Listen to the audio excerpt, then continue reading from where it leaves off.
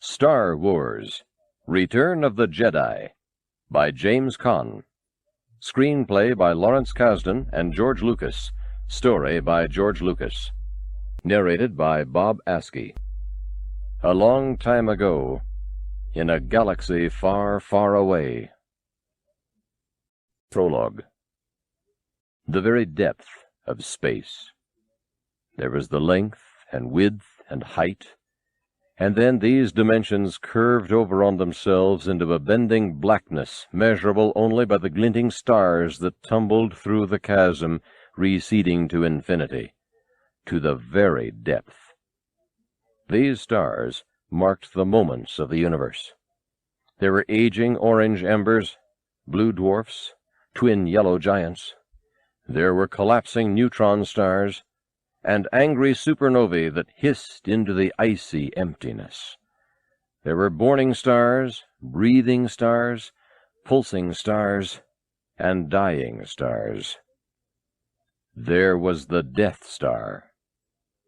At the feathered edge of the galaxy, the Death Star floated in stationary orbit above the green moon Endor, a moon whose mother planet had long since died of unknown cataclysm and disappeared into unknown realms. The Death Star was the Empire's armored battle station, nearly twice as big as its predecessor, which rebel forces had destroyed so many years before. Nearly twice as big, but more than twice as powerful. Yet it was only half complete. Half a steely, dark orb, it hung above the green world of Endor, tentacles of unfinished superstructure curling away toward its living companion like the groping legs of a deadly spider. An Imperial Star Destroyer approached the giant space station at cruising speed. It was massive, a city itself, yet it moved with deliberate grace, like some great sea dragon. It was accompanied by dozens of twin ion engine fighters, black insect-like combat flyers that zipped back and forth around the battleship's perimeter, scouting, sounding, docking, regrouping. Soundlessly, the main bay of the ship opened. There was a brief ignition flash as an Imperial shuttle emerged from the darkness of the hold into the darkness of space. It sped toward the half-completed Death Star with quiet purpose. In the cockpit, the shuttle captain and his co-pilot made final readings, monitored descent functions. It was a sequence they'd each performed 1,000 times, yet there was an unusual tension in the air now. The captain flipped the transmitter switch and spoke into his mouthpiece. "Command station, this is ST-321, code clearance blue. We're starting our approach. Deactivate the security shield." Static filtered over the receiver, then the voice of the port controller. "The security deflector shield will be deactivated when we have confirmation of your code transmission. Stand by." Once more, silence filled the cockpit. The shuttle captain bit the inside of his cheek, smiled nervously at his co-pilot, and muttered, "Quick as you can, please. This better not take long. He's in no mood to wait." They refrained from glancing back into the passenger section of the shuttle, now under lights out for landing. The unmistakable sound of the mechanical breathing coming from the chamber's shadow filled the cabin with a terrible impatience. In the control room of the Death Star below, operators moved along the bank of panels, monitoring all the space traffic in the area, authorizing flight patterns, accessing certain areas to certain vehicles. The shield operator suddenly checked his monitor with alarm. The view screen depicted the battle station itself, the moon Endor, and a web of energy, the deflector shield, emanating from the green moon, encompassing the Death Star. Only now the security web was beginning to separate, to retract, and form a clear channel, a channel through which the dot that was the Imperial shuttle sailed unimpeded toward the massive space station. The shield operator quickly called his control officer over to the view screen, uncertain how to proceed. "What is it?" the officer demanded. "That shuttle has a Class 1 priority ranking." He tried to replace the fear in his voice with disbelief. The officer glanced at the view screen for only a moment before realizing who was on the shuttle, and spoke to himself. "Vader." He strode past the viewport, where the shuttle could be seen already making its final approach, and headed toward the docking bay. He turned to the controller. Inform the commander that Lord Vader's shuttle has arrived." The shuttle sat quietly, dwarfed by the cavernous reaches of the huge docking bay. Hundreds of troops stood assembled in formation, flanking the base of the shuttle ramp. White-armored Imperial stormtroopers, gray-suited officers, and the elite red-robed Imperial Guard. They snapped to attention as Moff Jerjerrod entered. Jerjerrod, tall, thin, arrogant, was the Death Star commander. He walked without hurry up the ranks of soldiers to the ramp of the shuttle. Hurry was not in Jerjerrod, for hurry implied a wanting to be elsewhere, and he was a man who distinctively was exactly where he wanted to be. Great men never hurried, he was fond of saying. Great men caused others to hurry. Yet Jerjerrod was not blind to ambition, and a visit by such a one as this great dark lord could not be taken too lightly. He stood at the shuttle mouth, therefore, waiting, with respect, but not hurry. Suddenly, the exit hatch of the shuttle opened, pulling the troops in formation to even tauter attention. Only darkness glowed from the exit at first, then footsteps, then the characteristic electrical respirations, like the breathing of a machine. And finally, Darth Vader, Lord of the Sith, emerged from the void. Vader strode down the ramp, looking over the assemblage. He stopped when he came to Jerjerrod. The commander bowed from the neck and smiled. "Lord Vader, this is an unexpected pleasure. We are honored by your presence." "We can dispense with the pleasantries, Commander." Vader's words echoed as from the bottom of a well. "The Emperor is concerned with your progress. I am here to put you back on schedule." Jerjerrod turned pale. This was news he'd not expected. "I assure you, Lord Vader, my men are working as fast as they can." "Perhaps I can encourage their progress in ways you have not considered," Vader growled. He had ways, of course, this was known. Ways and ways again. Jerjerrod kept his tone even, though deep inside the ghost of hurry began to scrabble at his throat. "That won't be necessary, my lord. I tell you, without question, this station will be operational as planned." "I'm afraid the Emperor does not share your optimistic appraisal of the situation."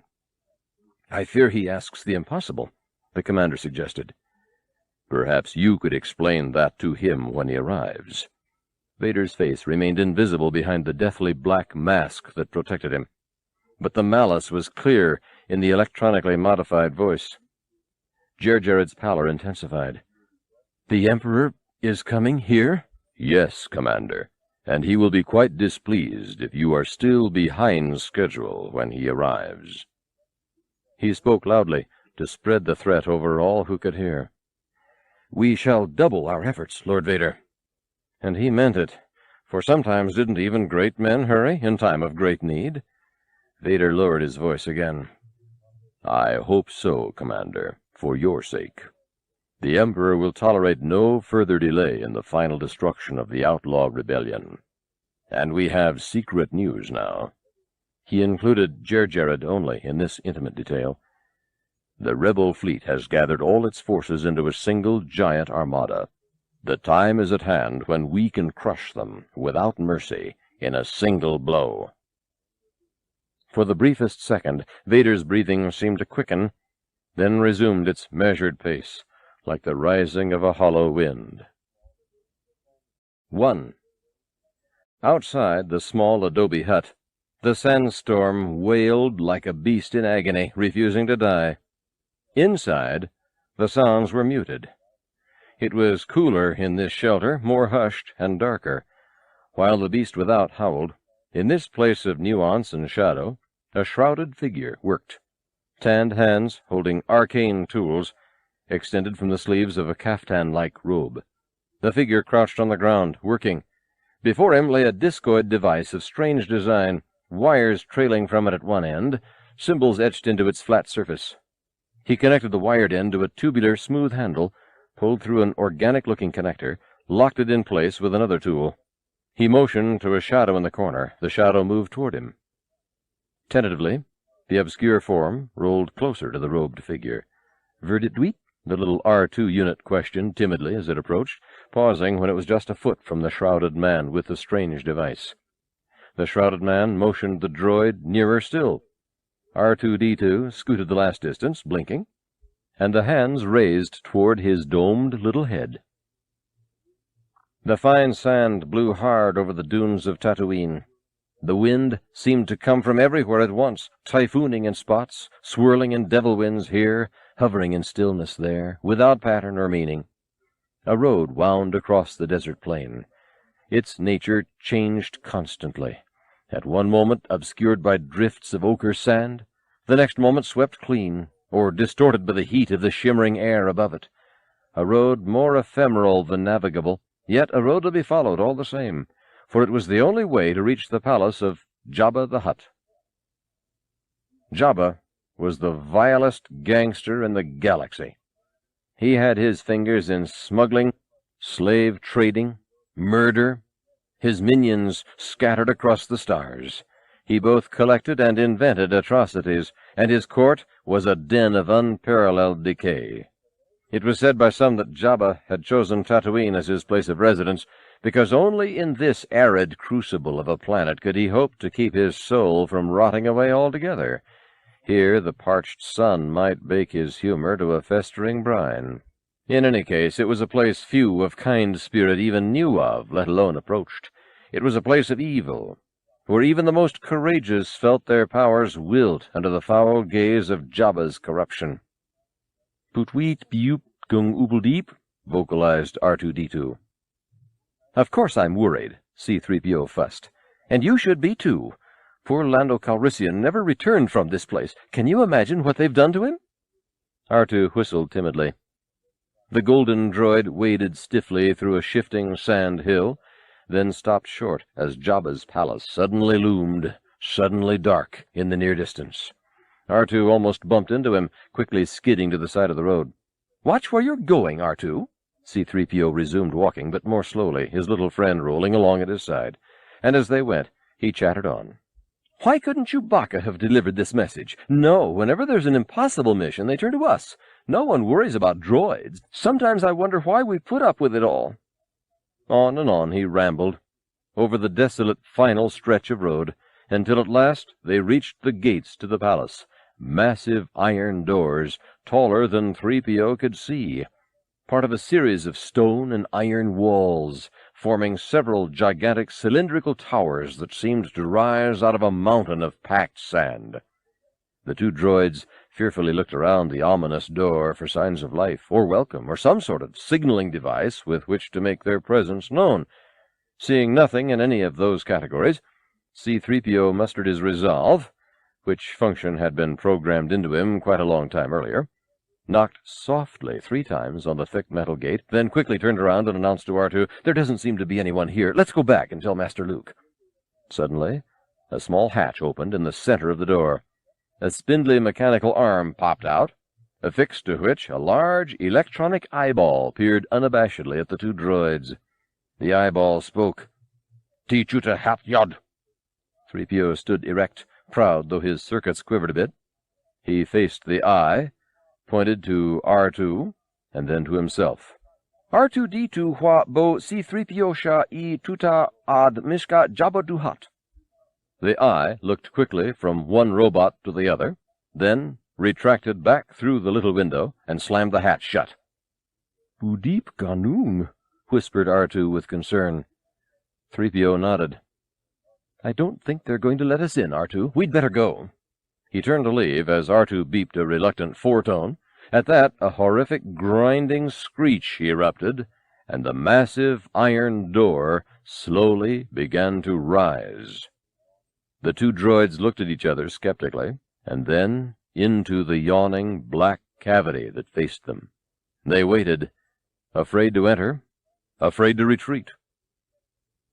From the shadows, the strange voice of the eye screamed at them, "Nadja!" R2 beeped and rolled forward into the gloom.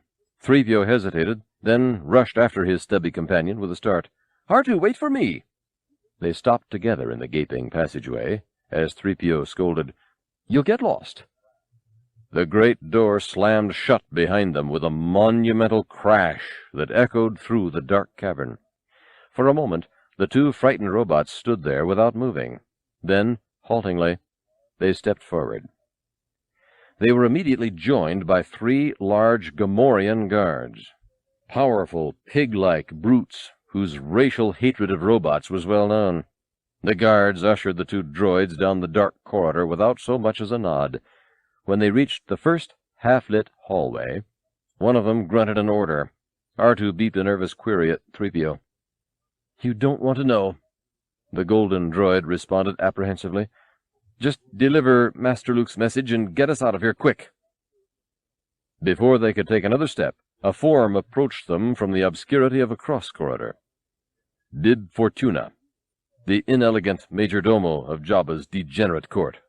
He was a tall, humanoid creature, with eyes that saw only what was necessary, and a robe that hid all. Protruding from the back of his skull were 2 fat, tentacular appendages that exhibited prehensile sensual and cognitive functions at various times, which he wore either draped over his shoulders for decorative effect, or, when the situation called for balance, hanging straight down behind him as if they were twin tails. He smiled thinly as he stopped before the 2 robots. "Daiwanawanga." 3PO spoke up officially. "Daiwanawanga. We bring a message to your master, Jabba the Hutt."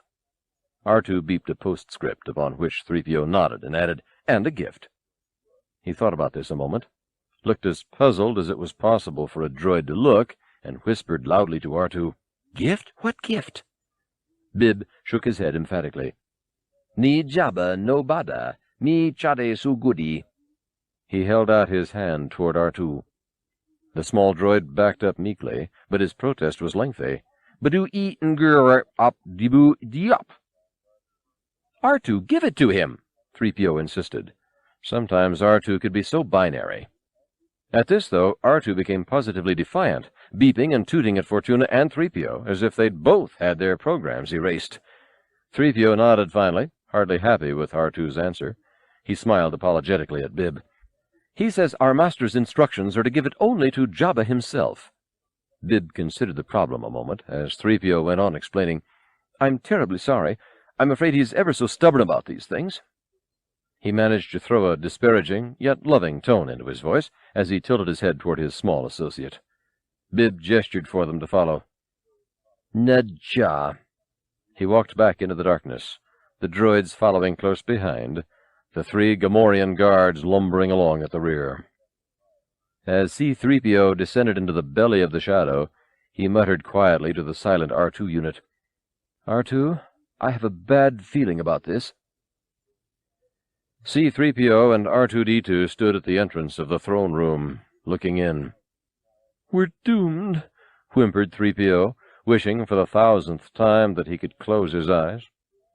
The room was filled, wall to cavernous wall, with the animate dregs of the universe, grotesque creatures from the lowest star systems, drunk on spiced liquor and their own fetid vapors, Gamorreans, twisted humans, Jawas, all reveling in base pleasures, or raucously comparing mean feats. And at the front of the room, reclining on a dais that overlooked the debauchery, was Jabba the Hutt. His head was 3 times human size, perhaps 4. His eyes were yellow, reptilian. His skin was like a snake's as well, except covered with a fine layer of grease. He had no neck, but only a series of chins that expanded finally into a great bloated body, engorged to bursting with stolen morsels. Stunted, almost useless arms sprouted from his upper torso, the sticky fingers of his left hand languidly wrapped around the smoking end of his water pipe. He had no hair. It had fallen out from a combination of diseases. He had no legs. His trunk simply tapered gradually to a long, plump snake tail that stretched along the length of the platform like a tube of yeasty dough. His lipless mouth was wide, almost ear to ear, and he drooled continuously. He was quite thoroughly disgusting. Chained to him, chained at the neck, was a sad, pretty dancing girl, a member of Fortuna's species, with 2 dry, shapely tentacles sprouting from the back of her head, hanging suggestively down her bare, muscled back. Her name was Ula. Looking forlorn, she sat as far away as her chain would allow, at the other end of the dais. And sitting near Jabba's belly was a small monkey-like reptile named Salacious Crumb, who caught all the food and ooze that spilled out of Jabba's hands or mouth, and ate it with a nauseating cackle. Shafts of light from above partially illuminated the drunken courtiers as Bib Fortuna crossed the floor to the dais. The room was composed of an endless series of alcoves within alcoves, so that much of what went on was, in any case, visible only as shadow and movement. When Fortuna reached the throne, he delicately leaned forward and whispered into the slobbering monarch's ear. Jabba's eyes became slits. Then, with a maniacal laugh, he motioned for the two terrified droids to be brought in. "Bullshooter," wheezed the Hutt, and lapsed into a fit of coughing. Although he understood several languages, as a point of honor, he only spoke Huttese, his only such point. The quaking robots scooted forward to stand before the repulsive ruler, though he grossly violated their most deeply programmed sensibilities. "The message, R2, the message," 3PO urged. R2 whistled once, and a beam of light projected from his domed head, creating a hologram of Luke Skywalker that stood before them on the floor. Quickly, the image grew to over 10 feet tall, until the young Jedi warrior towered over the assembled throng. All at once, the room grew quiet, as Luke's giant presence made itself felt. "Greetings, Exalted One," the hologram said to Jabba. "Allow me to introduce myself. I am Luke Skywalker, Jedi Knight and friend of Captain Solo. I seek an audience with your greatness to bargain for his life." At this, the entire room burst into laughter, which Jabba instantly stopped with a hand motion. Luke didn't pause long. "I know that you are powerful, mighty Jabba, and that your anger with Solo must be equally powerful, but I'm sure we can work out an arrangement which will be mutually beneficial. As a token of my goodwill, I present to you a gift. These 2 droids."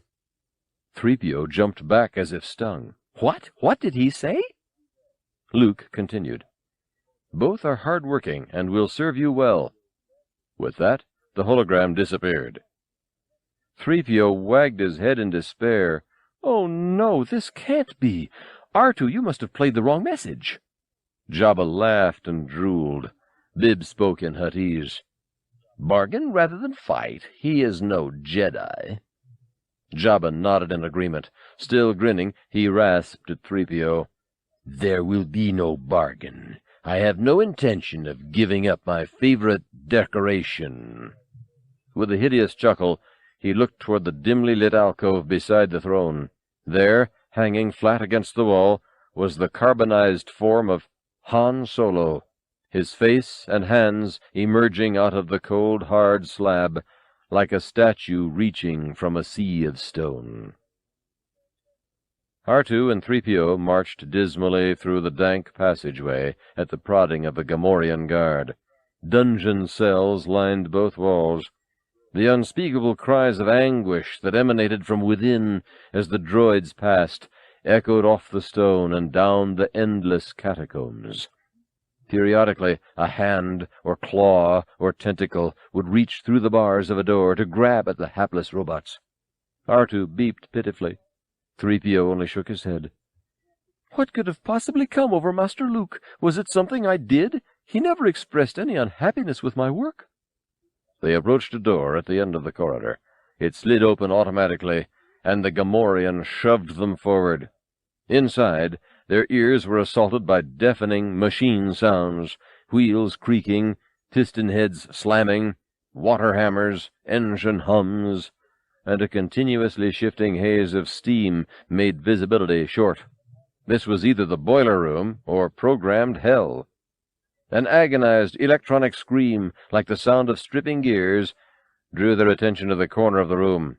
From out of the mist walked EV-9D9, a thin, human-like robot, with some disturbingly human appetites. In the dimness behind 9D9, 3PO could see the legs being pulled off a droid on a torture rack, while a second droid, hanging upside down, was having red-hot irons applied to its feet, It had emitted the electronic scream 3PO heard a few moments earlier, as the sensor circuits in its metal skin melted in agony. 3PO cringed at the sound, his own wiring sympathetically crackling with static electricity. 99 stopped in front of 3PO, raising her pincer hands expansively. "Ah, new acquisitions," she said with great satisfaction.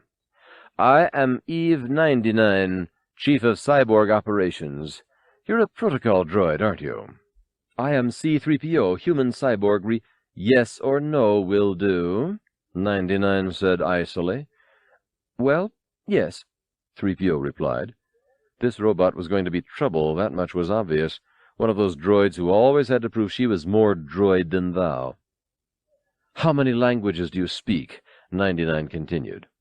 Well, two can play at that game, thought 3PO. He ran his most dignified official introductory tape. "I am fluent in over 6 million forms of communication, and can—" "Splendid!" 99 interrupted gleefully. "We have been without an interpreter since the Master got angry with something our last protocol droid said and disintegrated him." "Disintegrated?" 3PO wailed. Any semblance of protocol left him. 99 spoke to a pig guard who suddenly appeared. "This one will be quite useful. Fit him with a restraining bolt, then take him back up to the main audience chamber." The guard grunted and roughly shoved 3PO toward the door.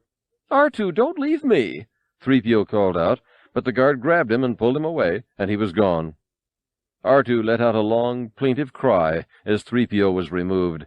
Then he turned to 99 and beeped in outrage and at length. 99 laughed. "You're a feisty little one, but you'll soon learn some respect. I have need for you on the Master's sail barge. Several of our astrodroids have been disappearing recently, stolen for spare parts, most likely. I think you'll fit in nicely." The droid on the torture rack emitted a high-frequency wail, then sparked briefly, and was silent. The court of Jabba the Hutt roiled in malignant ecstasy. Ula, the beautiful creature chained to Jabba, danced in the center of the floor as the inebriated monsters cheered and heckled. 3PO hovered warily near the back of the throne, trying to keep the lowest profile possible. Periodically he had to duck to avoid a fruit hurled in his direction, or to sidestep a rolling body. Mostly he just stayed low. What else was a protocol droid to do in a place of so little protocol? Jabba leered through the smoke of his hookah and beckoned the creature Ula to come sit beside him. She stopped dancing instantly, a fearful look in her eye, and backed up, shaking her head.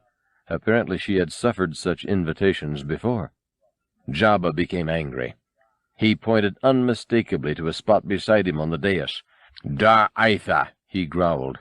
Ula shook her head more violently, her face a mask of terror. "Not Juba Negatori, natuta." Jabba became livid. Furiously he motioned to Ula. "Bashka!" Jabba pushed a button as he released Ula's chain. Before she could flee, a grating trapdoor in the floor dropped open, and she tumbled into the pit below. The door snapped shut instantly. A moment of silence, followed by a low, rumbling roar, followed by a terrified shriek, was followed once more by silence. Jabba laughed until he slobbered. A dozen revelers hurried over to peer through the grate to observe the demise of the nubile dancer. 3PO shrank even lower and looked for support to the carbonite form of Han Solo, suspended in bas-relief above the floor. Now there was a human without a sense of protocol, thought 3PO wistfully.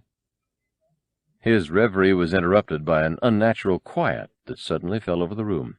He looked up to see Bib Fortuna making his way through the crowd, accompanied by 2 Gamorrean guards, and followed by a fierce-looking, cloaked and helmeted bounty hunter, who led his captive prize on a leash. Chewbacca, the Wookiee. 3PO gasped, stunned. "Oh no, Chewbacca!" The future was looking very bleak indeed.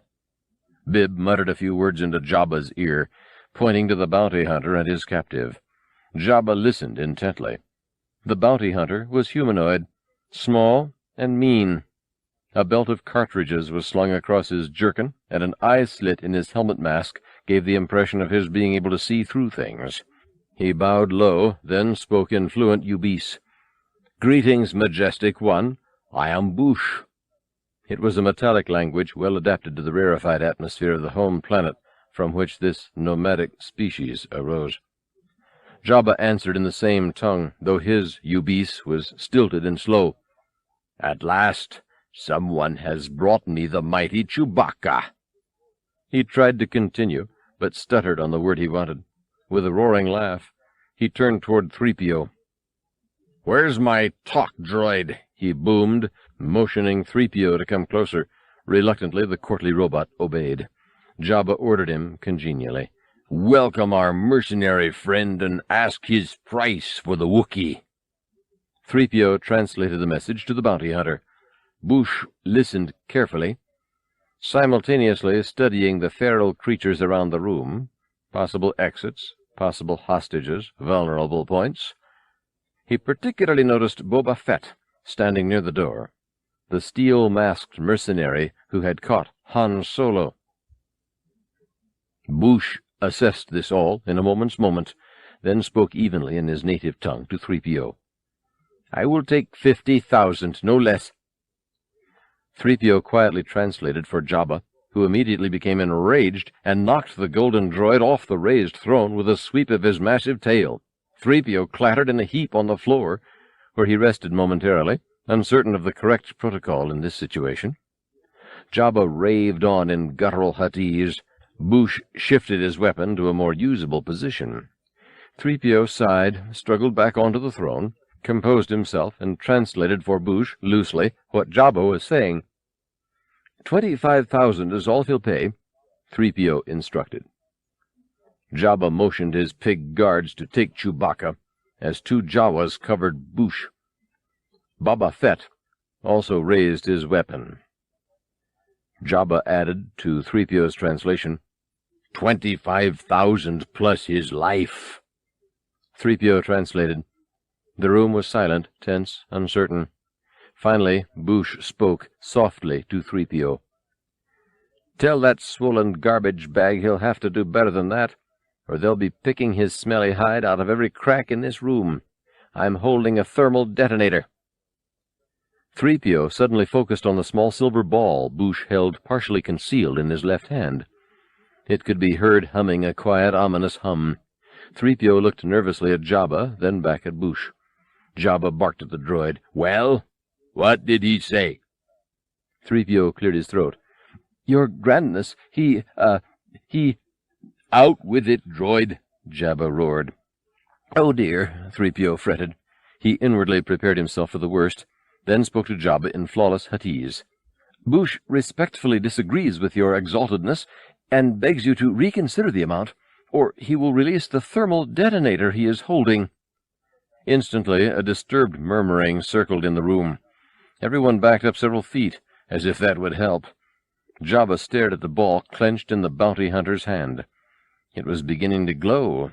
Another tense hush came over the onlookers. Jabba stared malevolently at the bounty hunter for several long seconds. Then, slowly, a satisfied grin crept over his vast, ugly mouth.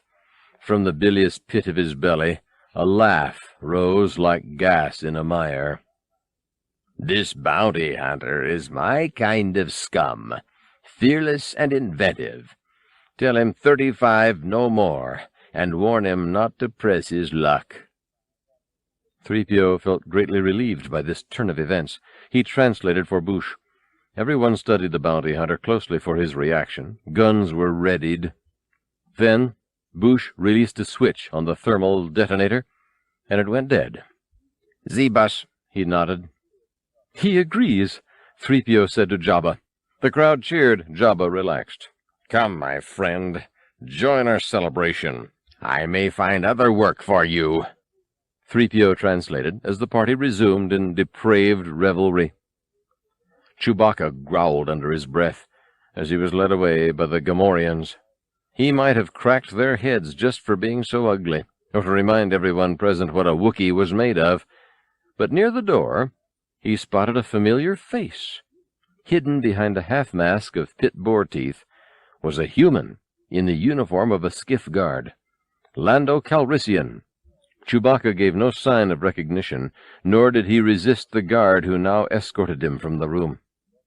Lando had managed to infiltrate this nest of maggots months earlier to see if it was possible to free Solo from Jabba's imprisonment. He'd done this for several reasons. First, because he felt, correctly, that it was his fault Han was in this predicament, and he wanted to make amends, provided, of course, he could do so without getting hurt. Blending in here, like just one of the pirates, was no problem for Lando, though. Mistaken identity was a way of life with him. Second, he wanted to join forces with Han's buddies at the top of the Rebel Alliance. They were out to beat the Empire, and he wanted nothing more in his life now than to do just that. The Imperial police had moved in on his action once too often, so this was a grudge match now.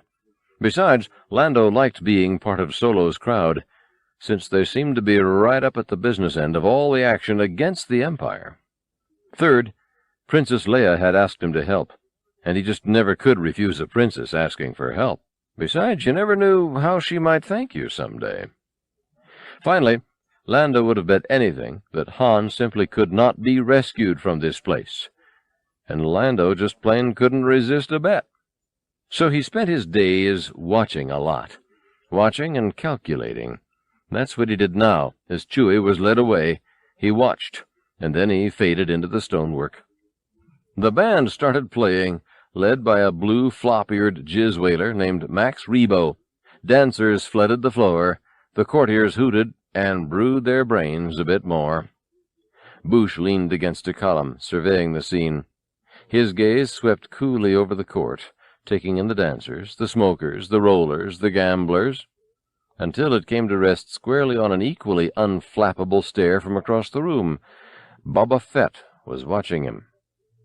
Bouche shifted slightly, posturing with his weapon cradled like a loving child. Boba Fett remained motionless, an arrogant sneer all but visible behind his ominous mask. Pig guards led Chewbacca through the unlit dungeon corridor. A tentacle coiled out one of the doors to touch the brooding Wookiee. "Rawr!" he screamed, and the tentacle shot back into its cell. The next door was open. Before Chewie fully realized what was happening, he was hurled forcefully into the cell by all the guards. The door slammed shut, locking him in darkness. He raised his head and let out a long, pitiful howl that carried through the entire mountain of iron and sand up to the infinitely patient sky. The throne room was quiet, dark, and empty, as night filled its littered corners. Blood, wine, and saliva stained the floor. Shreds of tattered clothing hung from the fixtures. Unconscious bodies curled under broken furniture. The party was over. A dark figure moved silently among the statues, pausing behind a column here, a statue there. He made his way stealthily along the perimeter of the room, stepping once over a snoring yak face. He never made a sound. This was Bouche, the bounty hunter. He reached the curtained alcove beside which the slab that was Han Solo hung suspended by a force field on the wall. Bouche looked around furtively, then flipped a switch near the side of the carbonite coffin. The humming of the force field wound down, and the heavy monolith slowly lowered to the floor. Bouche stepped up and studied the frozen face of the space pirate. He touched Solo's carbonized cheek, curiously, as if it were a rare, precious stone, cold and hard as diamond. For a few seconds he examined the controls at the side of the slab, then activated a series of switches. Finally, after one last hesitant glance at the living statue before him, he slid the decarbonization lever into place. The casing began to emit a high-pitched sound. Anxiously, Bouche peered all around again, making certain no one heard. Slowly, the hard shell that was covering the contours of Solo's face started to melt away. Soon, the coating was gone from the entire front of Solo's body, freeing his upraised hands, so long frozen in protest, to fall slackly to his sides. His face relaxed into what looked like nothing so much as a death mask. Bouche extracted the lifeless body from its casing and lowered it gently to the floor. He leaned his gruesome helmet close to Solo's face, listening closely for signs of life. No breath, no pulse. With a start, Han's eyes suddenly snapped open, and he began to cough. Bouche steadied him, tried to quiet him. There were still guards who might hear. "Quiet," he whispered. "Just relax." Han squinted up at the dim form above him. "I can't see. What's happening?" He was understandably disoriented after having been in suspended animation for 6 of this desert planet's months, a period that was to him timeless. It had been a grim sensation, as if for an eternity he'd been trying to draw breath, to move, to scream, every moment in conscious, painful asphyxiation, and now suddenly he was dumped into a loud, black, cold pit. His senses assaulted him all at once. The air bit at his skin with 1,000 icy teeth. The opacity of his sight was impenetrable. Wind seemed to rush around his ears at hurricane volumes. He couldn't feel which way was up. The myriad smells filling his nose made him nauseous. He couldn't stop salivating. All his bones hurt. And then came the visions. Visions from his childhood, from his last breakfast, from 27 piracies, as if all the images and memories of his life had been crammed into a balloon, and the balloon popped, and they all came bursting out now, randomly, in a single moment. It was nearly overwhelming. It was sensory overload, or more precisely, memory overload. Men had gone mad in these first minutes following decarbonization, hopelessly, utterly mad, unable ever again to reorganize the 10 billion individual images that comprised a lifespan into any kind of coherent, selective order. Solo wasn't that susceptible. He rode the surge of this tide of impressions until it settled down to a churning backwash, submerging the bulk of his memories, leaving only the most recent flotsam to foam on the surface. His betrayal by Lando Calrissian, whom he'd once called friend, his ailing ship, his last view of Leia, his capture by Boba Fett, the iron-masked bounty hunter who— where was he now? What had happened? His last image was of Boba Fett watching him turn into carbonite. Was this Fett again now, come to thaw him for more abuse? The air roared in his ears. His breathing felt irregular, unnatural. He batted his hand in front of his face. Bouche tried to reassure him. "You're free of the carbonite and have hibernation sickness. Your eyesight will return in time. Come, we must hurry if we're to leave this place." Reflexively, Han grabbed the bounty hunter, felt at the grated face mask, then drew back. "I'm not going anywhere. I don't even know where I am." He began sweating profusely as his heart once again churned blood, and his mind groped for answers. "Who are you, anyway?" he demanded suspiciously. Perhaps it was Fett, after all. The bounty hunter reached up and pulled the helmet away from his head, revealing, underneath, the beautiful face of Princess Leia. "One who loves you," she whispered, taking his face tenderly in her still-gloved hands and kissing him long on the lips. 2. Han strained to see her, though he had the eyes of a newborn. "Leia, where are we?" "Jabba's palace. I've got to get you out of here, quick." He sat up shakily. "Everything's a blur. I'm not going to be much help." She looked at him a long moment, her blinded love. She'd traveled light years to find him, risked her life, lost hard-won time needed sorely by the rebellion, time she couldn't really afford to throw away on personal quests and private desires. But she loved him. Tears filled her eyes. "We'll make it," she whispered. Impulsively she embraced him and kissed him again. He, too, was flooded with emotion all at once. Back from the dead, the beautiful princess filling his arms, snatching him from the teeth of the void. He felt overwhelmed. Unable to move, even to speak, he held her tightly, his blind eyes closed fast against all the sordid realities that would come rushing in soon enough. Sooner than that, as it happened. A repulsive squishing sound suddenly became all too obvious behind them. Han opened his eyes, but could still see nothing. Leia looked up to the alcove beyond, and her gaze turned to an expression of horror. For the curtain had been drawn away, and the entire area, floor to ceiling, was composed of a gallery of the most disgusting miscreants of Jabba's court, gawking, salivating, wheezing. Leia's hand shot up to her mouth.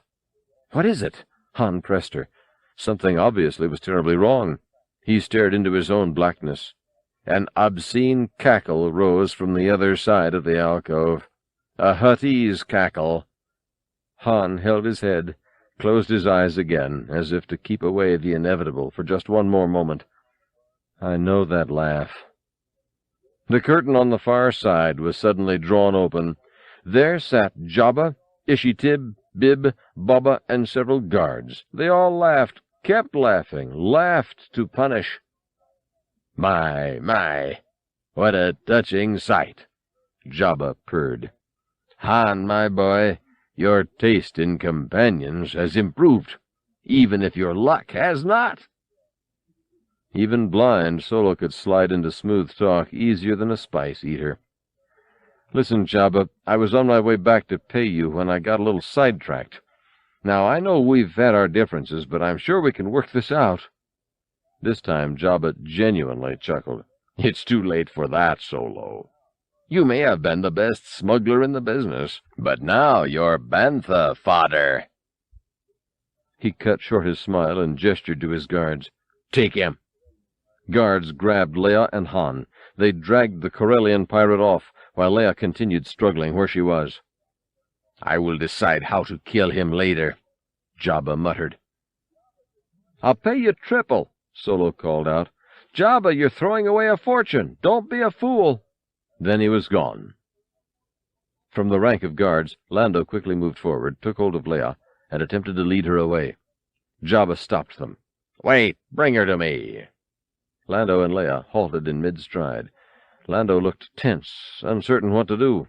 It wasn't quite time to move yet. The odds still weren't just right. He knew he was the ace in the hole, and an ace in the hole was something you had to know how to play to win. I'll be all right, Leia whispered. I'm not so sure, he replied, but the moment was past. There was nothing else to be done now. He and Ishitib, the bird lizard, dragged the young princess to Jabba. 3PO, who'd been watching everything from his place behind Jabba, could watch no more. He turned away in dread. Leia, on the other hand, stood tall before the loathsome monarch. Her anger ran high. With all the galaxy at war, for her to be detained on this dust ball of a planet by this petty scum-dealer was more outrageous than she could tolerate. Still, she kept her voice calm, for she was, in the end, a princess. We have powerful friends, Jabba. You will soon regret this. I'm sure, the old gangster rumbled with glee. But in the meantime, I will thoroughly enjoy the pleasure of your company. He pulled her eagerly to him, until their faces were mere inches apart, her belly pressed to his oily snake skin. She thought about killing him outright then and there, but she held her ire in check, since the rest of these vermin might have killed her before she could escape with Han. Better odds were sure to come later. So she swallowed hard, and, for the time being, put up with this slime pot as best she could. 3PO peeked out momentarily, then immediately withdrew again. Oh no, I can't watch.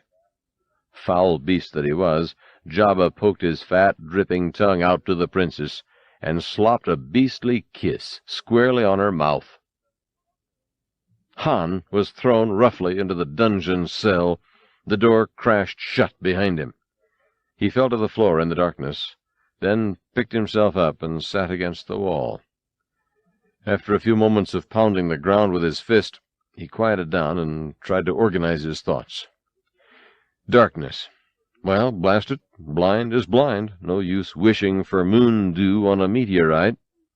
Only it was so frustrating coming out of deep freeze like that, saved by the one person who— Leia. The Star Captain's stomach dropped at the thought of what must be happening to her now. If only he knew where he was. Tentatively, he knocked on the wall behind him. Solid rock. What could he do? Bargain, maybe. But what did he have to bargain with? Dumb question, he thought. When did I ever have to have something before I could bargain with it? What, though? Money? Jabba had more than he could ever count. Pleasures? Nothing could give Jabba more pleasure than to defile the princess and kill Solo. No, things were bad. In fact, it didn't look like they could get much worse. Then he heard the growl. A low, formidable snarl from out of the dense blackness at the far corner of the cell, the growl of a large and angry beast. The hair on Solo's arm stood on end. Quickly he rose, his back to the wall. "Looks like I've got company," he muttered.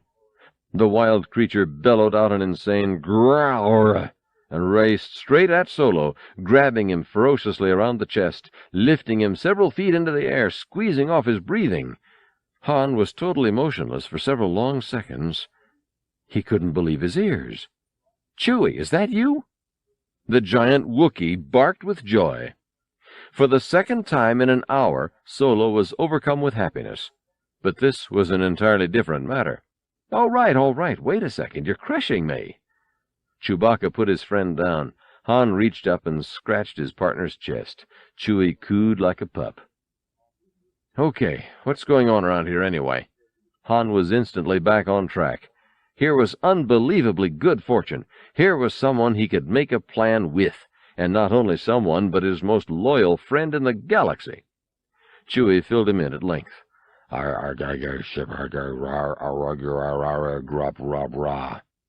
Lando's plan? What is he doing here? Chewie barked extensively. Han shook his head. "Is Luke crazy? Why'd you listen to him? That kid can't even take care of himself, let alone rescue anyone." A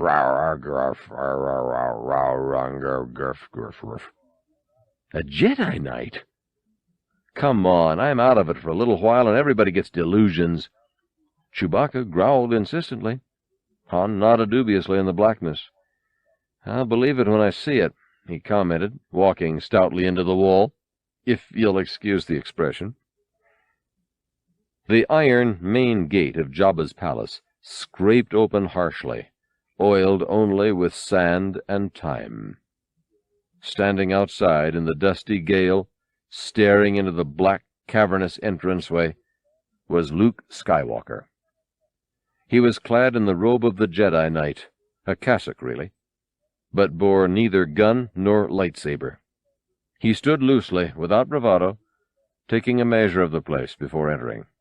He was a man now, wiser like a man, older more from loss than from years, loss of illusions, loss of dependency, loss of friends to war, loss of sleep to stress, loss of laughter, loss of his hand.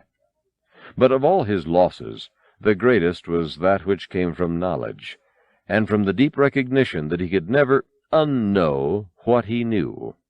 So many things he wished he'd never learned. He had aged with the weight of this knowledge. Knowledge brought benefits, of course. He was less impulsive now. Manhood had given him perspective, a framework in which to fit the events of his life. That is, a lattice of spatial and time coordinates spanning his existence, back to earliest memories, ahead to 100 alternative futures.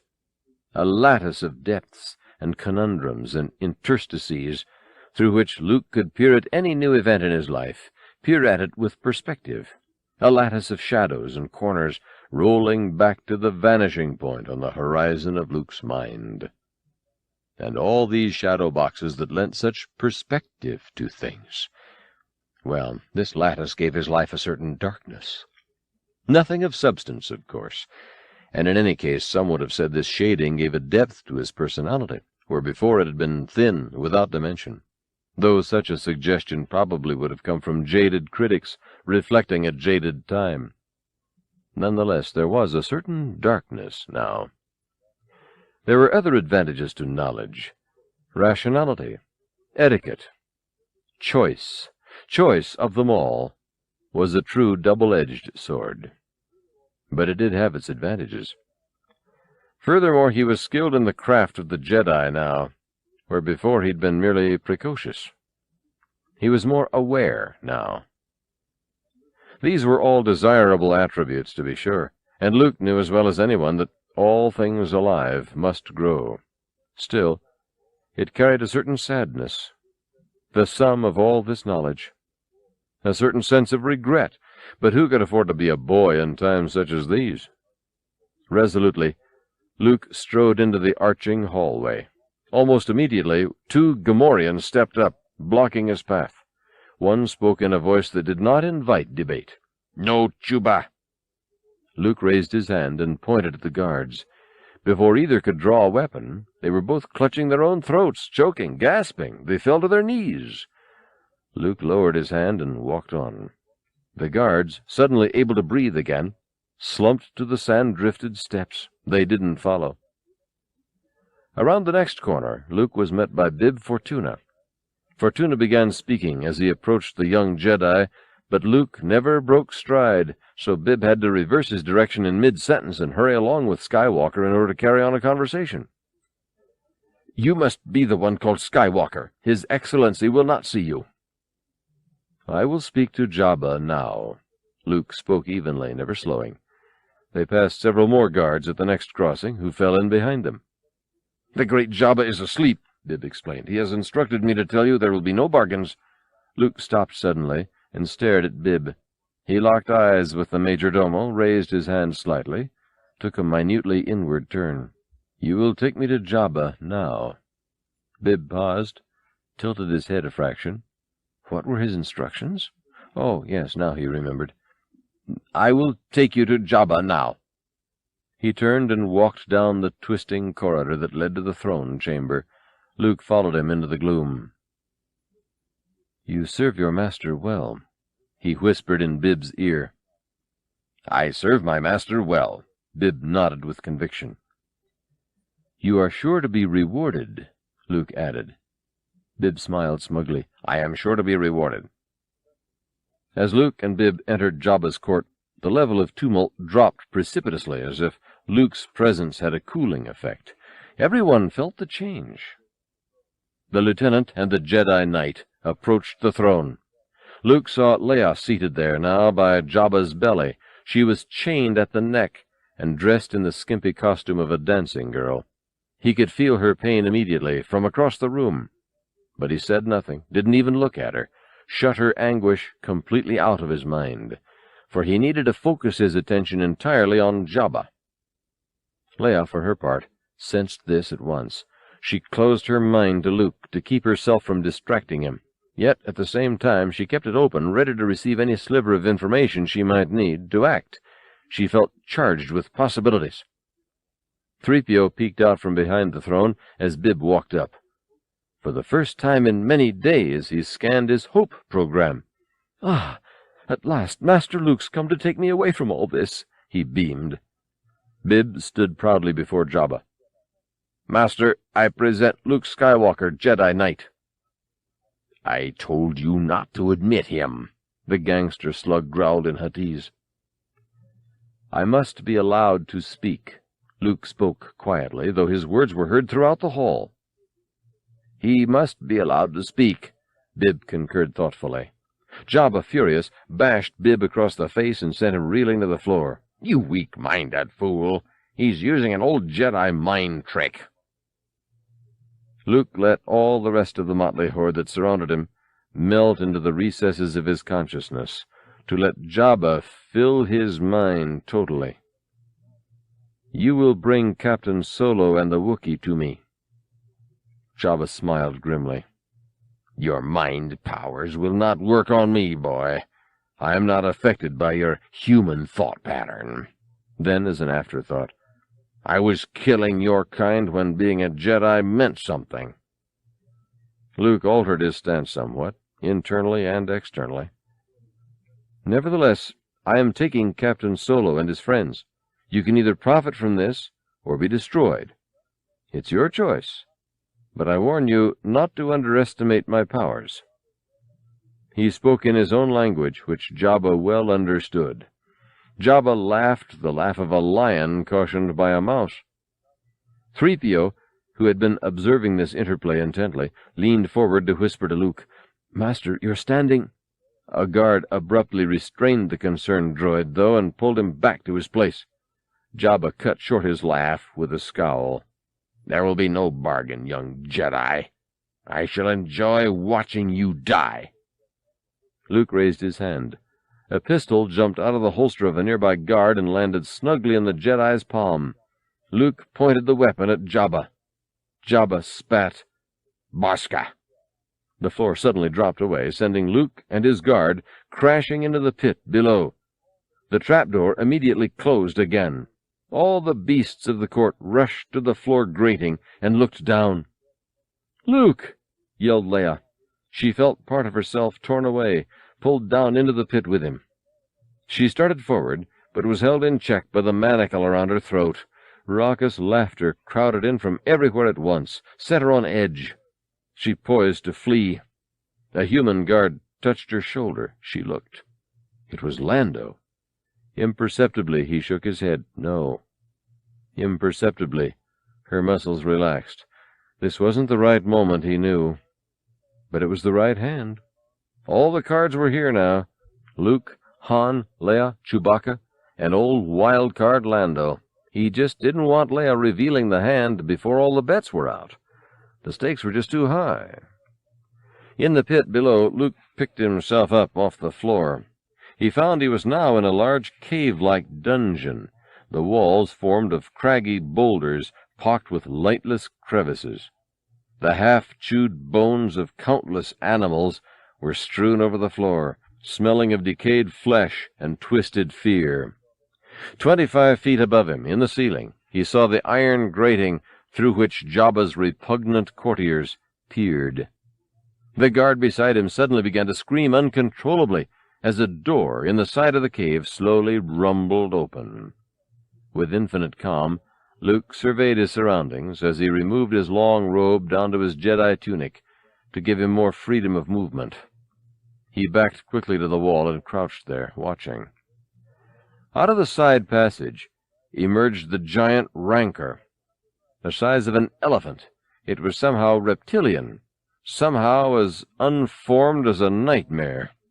Its huge, screeching mouth was asymmetrical in its head, its fangs and claws set all out of proportion.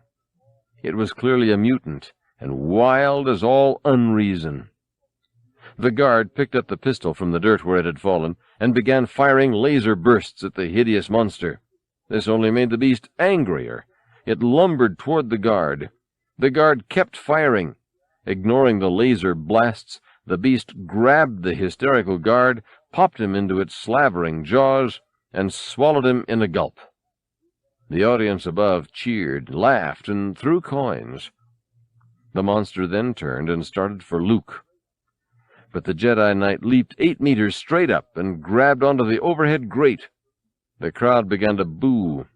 Hand over hand, Luke traversed the grating toward the corner of the cave, struggling to maintain his grip as the audience jeered his efforts. One hand slipped on the oily grid, and he dangled precariously over the baying mutant. 2 Jawas ran across the top of the grate. They mashed Luke's fingers with their rifle butts. Once again the crowd roared its approval. The Rancor pawed at Luke from below, but the Jedi dangled just out of reach. Suddenly, Luke released his hold and dropped directly onto the eye of the howling monster. He then tumbled to the floor. The Rancor screamed in pain and stumbled, swatting its own face to knock away the agony. It ran in circles a few times, then spotted Luke again and came at him. Luke stooped down to pick up the long bone of an earlier victim. He brandished it before him. The gallery above thought this was hilarious and hooted in delight. The monster grabbed Luke and brought him up to its salivating mouth. At the last moment, though, Luke wedged the bone deep in the Rancor's mouth and jumped to the floor as the beast began to gag. The Rancor bellowed and flailed about, running headlong into a wall. Several rocks were dislodged, starting an avalanche that nearly buried Luke as he crouched deep in a crevice near the floor. The crowd clapped in unison. Luke tried to clear his mind. Fear is a great cloud, Ben used to tell him. It makes the cold colder and the dark darker, but let it rise, and it will dissolve. So Luke let it rise past the clamor of the beast above him, and examined ways he might turn the sad creature's rantings on itself. It was not an evil beast, that much was clear. Had it been purely malicious, its wickedness could easily have been turned on itself, for pure evil, Ben had said, was always self-destructive in the end. But this monster wasn't bad, merely dumb and mistreated. Hungry and in pain, it lashed out at whatever came near. For Luke to have looked on that as evil would only have been a projection of Luke's own darker aspects. It would have been false, and it certainly wouldn't have helped him out of this situation. No, he was going to have to keep his mind clear, that was all, and just outwit the savage brute to put it out of its misery. Most preferable would have been to set it loose in Jabba's court, but that seemed unlikely. He considered next giving the creature the means to do itself in, to end its own pain. Unfortunately, the creature was far too angered to comprehend the solace of the void. Luke finally began studying the specific contours of the cave to try to come up with a specific plan. The rancor, meanwhile, had knocked the bone from its mouth, and, enraged, was scrabbling through the rubble of fallen rocks, searching for Luke. Luke, though his vision was partially obscured by the pile that still sheltered him, could see now past the monster to a holding cave beyond, and beyond that to a utility door, if only he could get to it. The rancor knocked away a boulder and spotted Luke recoiling in the crevice. Voraciously it reached in to pluck the boy out. Luke grabbed a large rock and smashed it down on the creature's finger as hard as he could. As the rancor jumped, howling in pain once more, Luke ran for the holding cave. He reached the doorway and ran in. Before him, a heavy barred gate blocked the way. Beyond this gate, the rancor's two keepers sat eating dinner. They looked up as Luke entered, then stood and walked toward the gate. Luke turned around to see the monster coming angrily after him. He turned back to the gate and tried to open it. The keepers poked at him with their two-pronged spears, jabbed at him through the bars, laughing and chewing their food, as the rancor drew closer to the young Jedi. Luke backed against the side wall as the rancor reached in the room for him. Suddenly he saw the restraining door control panel halfway up the opposite wall. The rancor began to enter the holding room, closing for the kill, when all at once Luke picked up a skull off the floor and hurled it at the panel. The panel exploded in a shower of sparks, and the giant iron overhead restraining door came crashing down on the rancor's head, crushing it like an axe smashing through a ripe watermelon. Those in the audience above gasped as one, then were silent. They were all truly stunned at this bizarre turn of events. They all looked at Jabba, who was apoplectic with rage. Never had he felt such fury. Leia tried to hide her delight, but was unable to keep from smiling, and this increased Jabba's anger even further. Harshly, he snapped at the guards. "Get him out of there! Bring me Solo and the Wookiee! They will all suffer for this outrage!" In the pit below, Luke stood calmly as several of Jabba's henchmen ran in, clapped him in bonds, and ushered him out. The rancor keeper wept openly and threw himself down on the body of his dead pet. Life would be a lonely proposition for him from that day. Han and Chewie were led before the steaming Jabba. Han still squinted and stumbled every few feet. 3PO stood behind the hut, unbearably apprehensive. Jabba kept Leia on a short tether, stroking her hair to try to calm himself. A constant murmuring filled the room as the rabble speculated on what was going to happen to whom. With a flurry, several guards, including Lando Calrissian, dragged Luke in across the room. To give them passage, the courtiers parted like an unruly sea. When Luke, too, was standing before the throne, he nudged Solo with a smile. "Good to see you again, old buddy." Solo's face lit up. There seemed to be no end to the number of friends he kept bumping into. "Luke, are you in this mess now, too?" "Wouldn't miss it," Skywalker smiled. For just a moment he almost felt like a boy again. "Well, how are we doing?" Han raised his eyebrows. "Same as always," said Luke. "Uh-oh," Solo replied under his breath. He felt 100% relaxed, just like old times. But a second later, a bleak thought chilled him. "Where's Leia? Is she—" Her eyes had been fixed on him from the moment he'd entered the room, though, guarding his spirit with her own. When he spoke of her now, she responded instantly, calling from her place on Jabba's throne.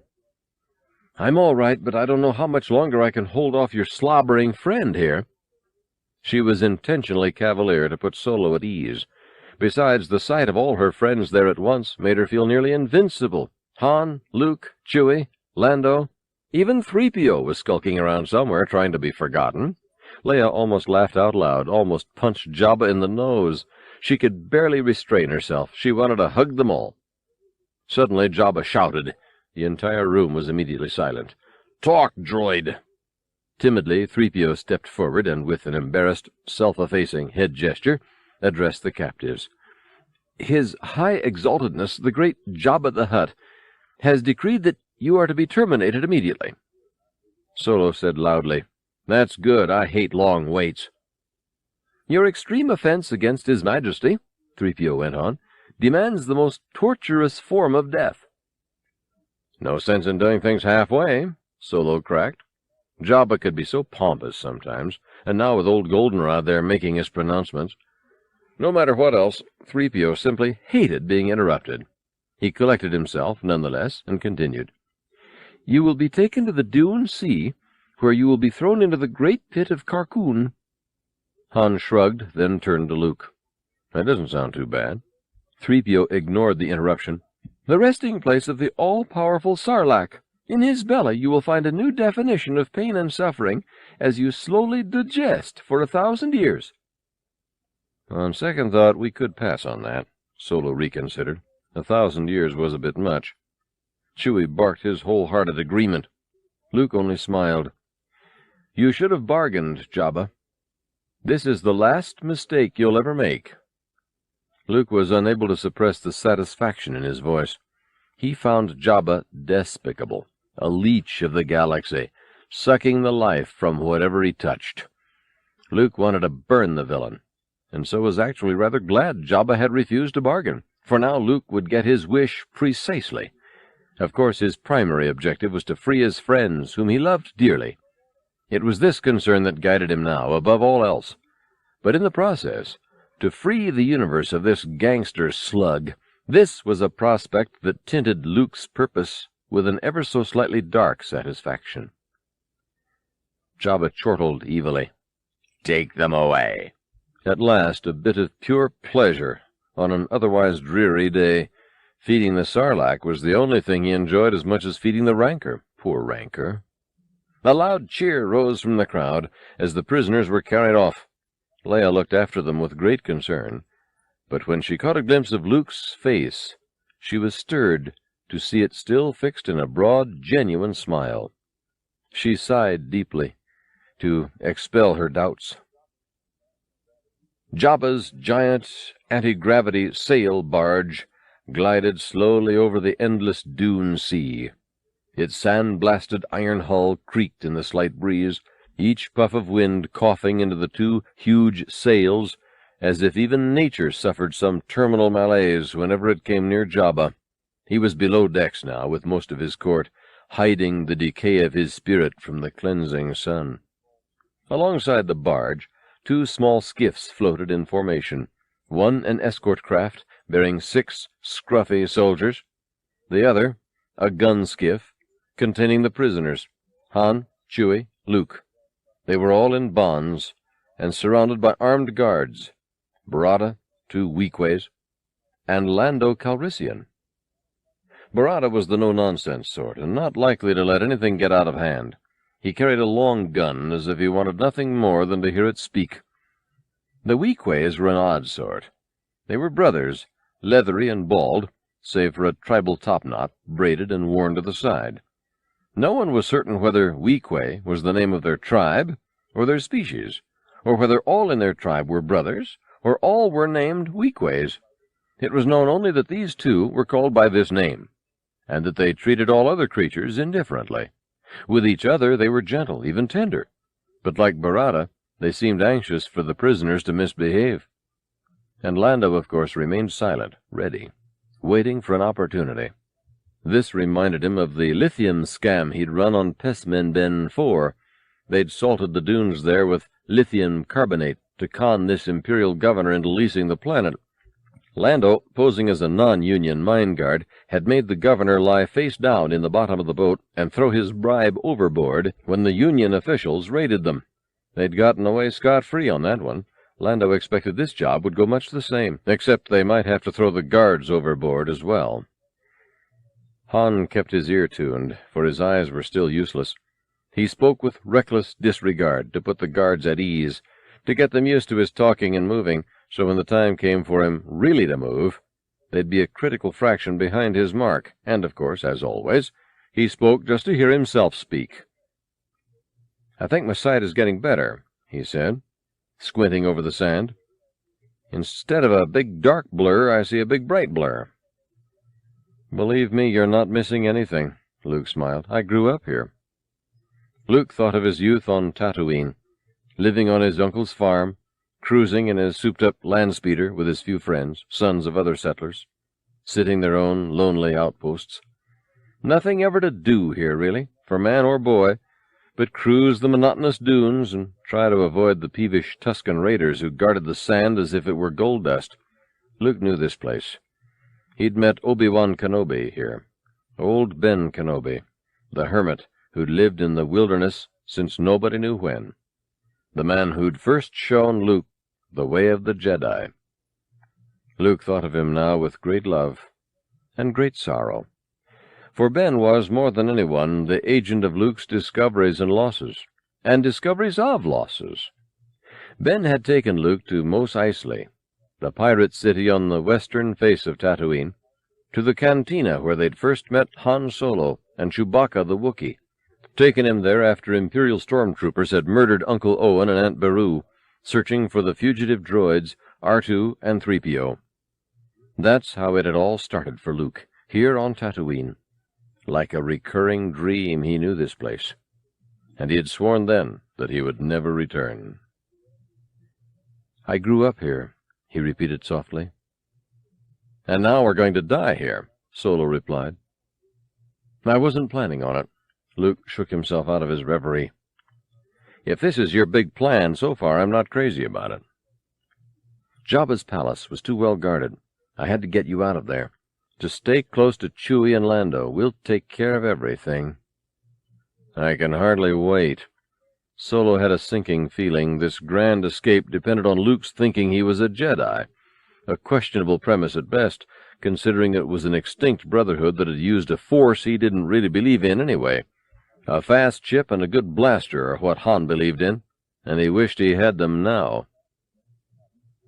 Jabba sat in the main cabin of the sail barge, surrounded by his entire retinue. The party at the palace was simply continuing in motion, the result being a slightly wobblier brand of carousing, more in the nature of a pre-lynching celebration.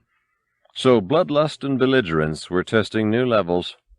3PO was way out of his depth.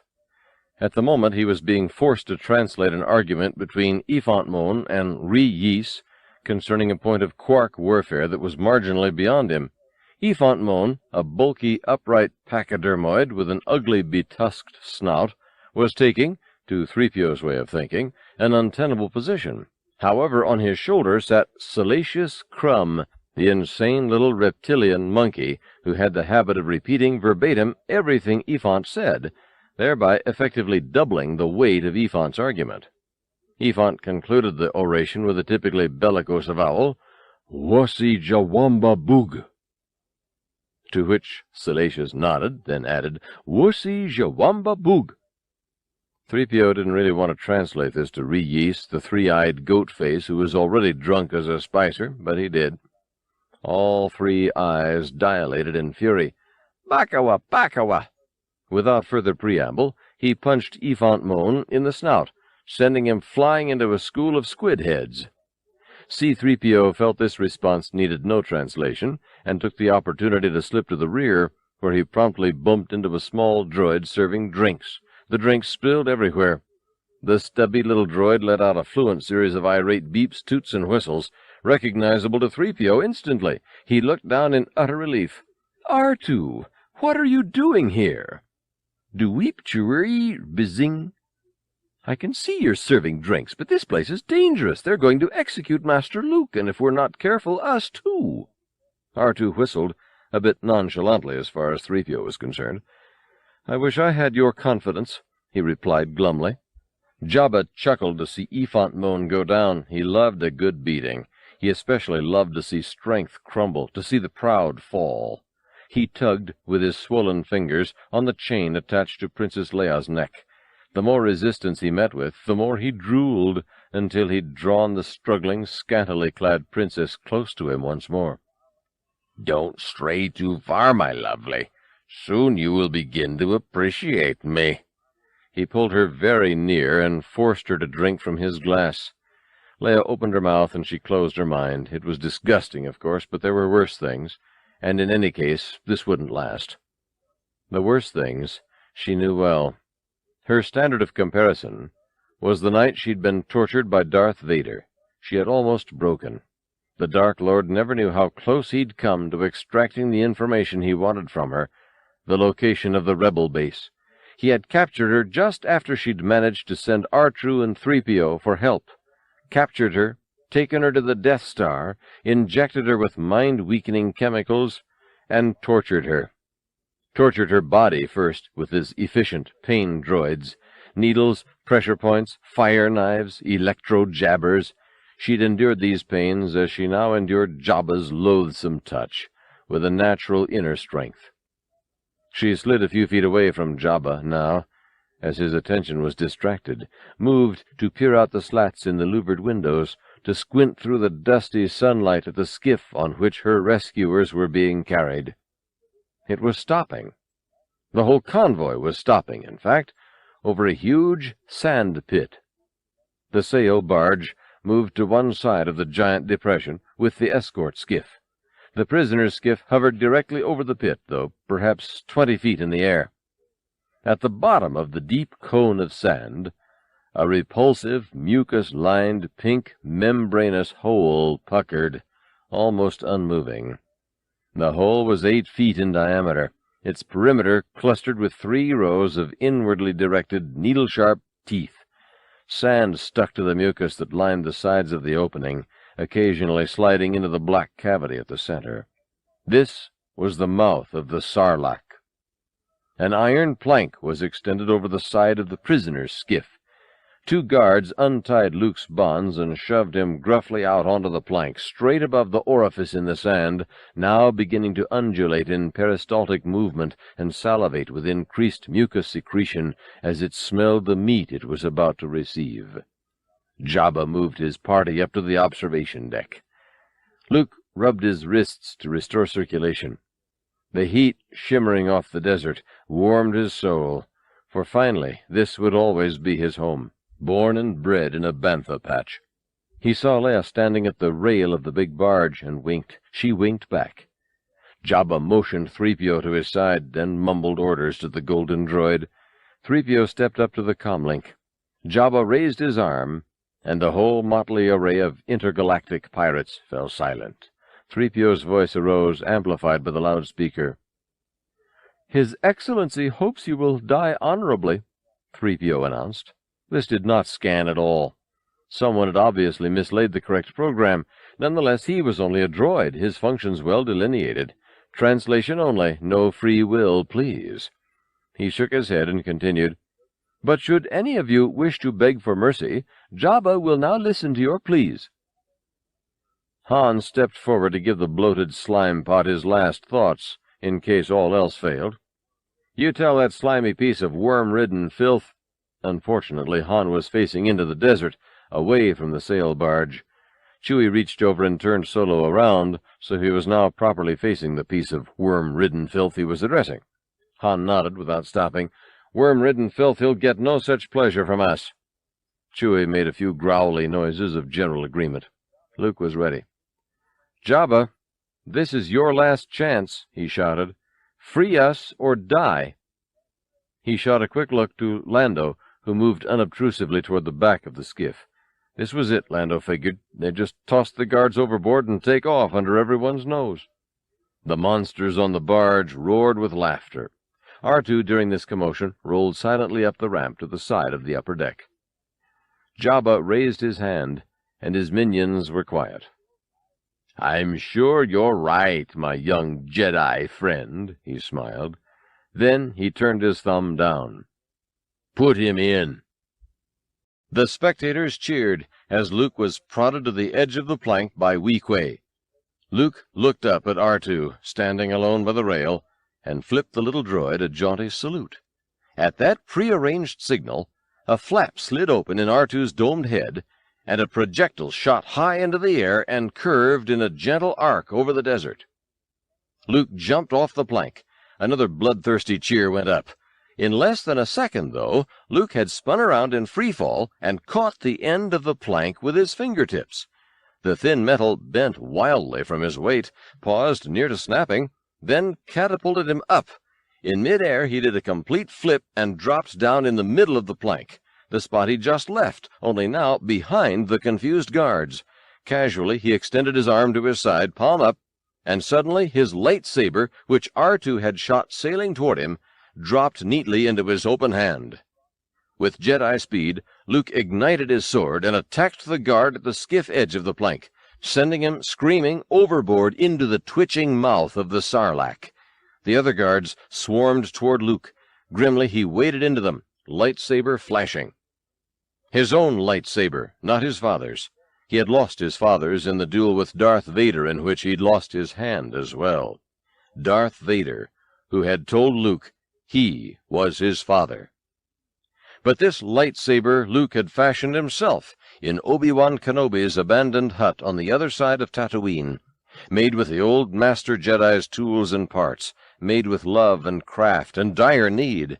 He wielded it now as if it were fused to his hand, as if it were an extension of his own arm. This lightsaber, truly, was Luke's. He cut through the onslaught like a light dissolving shadows. Lando grappled with the helmsman, trying to seize the controls of the skiff. The helmsman's laser pistol fired, blasting the nearby panel, and the skiff lurched to the side, throwing another guard into the pit, knocking everyone else into a pile on the deck. Luke picked himself up and ran toward the helmsman, lightsaber raised. The creature retreated at the overpowering sight, stumbled, and he too went over the edge into the maw. The bewildered guard landed in the soft sandy slope of the pit, and began an inexorable slide down toward the toothy, viscous opening. He clawed desperately at the sand, screaming. Suddenly a muscled tentacle oozed out of the Sarlac's mouth, slithered up the caked sand, coiled tightly around the helmsman's ankle, and pulled him into the hole with a grotesque slurp. All this happened in a matter of seconds. When he saw what was happening, Jabba exploded in a rage and yelled furious commands at those around him. In a moment there was general uproar, with creatures running through every door. It was during this directionless confusion that Leia acted. She jumped onto Jabba's throne, grabbed the chain which enslaved her, and wrapped it around his bulbous throat. Then she dove off the other side of the support, pulling the chain violently in her grasp. The small metal rings buried themselves in the loose folds of the Hutt's neck, like a garrote. With a strength beyond her own strength, she pulled. He bucked with his huge torso, nearly breaking her fingers, nearly yanking her arms from their sockets. He could get no leverage. His bulk was too unwieldy. But just his sheer mass was almost enough to break any mere physical restraint. Yet Leia's hold was not merely physical. She closed her eyes, closed out the pain in her hands, focused all of her life force, and all it was able to channel, into squeezing the breath from the horrid creature. She pulled, she sweated, she visualized the chain digging millimeter by millimeter deeper into Jabba's windpipe, as Jabba wildly thrashed, frantically twisted from this least expected of foes. With a last gasping effort, Jabba tensed every muscle and lurched forward. His reptilian eyes began to bulge from their sockets as the chain tightened. His oily tongue flopped from his mouth. His thick tail twitched in spasms of effort until He finally lay still, dead weight. Leia set about trying to free herself from the chain at her neck, while outside the battle began to rage. Boba Fett ignited his rocket pack, leaped into the air, and with a single effort flew down from the barge to the skiff just as Luke finished freeing Han and Chewie from their bonds. Boba aimed his laser gun at Luke, but before he could fire, the young Jedi spun around, sweeping his light sword in an arc that sliced the bounty hunter's gun in half. A series of blasts suddenly erupted from the large cannon on the upper deck of the barge, hitting the skiff broadside and rocking it 40 degrees askew. Lando was tossed from the deck, but at the last moment he grabbed a broken strut and dangled desperately above the Sarlac. This development was definitely not in his game plan, and he vowed to himself never again to get involved in a con that he didn't run from start to finish. The skiff took another direct hit from the barge's deck gun, throwing Chewie and Han against the rail. Wounded, the Wookiee howled in pain. Luke looked over at his hairy friend, whereupon Boba Fett, taking advantage of that moment of distraction, fired a cable from out of his armored sleeve. The cable wrapped itself several times around Luke, pinning his arms to his sides, his sword arm now free only from the wrist down. He bent his wrist so the lightsaber pointed straight up, and then spun toward Boba along the cable.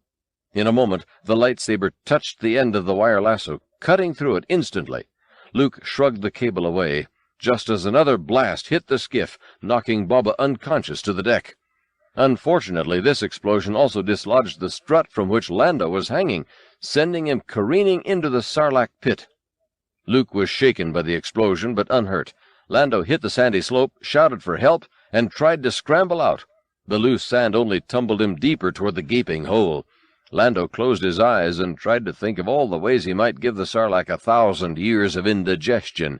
He bet himself 3-2 he could outlast anybody else in the creature's stomach. Maybe if he talked that last guard out of his uniform. "Don't move!" Luke screamed, but his attention was immediately diverted by the incoming second skiff, full of guards firing their weapons. It was a Jedi rule of thumb, but it took the soldiers in the second skiff by surprise. When outnumbered, attack. This drives the force of the enemy in toward himself. Luke jumped directly into the center of the skiff and immediately began decimating them in their midst with lightning sweeps of his lightsaber. Back in the other boat, Chewie tried to untangle himself from the wreckage as Han struggled blindly to his feet. Chewie barked at him, trying to direct him toward a spear lying loose on the deck. Lando screamed, starting to slide closer to the glistening jaws. He was a gambling man, but he wouldn't have taken long odds on his chances of escape right now. "Don't move, Lando," Han called out. "I'm coming." Then to Chewie. "Where is it, Chewie?" He swung his hands frantically over the deck as Chewie growled directions, guiding Solo's movements. At last, Han locked onto the spear. Boba Fett stumbled up just then, still a little dizzy from the exploding shell. He looked over at the other skiff, where Luke was in a pitched battle with 6 guards. With one hand, Boba steadied himself on the rail. With the other, he aimed his weapon at Luke. Chewie barked at Han. "Which way?" shouted Solo. Chewie barked. The blinded space pirate swung his long spear in Boba's direction. Instinctively, Fett blocked the blow with his forearm. Again he aimed at Luke. "Get out of my way, you blind fool!" he cursed Solo. Chewie barked frantically.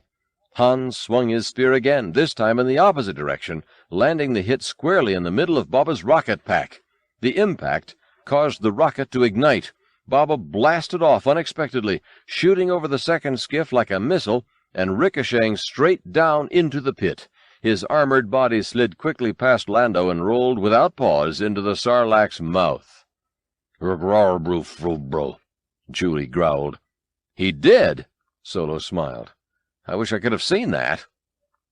A major hit from the barge deck gun flipped the skiff on its side, sending Han and almost everything else overboard. His foot caught on the railing, though, leaving him swinging precariously above the Sarlac. The wounded Wookiee tenaciously held on to the twisted debris astern. Luke finished going through his adversaries on the second skiff, assessed the problem quickly, and leaped across the chasm of sand to the sheer metal side of the huge barge. Slowly, he began a hand-over-hand climb up the hull toward the deck gun. Meanwhile, on the observation deck, Leia had been intermittently struggling to break the chain which bound her to the dead gangster, and hiding behind his massive carcass whenever some guard ran by.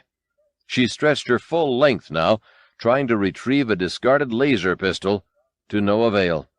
Fortunately, R2 at last came to her rescue. After having first lost his bearings and rolled down the wrong plank, he zipped up to her finally, extended a cutting appendage from the side of his casing, and sliced through her bonds. "Thanks, R2. Good work. Now let's get out of here." They raced for the door. On the way, they passed 3PO lying on the floor screaming as a giant, tuberous hulk named Hermy Odal sat on him. Salacious Crumb, the reptilian monkey monster, crouched by 3PO's head, picking out the golden droid's right eye. "No, no, not my eyes!" 3PO screamed. R2 sent a bolt of charge into Hermy Odal's backside, sending him wailing through a window. A similar flash blasted Salacious to the ceiling, from which he didn't come down. 3PO quickly rose, his eye dangling from a sheaf of wires. Then he and R2 hurriedly followed Leia out the back door.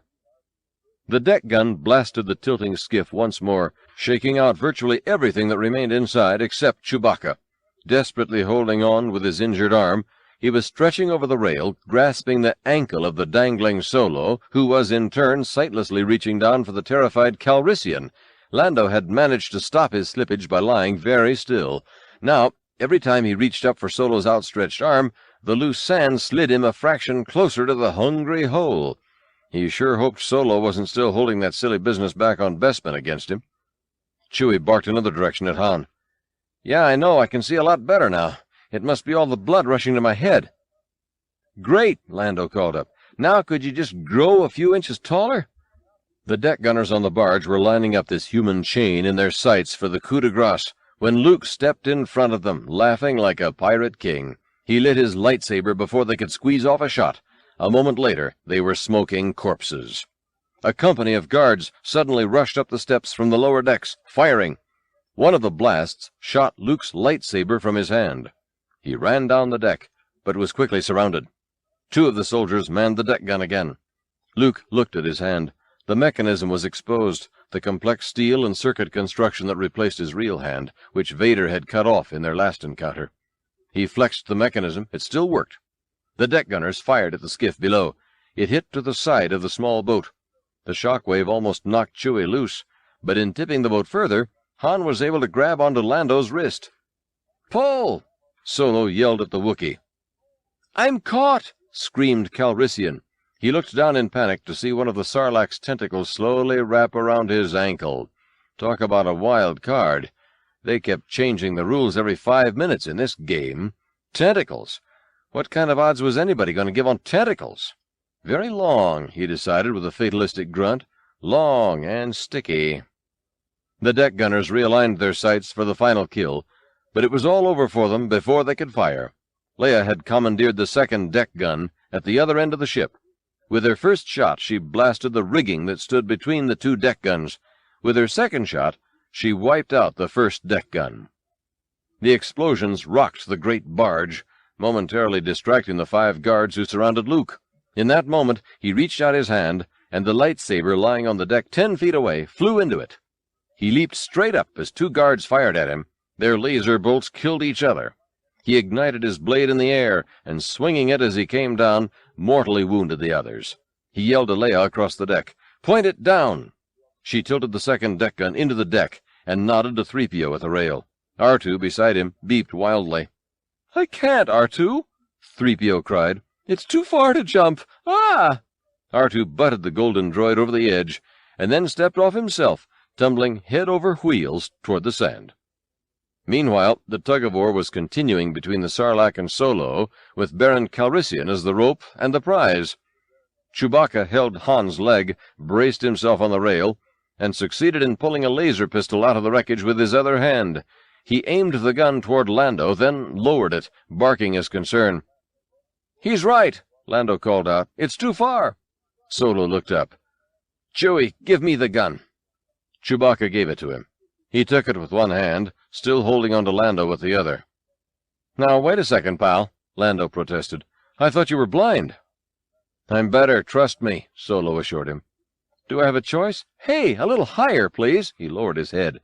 Han squinted, pulled the trigger, and scored a direct hit on the tentacle. The wormy thing instantly released its grip, slithering back into its own mouth. Chewbacca pulled mightily, drawing first Solo back into the boat, and then Lando. Luke, meantime, gathered Leia up in his left arm. With his right he grabbed a hold of a rope from the rigging of the half-blown-down mast, and with his foot kicked the trigger of the second deck gun, and jumped into the air as the cannon exploded into the deck.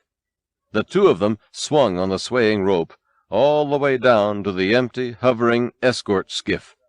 Once there, Luke steered it over to the still listing prison skiff, where he helped Chewbacca, Han, and Lando on board.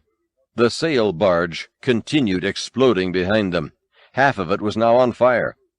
Luke guided the skiff around beside the barge, where C-3PO's legs could be seen sticking straight up out of the sand. Beside them, R2-D2's periscope was the only part of his anatomy visible above the dune. The skiff stopped just above them and lowered a large electromagnet from its compartment in the boat's helm. With a loud clang, the two droids shot out of the sand and locked to the magnet's plate. "Ow!" groaned 3PO. "We do it," R2 agreed. In a few minutes they were all in the skiff together, more or less in one piece, and for the first time they looked at one another and realized they were all in the skiff together, more or less in one piece. There was a great long moment of hugging, laughing, crying, and beeping. Then someone accidentally squeezed Chewbacca's wounded arm, and he bellowed, and then they all ran about, securing the boat, checking the perimeters, looking for supplies, and sailing away. The great sail barge settled slowly in a chain of explosions and violent fires, and as the little skiff flew quietly off across the desert, disappeared finally in a brilliant conflagration that was only partially diminished by the scorching afternoon light of Tatooine's twin suns. 3. The sandstorm obscured everything, sight, breath, thought, motion. The roar of it alone was disorienting, sounding like it came from everywhere at once, as if the universe were composed of noise, and this was its chaotic center. The 7 heroes walked step by step through the murky gale, holding on to one another so as not to get lost. R2 was first, following the signal of the homing device, which sang to him in a language not garbled by the wind. 3PO came next, then Leia guiding Han, and finally Luke and Lando supporting the hobbling Wookiee. R2 beeped loudly, and they all looked up. Vague, dark shapes could be seen through the typhoon. "I don't know," shouted Han. "All I can see is a lot of blowing sand." "That's all any of us can see," Leia shouted back. "Then I guess I'm getting better." For a few steps the dark shapes grew darker, and then out of the darkness the Millennium Falcon appeared, flanked by Luke's X-Wing and a 2-seater Y-Wing. As soon as the group huddled under the bulk of the Falcon, the wind died down to something more describable as a severe weather condition. 3PO hit a switch, and the gangplank lowered with a hum. Solo turned to Skywalker. "I've got to hand it to you, kid. You were pretty good out there." Luke shrugged it off. "I had a lot of help." He started toward his X-Wing. Han stopped him, his manner suddenly quieter, even serious. "Thanks for coming after me, Luke." Luke felt embarrassed for some reason. He didn't know how to respond to anything but a wisecrack from the old pirate. "Think nothing of it," he finally said. "No, I'm thinking a lot about it. That carbon freeze was the closest thing to dead there is, and it wasn't just sleeping. It was a big, wide-awake nothing." A nothing from which Luke and the others had saved him, put their own lives in great peril at his expense, for no other reason than that he was their friend. This was a new idea for the cocky Solo, at once terrible and wonderful. There was jeopardy in this turn of events. It made him feel somehow blinder than before, but visionary as well. It was confusing. Once he was alone. Now he was a part. That realization made him feel indebted, a feeling he'd always abhorred, only now the debt was somehow a new kind of bond, a bond of brotherhood. It was even freeing in a strange way. He was no longer so alone. No longer alone. Luke saw a difference had come over his friend, like a sea change. It was a gentle moment. He didn't want to disturb it, so he only nodded. Chewie growled affectionately at the young Jedi warrior, mussing his hair like a proud uncle, and Leia warmly hugged him. They all had great love for Solo, but somehow it was easier to show it by being demonstrative to Luke. "I'll see you back at the fleet," Luke called, moving toward his ship. "Why don't you leave that crate and come with us?" Solo nudged. "I have a promise I have to keep first, to an old friend. A very old friend," he smiled to himself in afterthought. "Well, hurry back," Leia urged. "The entire alliance should be assembled by now." She saw something in Luke's face. She couldn't put a name to it, but it scared her, and simultaneously made her feel closer to him. "Hurry back," she repeated. "I will," he promised. "Come on, R2." R2 rolled toward the X-Wing, beeping a farewell to 3PO. "Goodbye, R2," 3PO called out fondly. "May the Maker bless you. You will watch out for him, won't you, Master Luke?" But Luke and the little droid were already gone, on the far side of the flyer. The others stood without moving for a moment, trying to see their futures in the swirling sand. Lando jarred them awake. "Come on, let's get off this miserable dirt ball." His luck here had been abominable. He hoped to fare better in the next game. It would be house rules for a while, he knew, but he might be able to load a few dice along the way. Solo clapped him on the back. "Guess I owe you some thanks too, Lando. Figured if I left you frozen like that, you'd just give me bad luck the rest of my life, so I might as well get you unfrozen sooner or later." "He means you're welcome," Leia smiled. "We all mean you're welcome." She kissed Han on the cheek to say it personally one more time. They all headed up the ramp of the Falcon. Solo paused just before going inside and gave the ship a little pat. "You're looking good, old girl. I never thought I'd live to see you again." He entered at last, closing the hatch behind him. Luke did the same in the X-Wing. He strapped himself into the cockpit, started up the engines, felt the comfortable roar. He looked at his damaged hand, wires crossed aluminum bones like spokes in a puzzle. He wondered what the solution was, or the puzzle, for that matter. He pulled a black glove over the exposed infrastructure, set the X-Wing's controls, and for the second time in his life, he rocketed off his home planet into the stars. The Super Star Destroyer rested in space above the half-completed Death Star battle station and its green neighbor, Endor. The destroyer was a massive ship, attended by numerous smaller warships of various kinds, which hovered or darted around the great mothership like children of different ages and temperaments, medium-range fleet cruisers, bulky cargo vessels, TIE fighter escorts. The main bay of the destroyer opened, space silent. An Imperial shuttle emerged and accelerated toward the Death Star, accompanied by 4 squads of fighters. Darth Vader watched their approach on the view screen in the control room of the Death Star. When docking was imminent, he marched out of the command center, followed by Commander Jerjerrod and a phalanx of Imperial stormtroopers, and headed toward the docking bay. He was about to welcome his master. Vader's pulse and breathing were machine-regulated, so they could not quicken, but something in his chest became more electric around his meetings with the Emperor. He could not say how. A feeling of fullness, of power, of dark and demon mastery, of secret lusts, unrestrained passion, wild submission, all these things were in Vader's heart as he neared his Emperor. These things and more. When he entered the docking bay, thousands of Imperial troops snapped to attention with a momentous clap. The shuttle came to rest on the pod, its ramp lowered like a dragon jaw, and the Emperor's royal guard ran down, red robes flapping as if they were licks of flame shooting out the mouth to herald the angry roar. They poised themselves, at watchful guard, in 2 lethal rows beside the ramp. Silence filled the great hall. At the top of the ramp, the Emperor appeared. Slowly, he walked down. A small man was he, shriveled with age and evil. He supported his bent frame on a gnarled cane, and covered himself with a long, hooded robe, much like the robe of the Jedi, only black. His shrouded face was so thin of flesh it was nearly a skull. His piercing yellow eyes seemed to burn through all at which they stared. When the Emperor reached the bottom of the ramp, Commander Jerjerrod, his generals, and Lord Vader all kneeled before him. The supreme Dark Ruler beckoned to Vader and began walking down the row of troops. "Rise, my friend. I would talk with you." Vader rose and accompanied his master.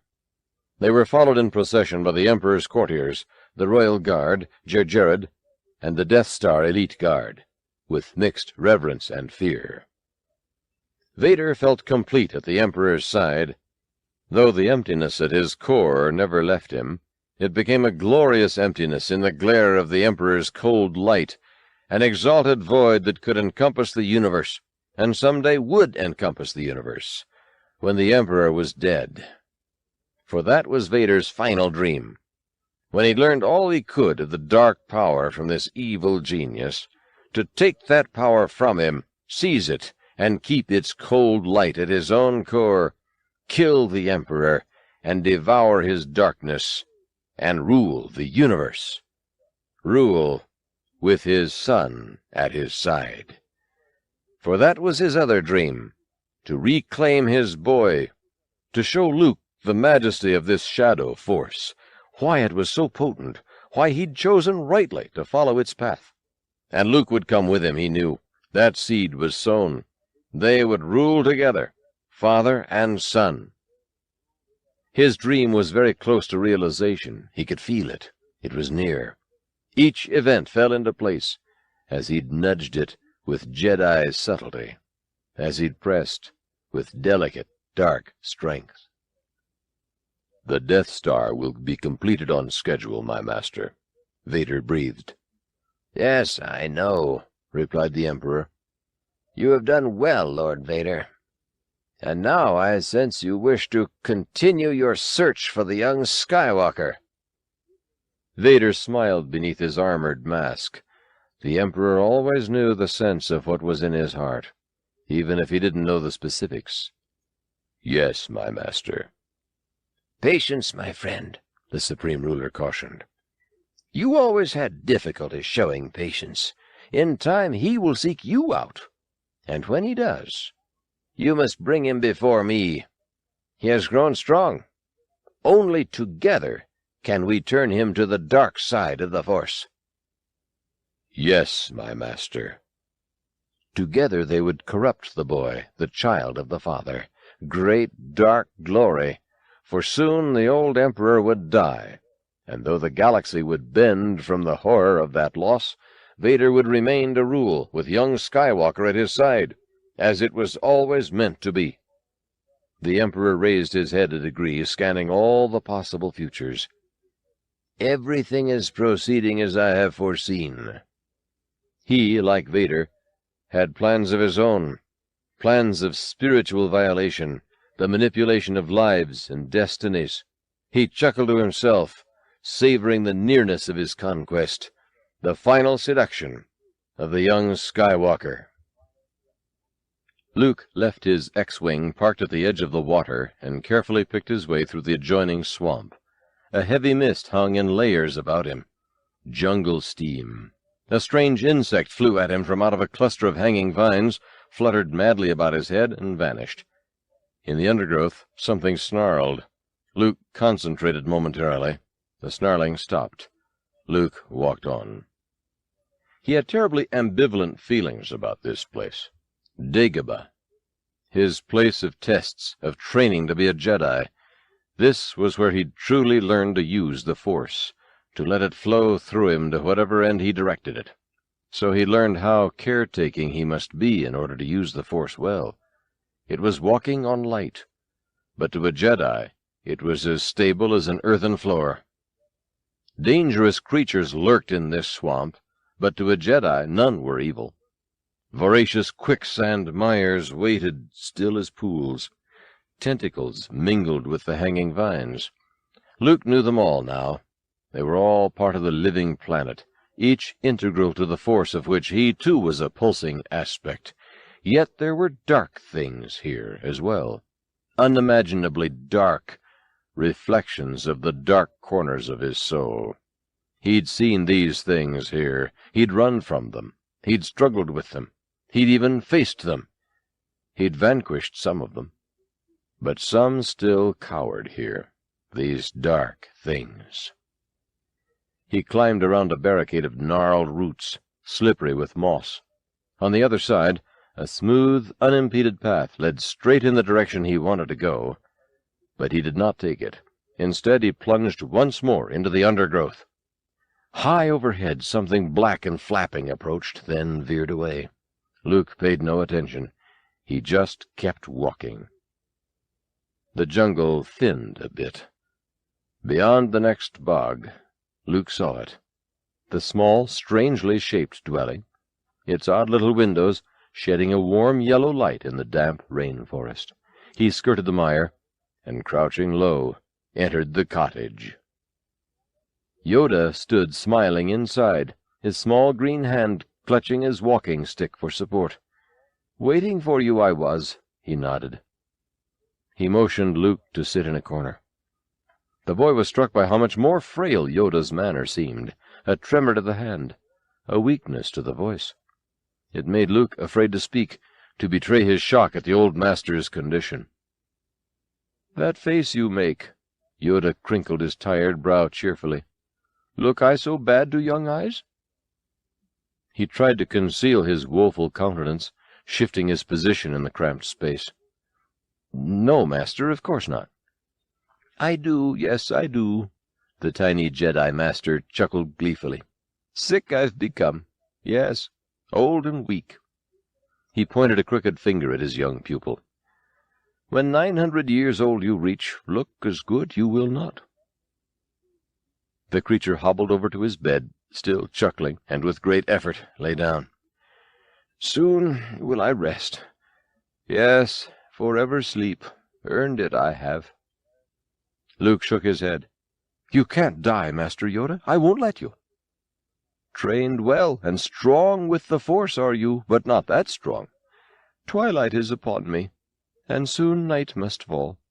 That is the way of things, the way of the Force." "But I need your help," Luke insisted. "I want to complete my training." The great teacher couldn't leave him now. There was too much still to understand, and he'd taken so much from Yoda already, and as yet given back nothing. He had much he wanted to share with the old creature. "No more training do you require," Yoda assured him. "Already know you that which you need." "Then I am a Jedi?" Luke pressed. No, he knew he was not, quite. Something still lacked. Yoda wrinkled up his wizened features. "Not yet. One thing remains. Vader. Vader you must confront. Then, only then, a full Jedi you'll be. And confront him you will, sooner or later." Luke knew this would be his test. It could not be otherwise. Every quest had its focus, and Vader was inextricably at the core of Luke's struggle. It was agonizing for him to put the question to words, but after a long silence, he again spoke to the old Jedi. "Master Yoda, is Darth Vader my father?" Yoda's eyes filled with a weary compassion. This boy was not yet a man complete. A sad smile creased his face. He seemed almost to grow smaller in his bed. "A rest I need. Yes, a rest." Luke stared at the dwindling teacher, trying to give the old one strength just by the force of his love and will. "Yoda, I must know," he whispered. "Your father he is," Yoda said simply. Luke closed his eyes, his mouth, his heart, to keep away the truth of what he knew was true. "Told you, did he?" Yoda asked. Luke nodded, but did not speak. He wanted to keep the moment frozen, to shelter it here, to lock time and space in this room, so it could never escape into the rest of the universe with this terrible knowledge, this unrelenting truth. A look of concern filled Yoda's face. "Unexpected this is, and unfortunate." "Unfortunate that I know the truth?" A bitterness crept into Luke's voice. but he couldn't decide if it was directed at Vader, Yoda, himself, or the universe at large. Yoda gathered himself up with an effort that seemed to take all his strength. "Unfortunate that you rushed to face him, that incomplete your training was, that not ready for the burden were you. Obi-Wan would have told you long ago had I let him. Now a great weakness you carry. Fear for you, I do. Fear for you, yes." A great tension seemed to pass out of him, and he closed his eyes. "Master Yoda, I'm sorry." Luke trembled to see the potent Jedi so weak. "I know, but face Vader again you must, and sorry will not help." He leaned forward and beckoned Luke close to him. Luke crawled over to sit beside his master. Yoda continued, his voice increasingly frail. "Remember, a Jedi's strength flows from the Force. When you rescued your friends, you had revenge in your heart. Beware of anger, fear, and aggression. The dark side are they. Easily they flow, quick to join you in a fight. Once you start down the dark path, forever will it dominate your destiny." He lay back in bed. His breathing became shallow. Luke waited quietly, afraid to move, afraid to distract the Old One an iota, lest it jar his attention even a fraction from the business of just keeping the void at bay. After a few minutes, Yoda looked at the boy once more, and with a maximum effort, smiled gently.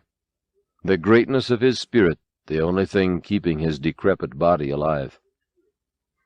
"Luke, of the Emperor, beware. Do not underestimate his powers, or suffer your father's fate you will. When gone I am, last of the Jedi will you be. Luke, the Force is strong in your family. Pass on what you have learned." He began to falter. He closed his eyes. "There is another sky." He caught his breath and exhaled, his spirit passing from him, like a sunny wind blowing to another sky. His body shivered once, and he disappeared. Luke sat beside the small, empty bed for over an hour, trying to fathom the depth of this loss. It was unfathomable. His first feeling was one of boundless grief. For himself, for the universe.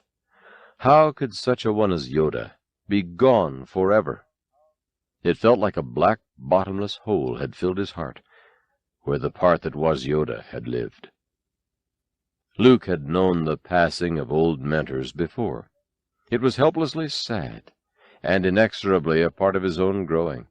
Is this what coming of age was then?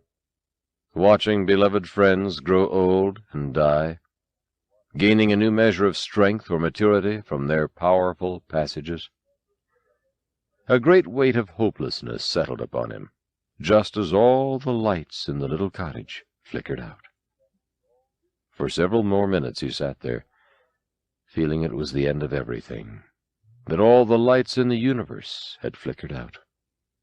The last Jedi, sitting in a swamp, while the entire galaxy plotted the last war. A chill came over him, though, disturbing the nothingness into which his consciousness had lapsed. He shivered, looked around. The gloom was impenetrable. He crawled outside and stood up. Here in the swamp nothing had changed. Vapor congealed, to drip from dangling roots back into the mire. In a cycle it had repeated 1,000,000 times, would repeat forever. Perhaps there was his lesson. If so, it cut his sadness not a whit. Aimlessly he made his way back to where his ship rested.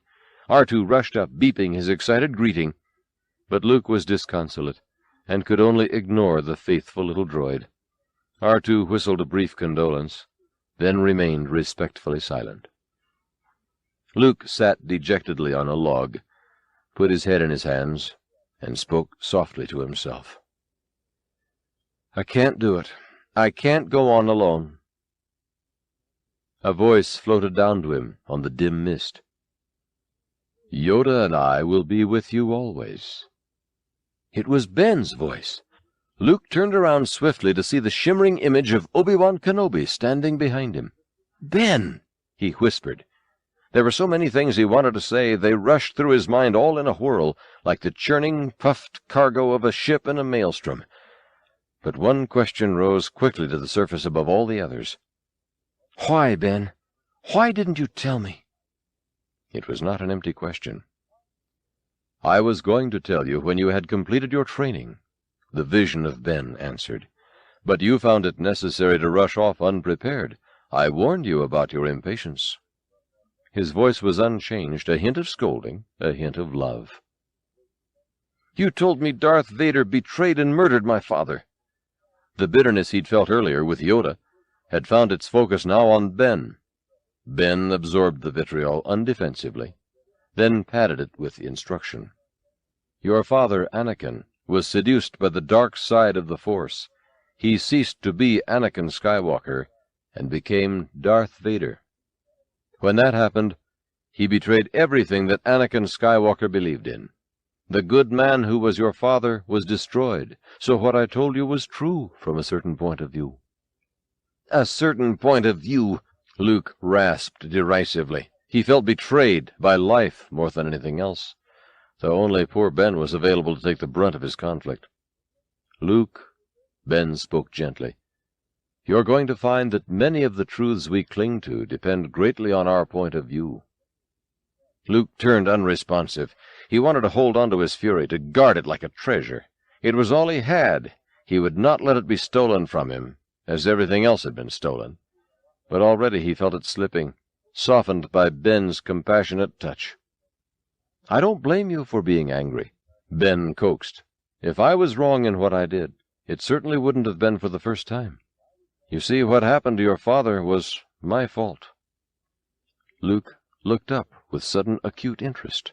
He'd never heard this, and was rapidly losing his anger to fascination and curiosity, for knowledge was an addictive drug, and the more he had, the more he wanted. As he sat on his stump, increasingly mesmerized, R2 pedaled over, silent, just to offer a comforting presence. "When I first encountered your father," Ben continued, "he was already a great pilot. But what amazed me was how strongly the Force was with him. I took it upon myself to train Anakin in the ways of the Jedi. My mistake was thinking I could be as good a teacher as Yoda. I was not. Such was my foolish pride. The Emperor sensed Anakin's power, and he lured him to the dark side." He paused sadly and looked directly into Luke's eyes, as if he were asking for the boy's forgiveness. "My pride had terrible consequences for the galaxy." Luke was entranced. That Obi-Wan's hubris could have caused his father's fall was horrible. Horrible because of what his father had needlessly become, horrible because Obi-Wan wasn't perfect, wasn't even a perfect Jedi, horrible because the dark side could strike so close to home, could turn such right, so wrong. Darth Vader must yet have a spark of Anakin Skywalker deep inside. "There is still good in him," he declared. Ben shook his head remorsefully. "I also thought he could be turned back to the good side. It couldn't be done. He is more machine now than man, twisted and evil." Luke sensed the underlying meaning in Kenobi's statement. He heard the words as a command. He shook his head back at the vision. "I can't kill my own father." "You should not think of that machine as your father." It was the teacher speaking again. "When I saw what had become of him, I tried to dissuade him, to draw him back from the dark side. We fought. Your father fell into a molten pit. When your father clawed his way out of that fiery pool, the change had been burned into him forever. He was Darth Vader, without a trace of Anakin Skywalker, irredeemably dark. scarred, kept alive only by machinery and his own black will. Luke looked down at his own mechanical right hand. I tried to stop him once. I couldn't do it. He would not challenge his father again. He could not. Vader humbled you when first you met him, Luke. But that experience was part of your training. It taught you, among other things, the value of patience. Had you not been so impatient to defeat Vader then, you could have finished your training here with Yoda. You would have been prepared. But I had to help my friends. And did you help them? It was they who had to save you. You achieved little by rushing back prematurely, I fear. Luke's indignation melted, leaving only sadness in its wake. I found out Darth Vader was my father, he whispered. To be a Jedi, Luke, you must confront and then go beyond the dark side, the side your father couldn't get past. Impatience is the easiest door, for you, like your father. Only your father was seduced by what he found on the other side of the door, and you have held firm. You are no longer so reckless now, Luke. You are strong and patient, and you are ready for your final confrontation. Luke shook his head again as the implications of the old Jedi's speech became clear. I can't do it, Ben. Obi-Wan Kenobi's shoulders slumped in defeat. Then the Emperor has already won. You were our only hope. Luke reached for alternatives. Yoda said I could train another to... The other he spoke of is your twin sister. The old man offered a dry smile. She will find it no easier than you to destroy Darth Vader. Luke was visibly jolted by this information. He stood up to face this spirit. Sister? I don't have a sister. Once again, Obi-Wan put a gentle inflection in his voice to soothe the turmoil brewing in his young friend's soul. To protect you both against the Emperor, you were separated when you were born. The Emperor knew, as I did, that one day, with the Force on their side, Skywalker's offspring would be a threat to him. For that reason, your sister has remained safely anonymous. Luke resisted this knowledge at first. He neither needed nor wanted a twin. He was unique. He had no missing parts, save the hand whose mechanical replacement he now flexed tightly. Pawn in a castle conspiracy? Cribs mixed, siblings switched and parted and whisked away to different secret lives? Impossible. He knew who he was. He was Luke Skywalker, born to a Jedi-turned-Sith Lord, raised on a Tatooine sand farm by Uncle Owen and Aunt Beru, raised in a life without frills, a hard-working, honest pauper, because his mother... What was it about his mother? What had she said? Who was she? What had she told him? He turned his mind inward, to a place and time far from the damp soil of Dagobah, to his mother's chamber, his mother and his sister. Leia! Leia is my sister, he exclaimed, nearly falling over the stump. Your insight serves you well, Ben nodded. He quickly became stern, though. Bury your feelings deep down, Luke. They do you credit, but they could be made to serve the Emperor. Luke tried to comprehend what his old teacher was saying. So much information, so fast, so vital. It almost made him swoon. Ben continued his narrative. When your father left, he didn't know your mother was pregnant. Your mother and I knew he would find out eventually, but we wanted to keep you both as safe as possible for as long as possible. So I took you to live with my brother Owen on Tatooine. And your mother took Leia to live as the daughter of Senator Organa on Alderaan. Luke settled down to hear this tale, as R2 nestled up beside him, humming in a sub-audible register to comfort. Ben, too, kept his voice even, so that the sounds could give solace when the words did not. The Organa family was high-born, and politically quite powerful in that system.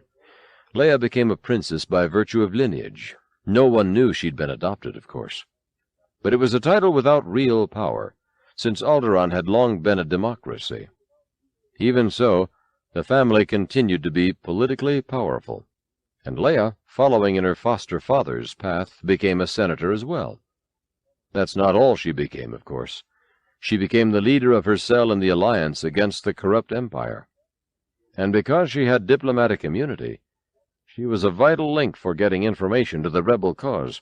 That's what she was doing when her path crossed yours, for her foster parents had always told her to contact me on Tatooine if her troubles became desperate.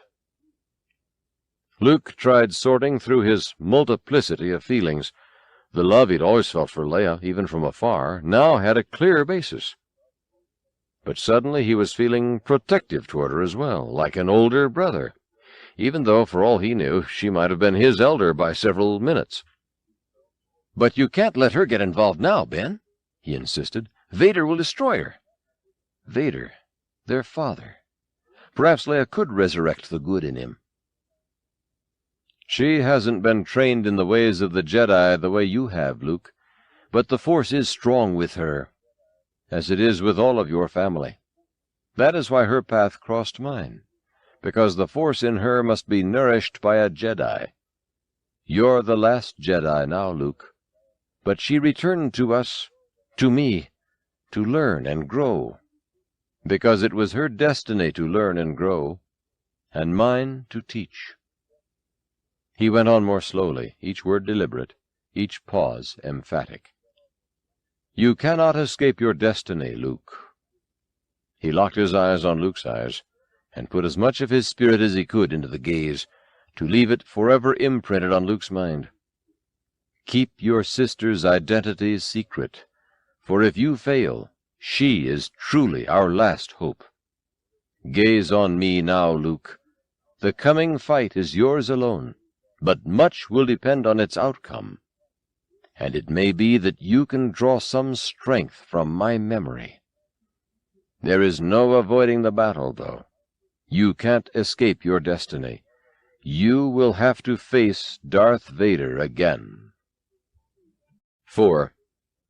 Darth Vader stepped out of the long cylindrical elevator into what had been the Death Star control room, and now was the Emperor's throne room.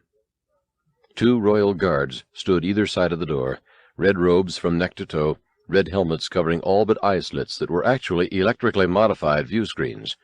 Their weapons were always drawn. The room was dim except for the light cables running either side of the elevator shaft, carrying power and information through the space station. Vader walked across the sleek black steel floor, past the humming giant converter engines, up the short flight of steps to the platform level upon which sat the Emperor's throne.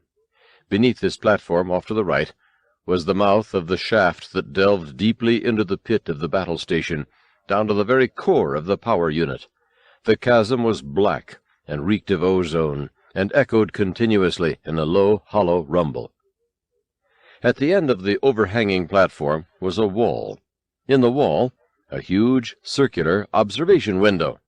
Sitting in an elaborate control chair before the window, staring out into space, was the Emperor.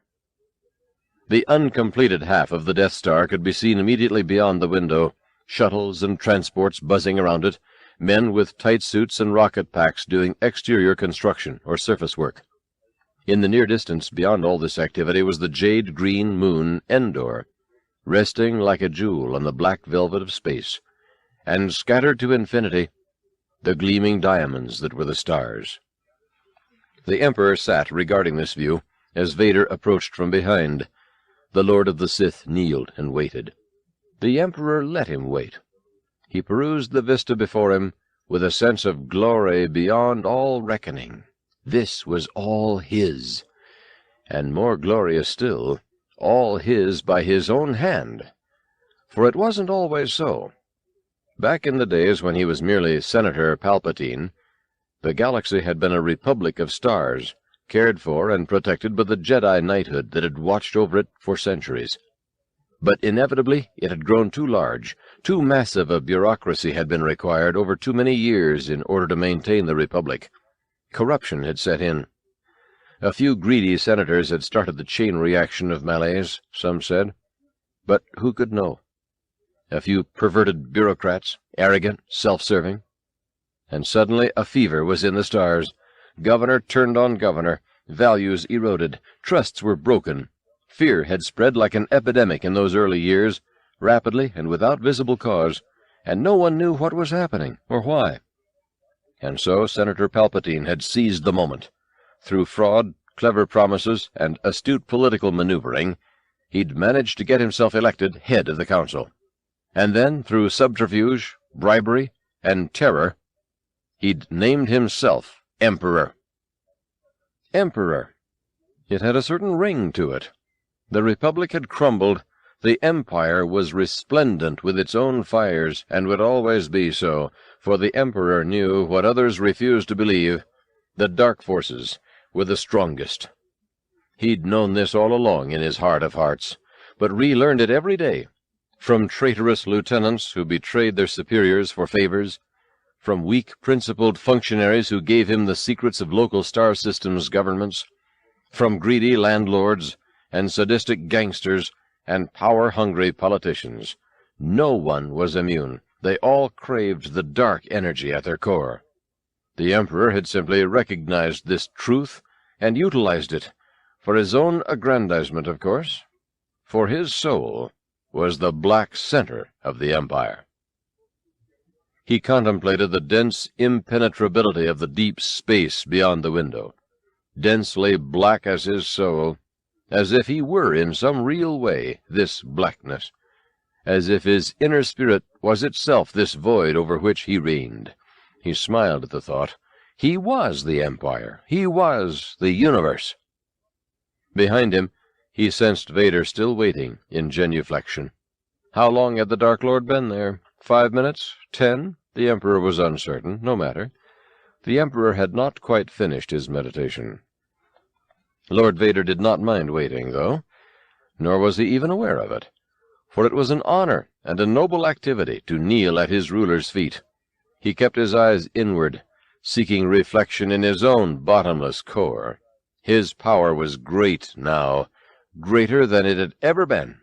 It shimmered from within, and resonated with the waves of darkness that flowed from the Emperor. He felt engorged with this power. It surged like black fire, demon electrons looking for ground. But he would wait, for his Emperor was not ready, and his son was not ready, and the time was not yet. So he waited. Finally, the chair slowly rotated until the Emperor faced Vader. Vader spoke first. "What is thy bidding, my master?"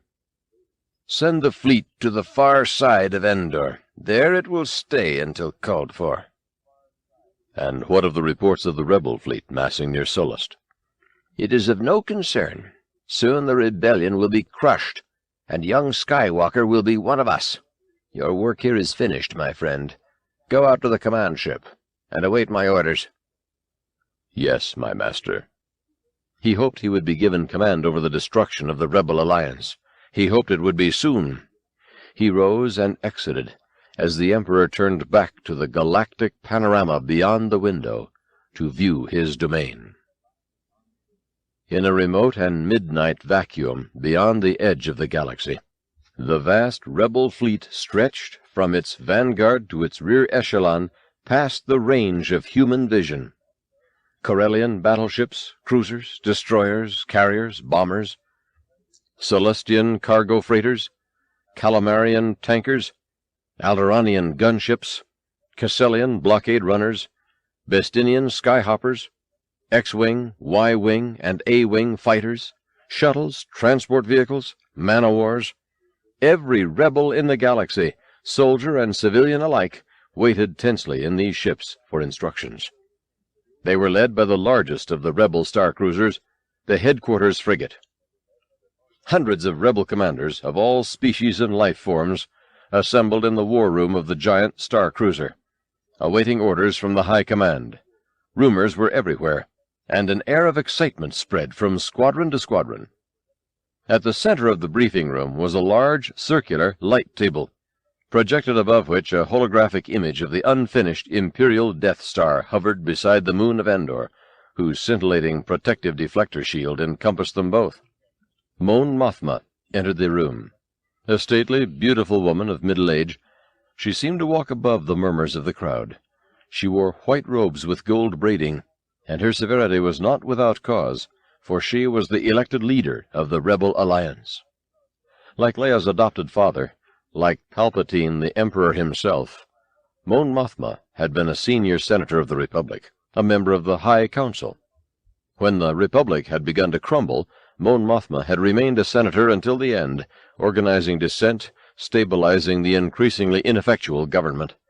She had organized cells, too, toward the end, pockets of resistance, each of which was unaware of the identity of the others, each of which was responsible for inciting revolt against the Empire when it finally made itself manifest. There had been other leaders, but many were killed when the Empire's first Death Star annihilated the planet Alderaan. Leia's adopted father died in that calamity. Mon Mothma went underground. She joined her political cells with the thousands of guerrillas and insurgents the Empire's cruel dictatorship had spawned. Thousands more joined this rebel alliance. Mon Mothma became the acknowledged leader of all the galaxy's creatures who had been left homeless by the Emperor. Homeless, but not without hope. She traversed the room now, to the holographic display where she conferred with her two chief advisers, General Medine and Admiral Akbar. Medine was Corellian, tough, resourceful, if a bit of a martinet. Akbar was pure Calamarian, a gentle, salmon-colored creature with huge, sad eyes set in a high-domed head, and webbed hands that made him more at home in water or free space than on board a ship. But if the humans were the arm of the rebellion, the Calamarians were the soul, which isn't to say they couldn't fight with the best when pushed to the limit, and the evil Empire had reached that limit. Lando Calrissian made his way through the crowd now, scanning faces. He saw Wedge, who was to be his wing pilot. They nodded at each other, gave the thumbs-up sign. But then Lando moved on. Wedge wasn't the one he was looking for. He made it to a clearing near the center, peered around, finally saw his friends standing by a side door. He smiled and wandered over. Han, Chewie, Leia, and the two droids greeted Lando's appearance with a cacophony of cheers, laughs, beeps, and barks. "Well, look at you," Solo chided, straightening the lapel of Calrissian's new uniform and pulling on the insignias. "A general." Lando laughed affectionately. "I'm a man of many faces and many costumes. Someone must have told them about my little maneuver at the Battle of Tanab." Tanab was an agrarian planet raided seasonally by bandits from Noralac. Calrissian, before his stint as governor of Cloud City, had wiped out the bandits against all odds, using legendary flying and unheard-of strategies, and he'd done it on a bet. Han opened his eyes wide with sarcasm. "Hey, don't look at me. I just told them you were a fair pilot. I had no idea they were looking for someone to lead this crazy attack." "That's all right. I asked for it. I want to lead this attack." For one thing, he liked dressing up like a general. People gave him the respect he deserved, and he didn't have to give up flying circles around some pompous Imperial military policeman. And that was the other thing. He was finally going to stick it to this Imperial Navy, stick it so it hurt, for all the times he'd been stuck. Stick it and leave his signature on it. "General Calrissian, thank you." Solo looked at his old friend, admiration combined with disbelief. "Have you ever seen one of those Death Stars? You're in for a very short generalship, old buddy." "I'm surprised they didn't ask you to do it," Lando smiled. "Maybe they did," Han intimated, "but I'm not crazy. You're the respectable one, remember? Baron Administrator of the Bespin Cloud City?" Leia moved closer to Solo and took his arm protectively. "Han is going to stay on the command ship with me. We're both very grateful for what you're doing, Lando, and proud." Suddenly, at the center of the room, Mon Mothma signaled for attention. The room fell silent. Anticipation was keen. "The data brought to us by the Bothan spies have been confirmed," the Supreme Leader announced. "The Emperor has made a critical error, and the time for our attack has come." This caused a great stir in the room. As if her message had been a valve letting off pressure, the air hissed with comment. She turned to the hologram of the Death Star and went on. "We now have the exact location of the Emperor's new battle station. The weapon systems on this Death Star are not yet operational. With the Imperial fleet spread throughout the galaxy in a vain effort to engage us, it is relatively unprotected." She paused here to let her next statement register its full effect. "Most important, we have learned the Emperor himself is personally overseeing the construction." A volley of spirited chatter erupted from the assembly. This was it, the chance, the hope no one could hope to hope for, a shot at the Emperor. Mon Mothma continued when the hubbub died down slightly. "His trip was undertaken in the utmost secrecy, but he underestimated our spy network. Many Bothans died to bring us this information." Her voice turned suddenly stern again to remind them of the price of this enterprise. Admiral Ackbar stepped forward. His specialty was Imperial defense procedures. He raised his fin and pointed at the holographic model of the force field emanating from Endor. "Although uncompleted, the Death Star is not entirely without a defense mechanism," he instructed in soothing Calamarian tones. "It is protected by an energy shield which is generated by the nearby moon of Endor, here. No ship can fly through it. No weapon can penetrate it." He stopped for a long moment. He wanted the information to sink in. When he thought it had, he spoke more slowly. "The shield must be deactivated if any attack is to be attempted. Once the shield is down, the cruisers will create a perimeter while the fighters fly into the superstructure here and attempt to hit the main reactor." He pointed to the unfinished portion of the Death Star. "Somewhere in here." Another murmur swept over the room of commanders, like a swell in a heavy sea. Ackbar concluded. "General Calrissian will lead the fighter attack." Han turned to Lando, his doubts gilded with respect. "Good luck, buddy." "Thanks," said Lando simply. "You're going to need it." Admiral Ackbar yielded the floor to General Madine, who was in charge of covert operations. "We have acquired a small Imperial shuttle," Madine declared smugly. "Under this guise, a strike team will land on the moon and deactivate the shield generator. The control bunker is well guarded, but a small squad should be able to penetrate its security." This news stimulated another round of general mumbling. Leia turned to Han and said under her breath, "I wonder who they found to pull that off." Madine called out, "General Solo, is your strike team assembled?" Leia looked up at Han, shock quickly melting to joyous admiration. She knew there was a reason she loved him. In spite of his usual crass insensitivity and oafish bravado, beneath it all, he had heart. Moreover, a change had come over him since he emerged from carbonization. He wasn't just a loner anymore, only in this for the money. He had lost his selfish edge and had somehow, subtly, become part of the whole. He was actually doing something for someone else now. And that fact moved Leia greatly. Madine had called him General. That meant Han had let himself officially become a member of the army, a part of the whole. Solo responded to Madine. "My squad is ready, sir, but I need a command crew for the shuttle." He looked questioningly at Chewbacca and spoke in a lower voice. "It's going to be rough, old pal. I didn't want to speak for you." "Rough." Chewie shook his head with gruff love and raised his hairy paw. "That's one," Han called. "Here's two," Leia shouted, sticking her arm in the air. Then, softly to Solo, "I'm not letting you out of my sight again, your generalship." "And I'm with you, too." A voice was raised from the back of the room. They all turned their heads to see Luke standing at the top of the stairs. Cheers went up for the last of the Jedi. And though it wasn't his style, Han was unable to conceal his joy. "That's three," he smiled. Leia ran up to Luke and hugged him warmly. She felt a special closeness to him all of a sudden, which she attributed to the gravity of the moment, the import of their mission. But then she sensed a change in him, too, a difference of substance that seemed to radiate from his very core, something that she alone could see.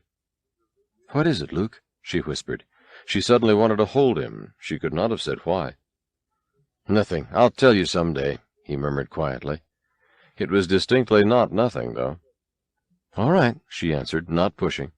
"I'll wait." She wondered. Maybe he was just dressed differently. That was probably it.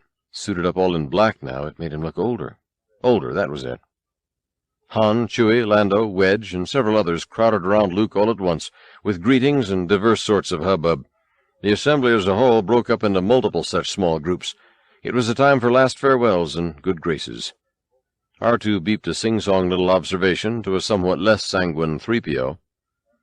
"I don't think exciting is the right word," the golden droid answered. Being a translator in his master program, of course, 3PO was most concerned with locating the right word to describe the present situation. The Millennium Falcon rested in the main docking bay of the Rebel Star Cruiser, getting loaded and serviced. Just beyond it sat the stolen Imperial shuttle, looking anomalous in the midst of all the Rebel X-Wing fighters. Chewie supervised the final transfer of weapons and supplies to the shuttle and oversaw the placement of the strike team. Han stood with Lando between the two ships, saying goodbye. For all they knew, forever. "I mean it. Take her," Solo insisted, indicating the Falcon. "She'll bring you luck. You know she's the fastest ship in the whole fleet now." Han had really souped her up after winning her from Lando. She'd always been fast, but now she was much faster, and the modifications Solo added had really made the Falcon a part of him. He'd put his love and sweat into it, his spirit. So giving her to Lando now was truly Solo's final transformation, as selfless a gift as he'd ever given. And Lando understood. "Thanks, old buddy. I'll take good care of her. You know I always flew her better than you did anyway. She won't get a scratch on her with me at the stick." Solo looked warmly at the endearing rogue. "I've got your word, not a scratch. Take off, you pirate. Next thing you'll have me putting down a security deposit. See you soon, pal." They parted without their true feelings expressed aloud, as was the way between men of deeds in those times. Each walked up the ramp into a different ship. Han entered the cockpit of the Imperial shuttle, as Luke was doing some fine-tuning on a rear navigator panel. Chewbacca, in the co-pilot seat, was trying to figure out the Imperial controls. Han took the pilot's chair, and Chewie growled grumpily about the design. Yeah, Solo answered. "I don't think the Empire designed it with a Wookiee in mind." Leia walked in from the hold, taking her seat near Luke. "We're all set back there." "Ruff," said Chewie, hitting the first sequence of switches. He looked over at Solo, but Han was motionless, staring out the window at something. Chewie and Leia both followed his gaze to the object of his unyielding attention, the Millennium Falcon. Leia gently nudged the pilot. "Hey, you awake up there?" "I just got a funny feeling," Han mused. "Like I'm not going to see her again." He thought of the times she'd saved him with her speed, of the times he'd saved her with his cunning or his touch. He thought of the universe they'd seen together, of the shelter she'd given him, of the way he knew her inside and out, of the times they'd slept in each other's embrace, floating still as a quiet dream in the black silence of deep space. Chewbacca, hearing this, took his own longing look at the Falcon. Leia put her hand on Solo's shoulder. She knew he had special love for his ship and was reluctant to interrupt this last communion. But time was dear, and becoming dearer. "Come on, Captain," she whispered. "Let's move." Han snapped back to the moment. "Right, okay, Chewie. Let's find out what this baby can do." They fired up the engines in the stolen shuttle, eased out of the docking bay, and banked off into the endless night. Construction on the Death Star proceeded. Traffic in the area was thick with transport ships, TIE fighters, and equipment shuttles. Periodically, the Super Star Destroyer orbited the area, surveying progress on the space station from every angle. The bridge of the Star Destroyer was a hive of activity. Messengers ran back and forth along a string of controllers studying their tracking screens, monitoring ingress and egress of vehicles through the deflector shield. Codes were sent and received, orders given, diagrams plotted. It was an operation involving 1,000 scurrying ships, and everything was proceeding with maximum efficiency until Controller Joff made contact with a shuttle of the Lambda class, approaching the shield from Sector 7. "Shuttle to Control, please come in." The voice broke into Joff's headset with the normal amount of static. "We have you on our screen now," the controller replied into his comlink. "Please identify." This is Shuttle Tidurium, requesting deactivation of the deflector shield. Shuttle Tidurium, transmit the clearance code for shield passage. Up in the shuttle, Han threw a worried look at the others and said into his comlink, "Transmission commencing." Chewie flipped a bank of switches, producing a syncopated series of high-frequency transmission noises. Leia bit her lip, bracing herself for fight or flight. Now we find out if that code was worth the price we paid. Chewie whined nervously. Luke stared at the huge Super Star Destroyer that loomed everywhere in front of them. It fixed his eye with its glittering darkness, filled his vision like a malignant cataract. But it made more than his vision opaque. It filled his mind with blackness, too, and his heart. Black fear, and a special knowing. "Vader is on that ship," he whispered. "You're just jittery, Luke," Han reassured them all. "There are lots of command ships, but Chewie," he cautioned, "let's keep our distance, without looking like we're keeping our distance." "A rough? I don't know. Fly casual," Han barked back. "They're taking a long time with that code clearance," Leia said tightly. "What if it didn't work? The Alliance could do nothing if the Empire's deflector shield remained functioning." Leia tried to clear her mind, tried to focus on the shield generator she wanted to reach, tried to weed away all feelings of doubt or fear she may have been giving off. "I'm endangering the mission." Luke spoke now, in a kind of emotional resonance with his secret sister. His thoughts were of Vader, though, their father. "I shouldn't have come." Han tried to buoy things up. "Hey, why don't we try to be optimistic about this?" He felt beleaguered by negativity. "He knows I'm here," Luke avowed. He kept staring at the command ship out the view window. It seemed to taunt him. It awaited. "Come on, kid, you're imagining things." "Aragog," Chewie mumbled. Even he was grim. Lord Vader stood quite still, staring out a large view screen at the Death Star. He thrilled to the sight of this monument to the dark side of the Force. Icily he caressed it with his gaze. Like a floating ornament, it sparkled for him.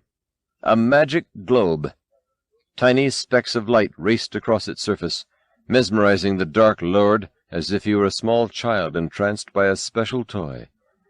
It was a transcendent state he was in, a moment of heightened perceptions. And then, all at once, in the midst of the stillness of his contemplation, he grew absolutely motionless.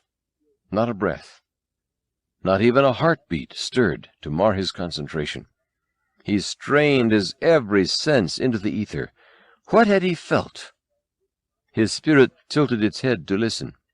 Some echo, some vibration apprehended only by him, had passed. No, had not passed, had swirled the moment, and altered the very shape of things. Things were no longer the same. He walked down the row of controllers until he came to the spot where Admiral Pyatt was leaning over the tracking screen of Controller Joff. Pyatt straightened at Vader's approach, then bowed stiffly at the neck. "Where is that shuttle going?" Vader demanded quietly, without preliminary. Pyatt turned back to the view screen and spoke into the comlink. "Shuttle Tidurium, what is your cargo and destination?" The filtered voice of the shuttle pilot came back over the receiver. "Parts and technical personnel for the Sanctuary Moon." The bridge commander looked to Vader for a reaction. He hoped nothing was amiss. Lord Vader did not take mistakes lightly. "Do they have a code clearance?" Vader questioned. "It's an older code, but it checks out," Pyatt replied immediately. "I was about to clear them." There was no point in lying to the Lord of the Sith. He always knew if you lied. Lies sang out to the Dark Lord. "I have a strange feeling about that ship," Vader said more to himself than to anyone else. "Should I hold them?" Pyatt hurried, anxious to please his master. "No, let them pass. I will deal with this myself." "As you wish, my lord." Pyatt bowed, partly to hide his surprise. He nodded at Controller Joff, who spoke into the comlink to the shuttle Tidurium. In the shuttle Tidurium, the group waited tensely. The more questions they were asked about things like cargo and destination, the more likely it seemed they were going to blow their cover. Han looked fondly at his old Wookiee partner. Chewie, if they don't go for this, we're going to have to beat it quick. It was a goodbye speech, really. They all knew this pokey shuttle wasn't about to outrun anything in the neighborhood. The static voice of the controller broke up, and then came in clearly over the comlink. Shuttle Tidurium, deactivation of the shield will commence immediately. Follow your present course. Everyone but Luke exhaled in simultaneous relief, as if the trouble were all over now, instead of just beginning. Luke continued to stare at the command ship, as if engaged in some silent, complex dialogue. Chewie barked loudly. "Hey, what did I tell you?" Han grinned. "No sweat." Leia smiled affectionately. "Is that what you told us?" Solo pushed the throttle forward, and the stolen shuttle moved smoothly toward the green sanctuary moon. Vader, Pyatt, and Joff watched the view screen in the control room as the web-like deflector grid readout parted to admit the shuttle Tidurium, which moved slowly toward the center of the web, to Endor. Vader turned to the deck officer and spoke with more urgency in his voice than was usually heard. "Ready, my shuttle. I must go to the Emperor." Without waiting for response, the Dark Lord strode off, clearly in the thrall of a dark thought. 5. The trees of Endor stood 1,000 feet tall. Their trunks, covered with shaggy rust bark, rose straight as a pillar, some of them as big around as a house, some thin as a leg. Their foliage was spindly but lush in color, scattering the sunlight in delicate blue-green patterns over the forest floor. Distributed thickly among these ancient giants was the usual array of woodsy flora, pines of several species, various deciduous forms, variously gnarled and leafy. The ground cover was primarily fern, but so dense in spots as to resemble a gentle green sea that rippled softly in the forest breeze. This was the entire moon, verdant, primeval, silent. Light filtered through the sheltering branches like golden ichor, as if the very air were alive. It was warm, and it was cool. This was Endor. The stolen Imperial shuttle sat in a clearing many miles from the Imperial landing port, camouflaged with a blanket of dead branches, leaves, and mulch. In addition, the little ship was thoroughly dwarfed by the towering trees. Its steely hull might have looked incongruous here, had it not been so totally inconspicuous. On the hill adjacent to the clearing, the rebel contingent was just beginning to make its way up a steep trail. Leia, Chewie, Han, and Luke led the way, followed in single file by the raggedy, helmeted squad of the strike team. This unit was composed of the elite ground fighters of the Rebel Alliance. A scruffy bunch in some ways, they'd each been hand-picked for initiative, cunning, and ferocity. Some were trained commandos, some paroled criminals, but they all hated the Empire with a passion that exceeded self-preservation, and they all knew this was the crucial raid. If they failed to destroy the shield generator here, the rebellion was doomed, no second chances. Consequently, no one had to tell them to be alert as they made their way silently up the forest path. They were, every one, more alert than they had ever been. R2-D2 and C-3PO brought up the rear of the brigade.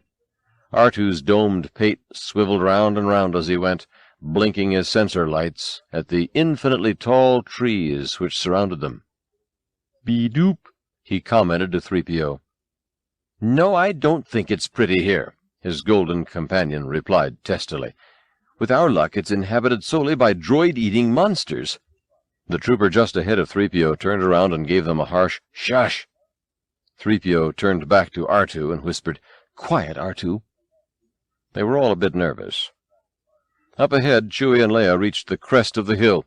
They dropped to the ground, crawled the last few feet, and peered over the edge. Chewbacca raised his great paw, signaling the rest of the group to stop. All at once, the forest seemed to become much more silent. Luke and Han crawled forward on their bellies to view what the others were observing. Pointing through the ferns, Chewie and Leia cautioned stealth. Not far below, in a glen beside a clear pool, 2 Imperial scouts had set up temporary camp. They were fixing a meal of rations and were preoccupied warming it over a portable cooker. 2 speeder bikes were parked nearby. "Should we try to go around?" whispered Leia. "It'll take time." Luke shook his head. Han peeked from behind a rock. "Yeah, and if they catch sight of us and report, this whole party's for nothing." "Is it just the 2 of them?" Leia still sounded skeptical. "Let's take a look," smiled Luke. With a sigh of tension about to be released, they all responded with a similar grin. It was beginning. Leia motioned the rest of the squad to remain where they were. Then she, Luke, Han, and Chewbacca quietly edged closer to the scout camp. When they were quite near the clearing, but still covered by underbrush, Solo slid quickly to the lead position. "Stay here," he rasped. "Chewie and I will take care of this." He flashed them his most roguish smile. "Quietly," warned Luke. "There might be—" But before he could finish, Han jumped up with his furry partner and rushed into the clearing. "More out there." Luke finished speaking to himself. He looked over at Leia. She shrugged. "What did you expect?" Some things never changed. Before Luke could respond, though, they were distracted by a loud commotion in the glen. They flattened to the ground and watched. Han was engaged in a rousing fist-fight with one of the scouts. He hadn't looked so happy in days. The other scout jumped on his speeder bike to escape, but by the time he'd ignited the engines, Chewie was able to get off a few shots from his crossbow laser. The ill-fated scout crashed instantly against an enormous tree. A brief, muffled explosion followed. Leia drew her laser pistol and raced into the battle zone, followed closely by Luke. As soon as they were running clear, though, several large laser blasts went off all around them, tumbling them to the ground. Leia lost her gun. Dazed, they both looked up to see 2 more Imperial scouts emerge from the far side of the clearing, heading for their speeder bikes hidden in the peripheral foliage. The scouts holstered their pistols as they mounted the bikes and fired up the engines. Leia staggered to her feet. "Over there, 2 more of them!" "I see 'em," answered Luke, rising. "Stay here." But Leia had ideas of her own. She ran to the remaining rocket speeder, charged it up, and took off in pursuit of the fleeing scouts. As she tore past Luke, he jumped up behind her on the bike, and off they flew. "Quick, center switch!" he shouted to her over her shoulder, over the roar of the rocket engines. "Jam their comlinks!" As Luke and Leia soared out of the clearing after the Imperials, Han and Chewie were just subduing the last scout. "Hey, wait!" Solo shouted, but they were gone. He threw his weapon to the ground in frustration, and the rest of the rebel commando squad poured over the rise into the clearing. Luke and Leia sped through the dense foliage, a few feet off the ground. Leia at the controls, Luke grabbing on behind her. The 2 escaping Imperial scouts had a good lead, but at 200 miles per hour, Leia was the better pilot. The talent ran in her family. She let off a burst from the speeder's laser cannon periodically, but was still too far behind to be very accurate. The explosions hit away from the moving targets, splintering trees and setting the shrubbery afire, as the bikes weaved in and out between massive, imposing branches. "Move closer!" Luke shouted. Leia opened the throttle, closed the gap. The 2 scouts sensed their pursuer gaining and recklessly veered this way and that, skimming through a narrow opening between 2 trees. One of the bikes scraped the bark, tipping the scout almost out of control, slowing him significantly. "Get alongside!" Luke yelled into Leia's ear. She pulled her speeder so close to the scouts their steering vanes scraped hideously against each other. Luke suddenly leaped from the back of Leia's bike to the back of the scouts, grabbed the Imperial warrior around the neck, and flipped him off. The white-armored trooper smashed into a thick trunk with a bone-shattering crunch and settled forever into the sea of ferns. Luke scooted forward to the driver's seat of the speeder bike, played with the controls a few seconds, and lurched forward, following Leia, who'd pulled ahead. The 2 of them now tore after the remaining scout. Over hill and under Stonebridge they flew, narrowly avoiding collision, flaming dry vines in their afterburn. The chase swung north and past a gully where 2 more Imperial scouts were resting. A moment later they swung into pursuit, now hot on Luke and Leia's tail, blasting away with laser cannon. Luke, still behind Leia, took a glancing blow. "Keep on that one!" he shouted up at her, indicating the scout in the lead. "I'll take the 2 behind us." Leia shot ahead. Luke, at the same instant, flared up his retro-rockets, slamming the bike into rapid deceleration. The two scouts on his tail zipped past him in a blur on either side, unable to slow their momentum. Luke immediately roared into high velocity again, firing with his blasters, suddenly in pursuit of his pursuers. His third round hit its mark. One of the scouts, blown out of control, went spinning against a boulder in a rumble of flame. The scout's cohort took a single glance at the flash and put his bike into supercharge mode, speeding even faster. Luke kept pace. Far ahead, Leia and the first scout continued their own high-speed slalom through the barricades of impassive trunks and low-slung branches. She had to break through so many turns, in fact, Leia seemed unable to draw any closer to her quarry. Suddenly, she shot into the air at an unbelievably steep incline and quickly vanished from sight. The scout turned in confusion, uncertain whether to relax or cringe at his pursuer's sudden disappearance. Her whereabouts became clear soon enough. Out of the treetops, Leia dove down on him, cannon blasting from above. The scout's bike took the shockwave from a near hit. Her speed was even greater than she'd anticipated, and in a moment she was racing alongside him. But before she knew what was happening, he reached down and drew a handgun from his holster, and before she could react, he fired. Her bike spun out of control. She jumped free just in time. The speeder exploded on a giant tree as Leia rolled clear into a tangle of matted vines, rotting logs, shallow water.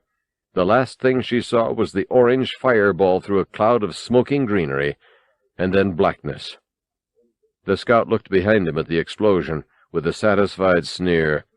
When he faced forward again, though, the smug look faded, for he was on a collision course with a fallen tree. In a moment it was all over but the flaming. Meanwhile, Luke was closing fast on the last scout. As they wove from tree to tree, Luke eased up behind and then drew even with the Imperial rider. The fleeing soldier suddenly swerved, slamming his bike into Luke's. They both tipped precariously, barely missing a large fallen trunk in their path. The scout zoomed under it, Luke over it, and when he came down on the other side, he crashed directly on top of the scout's vehicle. Their steering vanes locked. The bikes were shaped more or less like one-man sleds, with long, thin rods extending from their snouts, and fluttery ailerons for guidance at the tip of the rods. With these vanes locked, the bikes flew as one, though either rider could steer.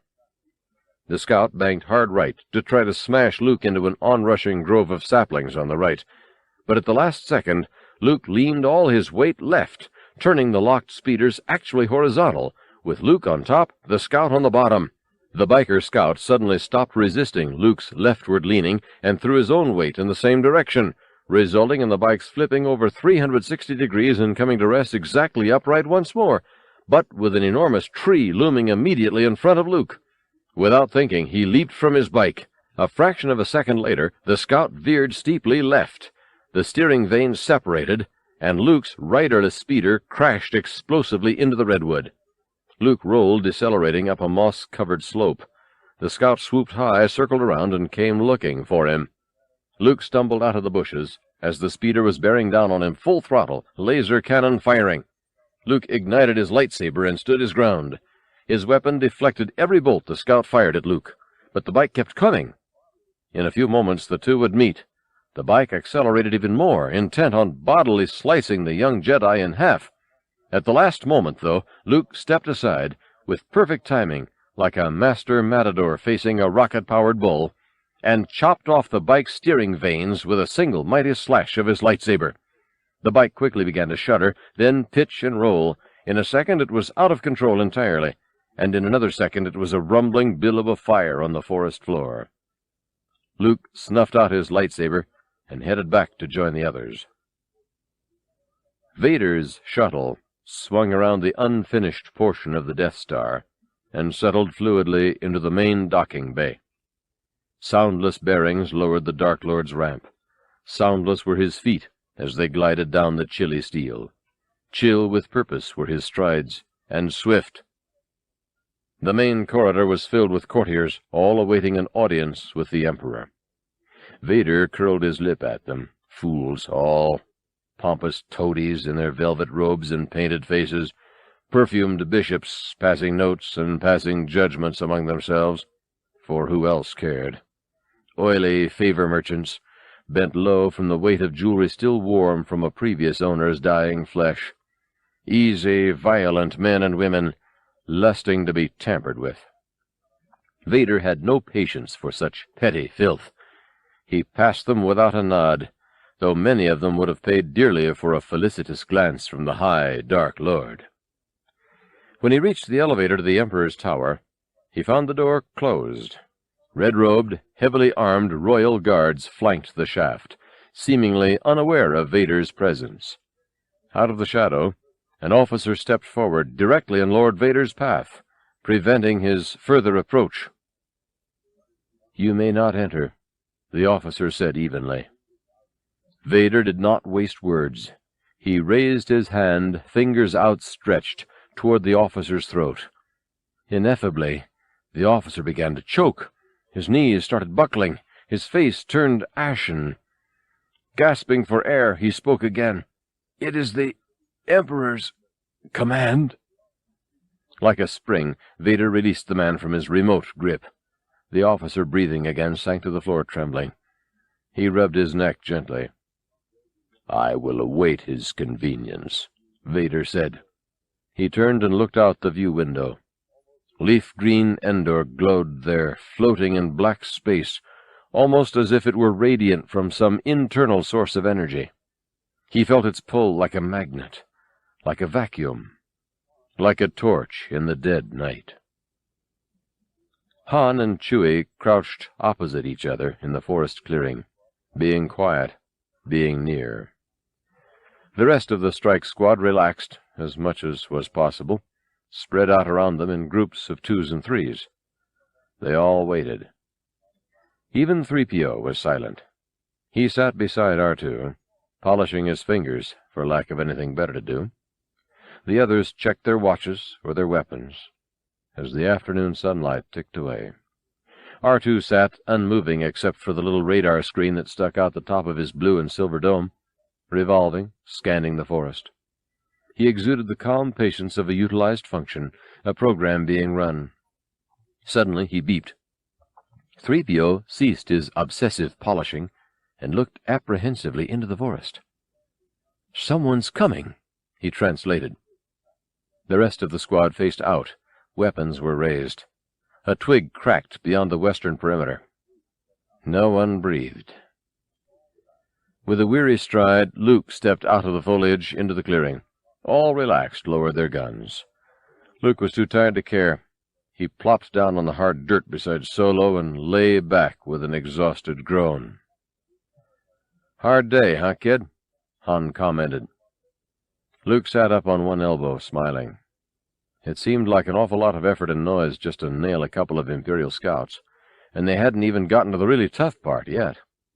But Han could still maintain his light tone. It was a state of grace, his particular brand of charm. Luke hoped it never vanished from the universe. "Wait till we get to that generator," he retorted in kind. Solo looked around into the forest Luke had just come from. "Where's Leia?" Luke's face suddenly turned to one of concern. "She didn't come back?" "I thought she was with you." Han's voice marginally rose in pitch and volume. "We got split up," Luke explained. He exchanged a grim look with Solo, then both of them slowly stood. "We better look for her." "Don't you want to rest a while?" Han suggested. He could see the fatigue in Luke's face and wanted to spare him for the coming confrontation, which would surely take more strength than any of them had. "I want to find Leia," he said softly. Han nodded without argument. He signaled to the rebel officer who was second in command of the strike squad. The officer ran up and saluted. "Take the squad ahead," ordered Solo. "We'll rendezvous at the shield generator at 0:30. The officer saluted again and immediately organized the troops. Within a minute they were filing silently into the forest, greatly relieved to be moving at last. Luke, Chewbacca, General Solo, and the 2 droids faced in the opposite direction. R2 led the way, his revolving scanner sensing for all the parameters that described his mistress, and the others followed him into the woods. The first thing Leia was aware of was her left elbow. It was wet. It was lying in a pool of water, getting quite soaked. She moved the elbow out of the water with a little splash, revealing something else. Pain. Pain in her entire arm when it moved. For the time being, she decided to keep it still. The next thing to enter her consciousness were sounds. the splash her elbow had made, the rustle of leaves, an occasional bird chirp, forest sounds. With a grunt, she took a short breath and noted the grunting sound. Smells began to fill her nostrils next. Humid, mossy smells, leafy oxygen smells, the odor of a distant honey, the vapor of rare flowers. Taste came with smell, the taste of blood on her tongue. She opened and closed her mouth a few times to localize where the blood was coming from, but she couldn't. Instead, the attempt only brought the recognition of new pains in her head, in her neck, in her back. She started to move her arms again, but this entailed a whole catalog of new pains. So once again she rested. Next, she allowed temperature to waft into her sensorium. Sun warmed the fingers of her right hand, while the palm in shadow stayed cool. A breeze drafted the back of her legs. Her left hand, pressed against the skin of her belly, was warm. She felt awake. Slowly, reticent actually to witness the damage, since seeing things made them real, and seeing her own broken body was not a reality she wanted to acknowledge. Slowly, she opened her eyes. Things were blurry here at ground level. Hazy browns and grays in the foreground, becoming progressively brighter and greener in the distance. Slowly, things came into focus. Slowly, she saw the Ewok. A strange, small, furry creature. He stood 3 feet from Leia's face, and no more than 3 feet tall. He had large, dark, curious, brownish eyes and stubby little finger paws, completely covered head to foot with soft brown fur. He looked like nothing so much as the stuffed baby Wookiee doll Leia remembered playing with as a child. In fact, when she first saw the creature standing before her, she thought it merely a dream, a childhood memory rising out of her addled brain. But this wasn't a dream, it was an Ewok, and his name was Wicket. Nor was he exclusively cute, for as Leia focused further, she could see a knife strapped to his waist. It was all he wore, save for a thin leather mantle only covering his head. They watched each other, unmoving, for a long minute. The Ewok seemed puzzled by the princess, uncertain of what she was or what she intended. At the moment, Leia intended to see if she could sit up. She sat up with a groan. The sound apparently frightened the little fluffball. He rapidly stumbled backward, tripped, and fell. "Yeep!" he squeaked. Leia scrutinized herself closely, looking for signs of serious damage. Her clothes were torn. She had cuts, bruises, and scrapes everywhere, but nothing seemed to be broken or irreparable. On the other hand, she had no idea where she was. She groaned again. That did it for the Ewok. He jumped up, grabbed a 4-foot-long spear, and held it defensively in her direction. Warily he circled, poking the pointed javelin at her, clearly more fearful than aggressive. "Hey, cut that out!" Leia brushed the weapon away with annoyance. That was all she needed now, to be skewered by a teddy bear. More gently, she added, "I'm not going to hurt you." Gingerly, she stood up, testing her legs. The Ewok backed away with caution. "Don't be afraid." Leia tried to put reassurance into her voice. "I just want to see what happened to my bike here." She knew the more she talked in this tone, the more at ease it would put the little creature. Moreover, she knew if she was talking, she was doing okay. Her legs were a little unsteady, but she was able to walk slowly over to the charred remains of the speeder, now lying in a half-melted pile at the base of the partially blackened tree. Her movement was away from the Ewok, who, like a skittish puppy, took this as a safe sign and followed her to the wreckage. Leia picked the Imperial scout's laser pistol off the ground. It was all that was left of him. "I think I got off at the right time," she muttered. The Ewok appraised the scene with his big, shiny eyes, nodded, shook his head, and squeaked vociferously for several seconds. Leia looked all around her at the dense forest, then sat down with a sigh on a fallen log.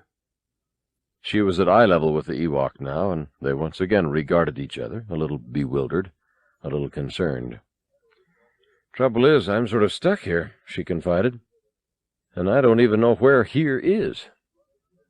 She put her head in her hands, partly to mull over the situation, partly to rub some of the soreness from her temples. Wicket sat down beside her and mimicked her posture exactly, head in paws, elbows on knees, then let out a little sympathetic Ewok sigh. Leia laughed appreciatively and scratched the small creature's furry head between the ears. He purred like a kitten. "You wouldn't happen to have a comlink on you by any chance?" Big joke, but she hoped maybe talking about it would give her an idea. The Ewok blinked a few times, but he only gave her a mystified look. Leia smiled. "No, I guess not." Suddenly Wicket froze, his ears twitched, and he sniffed the air. He tilted his head in an attitude of keen attention. "What is it?" Leia whispered. Something was obviously amiss. Then she heard it, a quiet snap in the bushes beyond, a tentative rustling. All at once the Ewok let out a loud, terrified screech. Leia drew her pistol, jumping behind the log. Wicket scurried beside her and squeezed under it. A long silence followed. Tense, uncertain, Leia trained her senses on the near underbrush, ready to fight. For all her readiness, she hadn't expected the laser bolt to come from where it did, high off to the right. It exploded in front of the log with a shower of light and pine needles. She returned the fire quickly, 2 short blasts, then just as quickly sensed something behind her. Slowly she swiveled to find an Imperial scout standing over her, his weapon leveled at her head. He reached out his hand for the pistol she held. "I'll take that," he ordered. Without warning, a furry hand came out from under the log and jabbed the scout in the leg with a knife. The man howled in pain, began jumping about on one foot. Leia dove for his fallen laser pistol. She rolled, fired, and hit the scout squarely in the chest, flash burning his heart. Quickly the forest was quiet once more. The noise and light swallowed up as if they had never been. Leia lay still where she was, panting softly, waiting for another attack. None came. Wicket poked his fuzzy head up from under the log and looked around. "Eep, erp, scoop, whoo," he mumbled in a tone of awe. Leia hopped up, ran all about the area, crouched, turned her head from side to side. It seemed safe for the time being. She motioned to her chubby new friend. "Come on, we'd better get out of here." As they moved into the thick flora, Wicket took the lead. Leia was unsure at first, but he shrieked urgently at her and tugged her sleeve. So she relinquished control of the odd little beast and followed him. She cast her mind adrift for a while, letting her feet carry her nimbly along among the gargantuan trees. She was struck suddenly, not by the smallness of the Ewok who guided her, but by her own smallness next to these trees. They were 10,000 years old, some of them, and tall beyond sight. They were temples to the life force she championed. They reached out to the rest of the universe. She felt herself part of their greatness, but also dwarfed by it. And lonely. She felt lonely here, in this forest of giants. All her life she'd lived among giants of her own people. Her father, the great Senator Organa, her mother, then Minister of Education, her peers and friends, giants all. But these trees, they were like mighty exclamation points, announcing their own preeminence. They were here. They were older than time. They would be here long after Leia was gone, after the rebellion, after the Empire. And then she didn't feel lonely again, but felt a part again of these magnificent, poised beings, a part of them across time and space, connected with a vibrant, vital force, of which it was confusing. A part and apart. She couldn't grasp it. She felt large and small, brave and timid. She felt like a tiny creative spark dancing about in the fires of life, dancing behind a furtive, pudgy midget bear who kept beckoning her deeper into the woods. It was this, then, that the Alliance was fighting to preserve. Furry creatures in mammoth forests, helping scared, brave princesses to safety.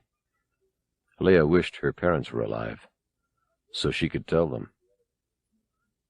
Lord Vader stepped out of the elevator and stood at the entrance to the throne room. The light cables hummed either side of the shaft, casting an eerie glow on the royal guards who waited there. He marched resolutely down the walkway, up the stairs, and paused subserviently behind the throne. He kneeled, motionless. Almost immediately he heard the Emperor's voice. "Rise! Rise and speak, my friend." Vader rose as the throne swiveled around, and the Emperor faced him. They made eye contact from light years and a soul's breath away. Across that abyss, Vader responded. "My master, a small rebel force has penetrated the shield and landed on Endor." "Yes, I know." There was no hint of surprise in his tone, rather fulfillment. Vader noted this, then went on. "My son is with them." The Emperor's brow furrowed less than a millimeter. His voice remained cool, unruffled, slightly curious. "Are you sure?"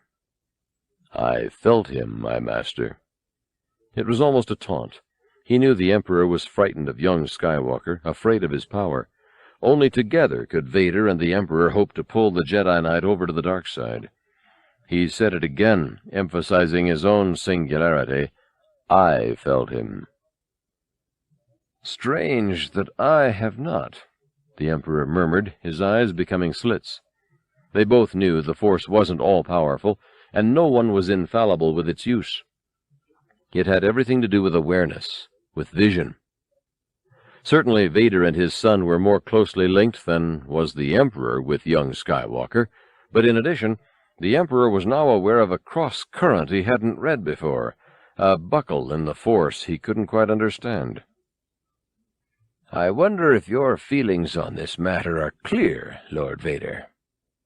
"They are clear, my master." He knew his son's presence. It galled him and fueled him and lured him and howled in a voice of its own. "Then you must go to the Sanctuary Moon and wait for him," Emperor Palpatine said simply. As long as things were clear, things were clear. "He will come to me?" Vader asked skeptically. This was not what he felt. He felt drawn. "Of his own free will," the Emperor assured him. It must be of his own free will, else all was lost. A spirit could not be coerced into corruption. It had to be seduced. It had to participate actively. It had to crave. Luke Skywalker knew these things, and still he circled the black fire like a cat. Destinies could never be read with absolute certainty, but Skywalker would come, that was clear. "I have foreseen it. His compassion for you will be his undoing." Compassion had always been the weak belly of the Jedi, and forever would be. It was the ultimate vulnerability. The Emperor had none. "The boy will come to you, and you will then bring him before me." Vader bowed low. "As you wish." With casual malice, the Emperor dismissed the Dark Lord. With grim anticipation, Vader strode out of the throne room to board the shuttle for Endor. Luke, Chewie, Han, and 3PO picked their way methodically through the undergrowth behind R2, whose antenna continued to revolve. It was remarkable the way the little droid was able to blaze a trail over jungle terrain like this, but he did it without fuss, the miniature cutting tools on his walkers and dome slicing neatly through anything too dense to push out of the way. R2 suddenly stopped, causing some consternation on the part of his followers. His radar screen spun faster. He clicked and whirred to himself, then darted forward with an excited announcement. "Verdeep doop boop dweep." 3PO raced behind him. "R2 says the rocket bikes are right up— Oh, dear!" They broke into the clearing just ahead of the others, but all stopped in a clump on entering. The charred debris of 3 speeder bikes was strewn around the area, not to mention the remains of some Imperial scouts. They spread out to inspect the rubble. Little of note was evident except a torn piece of Leia's jacket. Han held it soberly, thinking. 3PO spoke quietly. "R2's sensors find no other trace of Princess Leia." "I hope she's nowhere near here now." Han said to the trees. He didn't want to imagine her loss. After all that had happened, he simply couldn't believe it would end this way for her. "Looks like she ran into 2 of them," Luke said, just to say something. None of them wanted to draw any conclusions. "She seems to have done all right," Han responded somewhat tersely. He was addressing Luke, but speaking to himself. Only Chewbacca seemed uninterested in the clearing in which they were standing. He stood facing the dense foliage beyond, then wrinkled his nose, sniffing. "Rawr!" he shouted, plunging into the thicket. The others rushed after him. R2 whistled softly, nervously. "Picking up what?" 3PO snapped. "Try to be more specific, would you?" The trees became significantly taller as the group pushed on. Not that it was possible to see any higher, but the girth of the trunks was increasingly massive. The rest of the forest was thinning a bit in the process, making passage easier, but giving them the distinct sense that they were shrinking. It was an ominous feeling. All at once the undergrowth gave way again to yet another open space. At the center of this clearing, a single tall stake was planted in the ground, from which hung several shanks of raw meat. The searchers stared, then cautiously walked to the stake. "What's this?" 3PO voiced the collective question. Chewbacca's nose was going wild in some kind of olfactory delirium. He held himself back as long as he could, but was finally unable to resist. He reached out for one of the slabs of meat. "No, wait!" shouted Luke. "Don't!" But it was too late. The moment the meat was pulled from the stake, a huge net sprang up all around the adventurers, instantly hoisting them high above the ground, in a twisting jumble of arms and legs. R2 whistled wildly. He was programmed to hate being upside down, as the Wookiee bayed his regret. Han peeled a hairy paw away from his mouth, spitting fur. "Great, Chewie. Nice work. Always thinking with your stomach." "Take it easy," called Luke. "Let's just figure out how to get out of this thing." He tried, but was unable to free his arms, one locked behind him through the net, one pinned to 3PO's leg. "Can anyone reach my lightsaber?" R2 was bottommost. He extended his cutting appendage and began clipping the loops of the viney net. Solo, meantime, was trying to squeeze his arm past 3PO, trying to stretch to reach the lightsaber hanging at Luke's waist. They settled jerkily as R2 cut through another piece of mesh, leaving Han pressed face to face with the protocol droid. "Out of the way, Goldenrod. Get off of—" "How do you think I feel?" 3PO charged. There was no protocol in a situation like this. "I don't really—" Han began, but suddenly R2 cut through the last link and the entire group crashed out of the net to the ground. As they gradually regained their senses, sat up, checked to make certain the others were all safe, one by one they realized they were surrounded by 20 furry little creatures, all wearing soft leather hoods or caps, all brandishing spears. One came close to Han, pushing a long spear in his face, screeching, "Ewok!" Solo knocked the weapon aside with a curt directive, "Point that thing somewhere else." A second Ewok became alarmed and lunged at Han. Again he deflected the spear, but in the process got cut on the arm. Luke reached for his lightsaber, but just then a third Ewok ran forward, pushing the more aggressive ones out of the way, and shrieked a long string of seeming invective at them, in a decidedly scolding tone. At this, Luke decided to hold off on his lightsaber. Han was wounded and angry, though. He started to draw his pistol. Luke stopped him before he cleared holster with a look. "Don't. It'll be all right," he added. Never confuse ability with appearance, Ben used to tell him, or actions with motivations. Luke was uncertain of these little furries, but he had a feeling. Han held his arm and held his peace, as the Ewoks swarmed around, confiscating all their weapons. Luke even relinquished his lightsaber. Chewie growled suspiciously. R2 and 3PO were just extracting themselves from the collapsed net, as the Ewoks chattered excitedly to each other. Luke turned to the golden droid. "3PO, can you understand what they're saying?" 3PO rose from the mesh trap, feeling himself for dents or rattles. "Oh, my head," he complained. At the sight of his fully upright body, The Ewoks began squeaking among themselves, pointing and gesticulating. 3PO spoke to the one who appeared to be the leader. "Shri breeb ashur du." "Blah we dul bliup rishuri," answered the fuzzy beast. "Do we shes?" "Riap glua rupsh." "Shri." Suddenly one of the Ewoks dropped his spear with a little gasp and prostrated himself before the shiny droid. In another moment, all the Ewoks followed suit. 3PO looked at his friends with a slightly embarrassed shrug. Chewie let out a puzzled bark. R2 whirred speculatively. Luke and Han regarded the battalion of kowtowing Ewoks in wonder.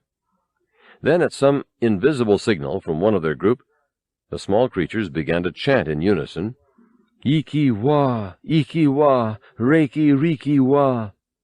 Han looked at 3PO with total disbelief. "What did you say to them?"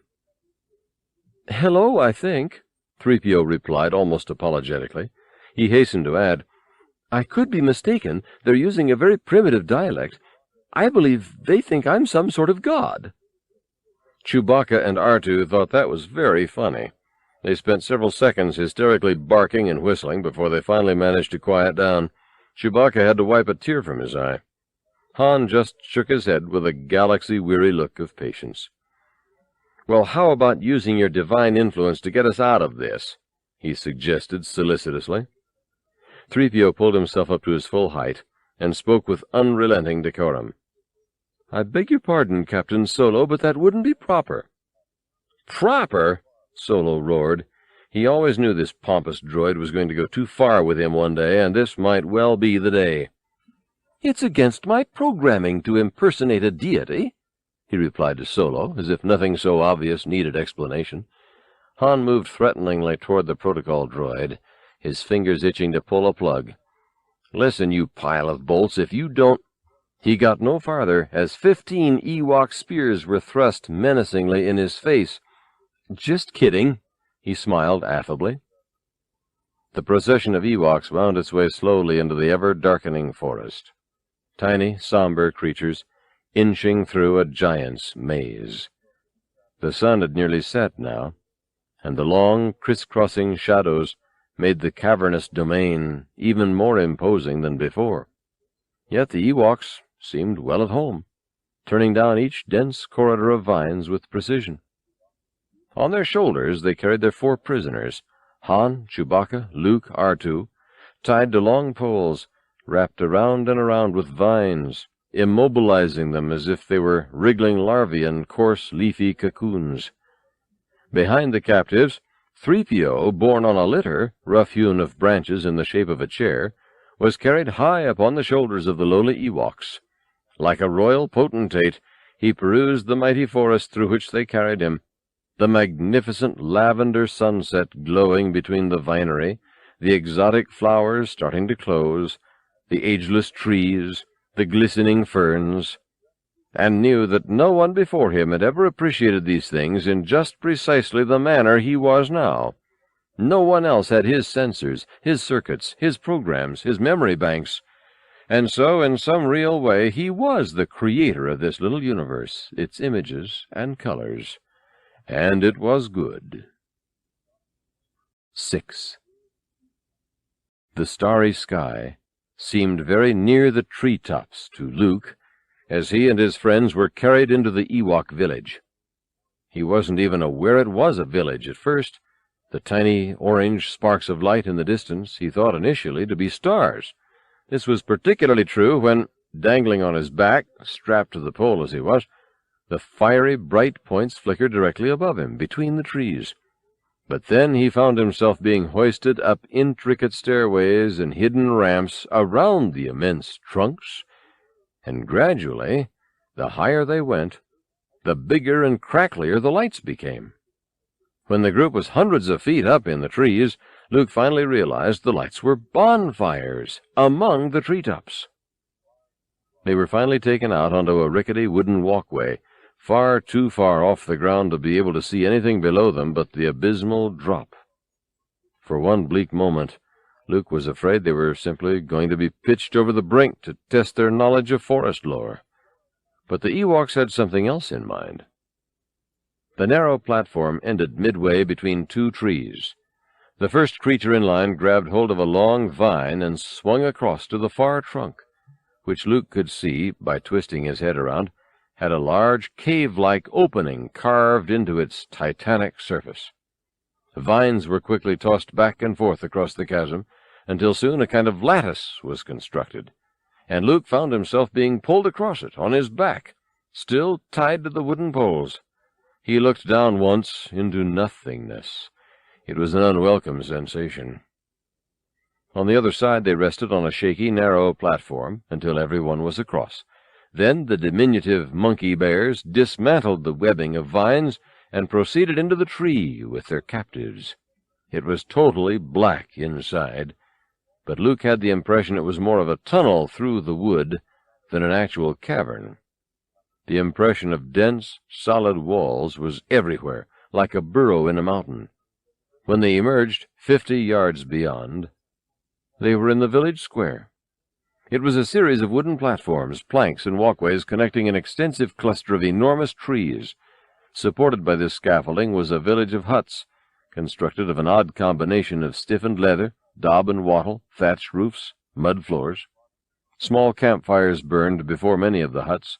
The sparks were caught by an elaborate system of hanging vines, which funneled them to a smothering point. And everywhere were hundreds of Ewoks. Cooks, tanners, guards, grandfathers.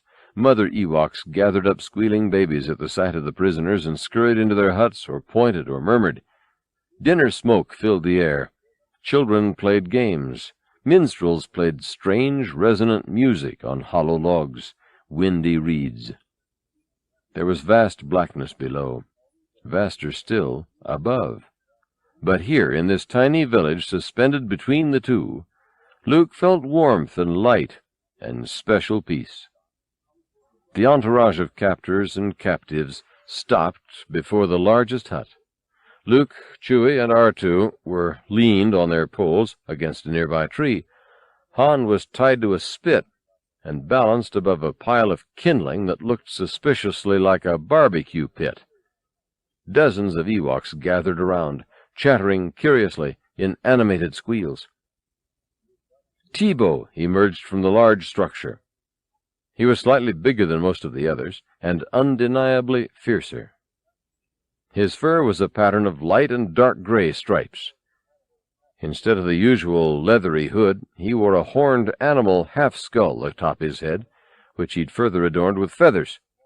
He carried a stone hatchet, and even for someone as small as an Ewok, he walked with a definite swagger. He examined the group cursorily, then seemed to make some kind of pronouncement. At that, a member of the hunting party stepped forward. Paplu, the mantled Ewok who seemed to have taken a more protective view toward the prisoners. Teebo conferred with Paplu for a short time. The discussion soon turned into a heated disagreement, however, with Paplu apparently taking the rebels' side, and Teebo seemingly dismissing whatever considerations arose. The rest of the tribe stood around watching the debate with great interest, occasionally shouting comments or squeaking excitedly. 3PO, whose litter throne had been set down in a place of honor near the stake to which Solo was tied, followed the ongoing argument with rapt fascination. He began to translate once or twice for Luke and the others, but stopped after only a few words. Since the debaters were talking so fast, he didn't want to lose the gist of what was being said. Consequently, he didn't transmit any more information than the names of the Ewoks involved. Han looked over at Luke with a dubious frown. "I don't like the looks of this."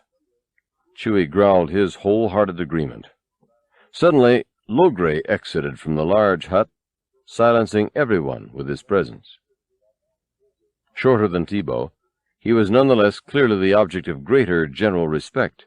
He, too, wore a half-skull on his head, some kind of great bird skull, a single feather tied to its crest. His fur was striped tan, though, and his face wise. He carried no weapon, only a pouch at his side, and a staff topped by the spine of a once powerful enemy.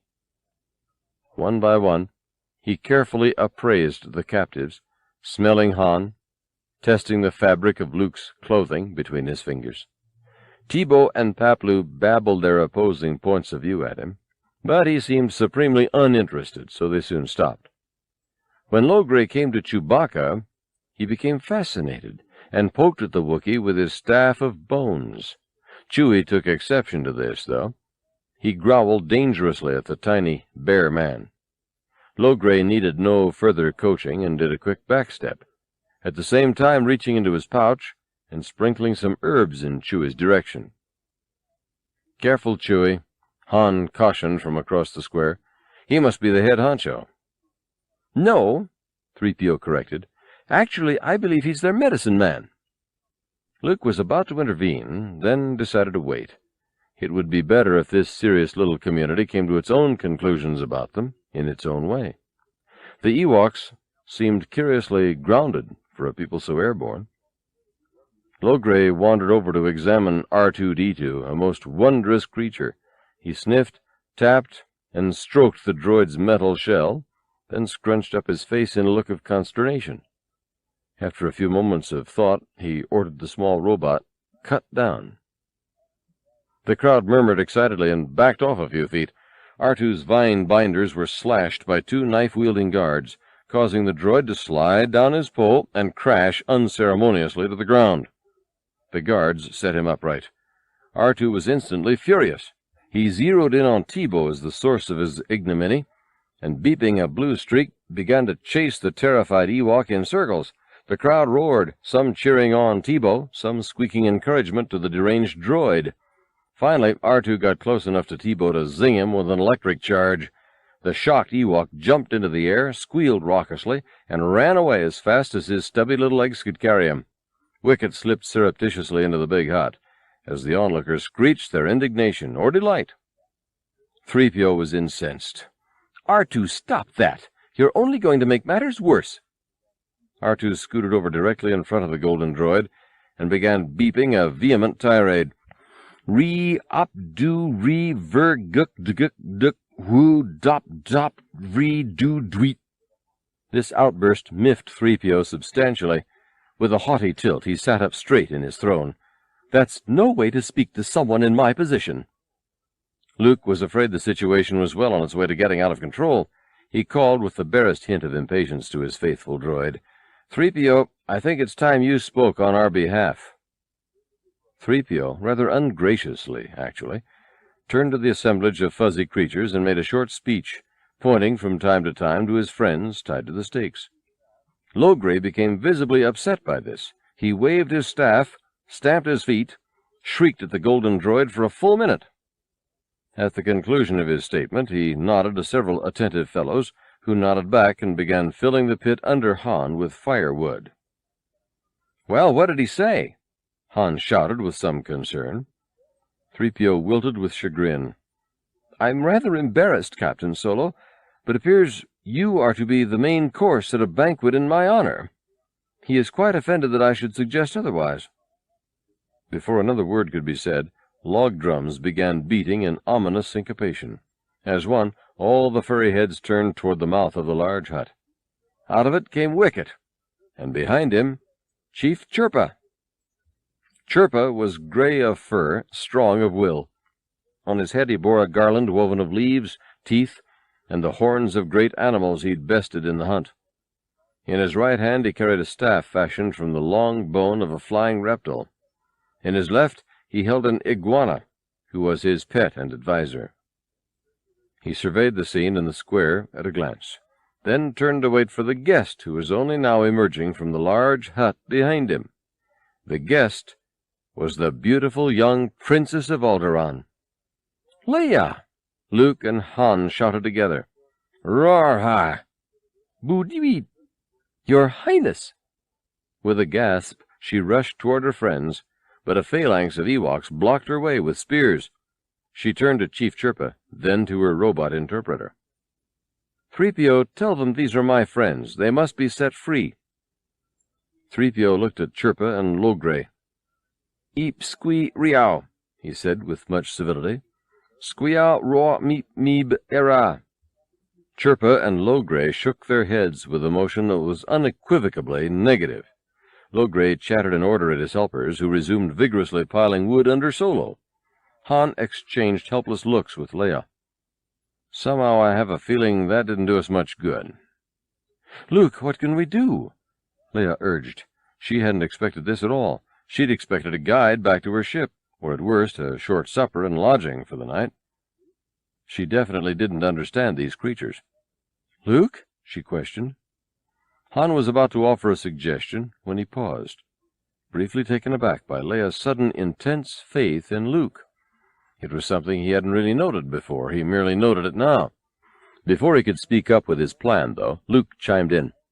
"3PO, tell them if they don't do as you wish, you'll become angry and use your magic." "But, Master Luke, what magic?" the droid protested. "I couldn't—" "Tell them," Luke ordered, uncharacteristically raising his voice.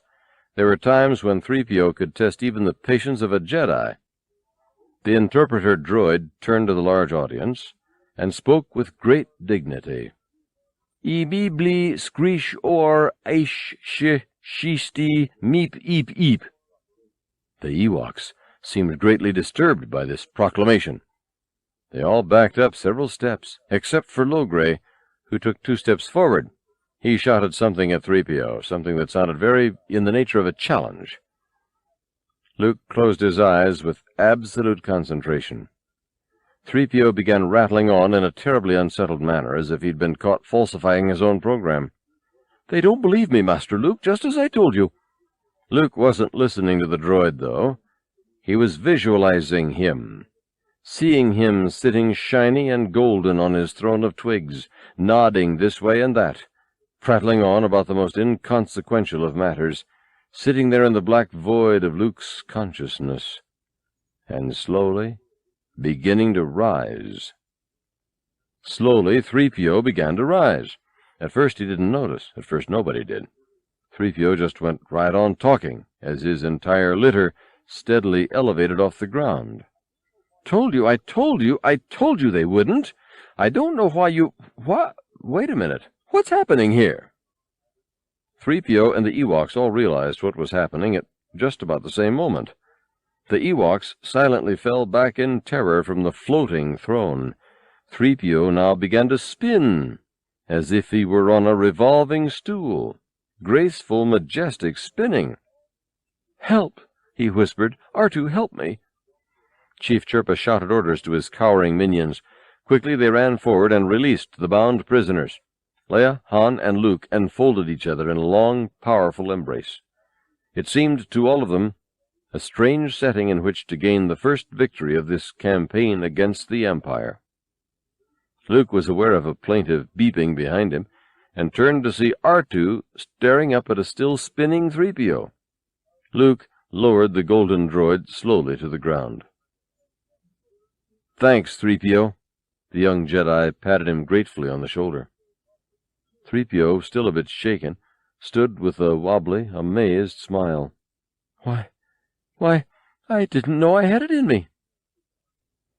The hut of Chief Chirpa was large by Ewok standards, though Chewbacca, sitting cross-legged, nearly scraped the ceiling with his head. The Wookiee hunched along one side of the dwelling with his rebel comrades, while the chief and 10 elders sat on the other side, facing them. In the center, between the two groups, a small fire warmed the night air, casting ephemeral shadows on the earthen walls. Outside, the entire village awaited the decisions this council would arrive at. It was a pensive, clear night, charged with high moment. Though it was quite late, not an Ewok slept. Inside, 3PO was speaking. Positive and negative feedback loops had already substantially increased his fluency in this squeaky language. He was now in the midst of an animated history of the Galactic Civil War, replete with pantomime, elocution, explosive sound effects, and editorial commentary. He even mimicked an Imperial walker at one point. The Ewok elders listened carefully, occasionally murmuring comments to each other. It was a fascinating story, and they were thoroughly absorbed, at times horrified, at times outraged. Logray conferred with Chief Chirpa once or twice, and several times asked 3PO questions, to which the golden droid responded quite movingly. Once R2 even whistled, probably for emphasis.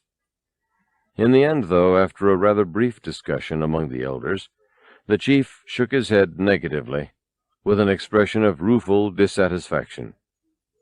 He spoke finally to 3PO, and 3PO interpreted for his friends.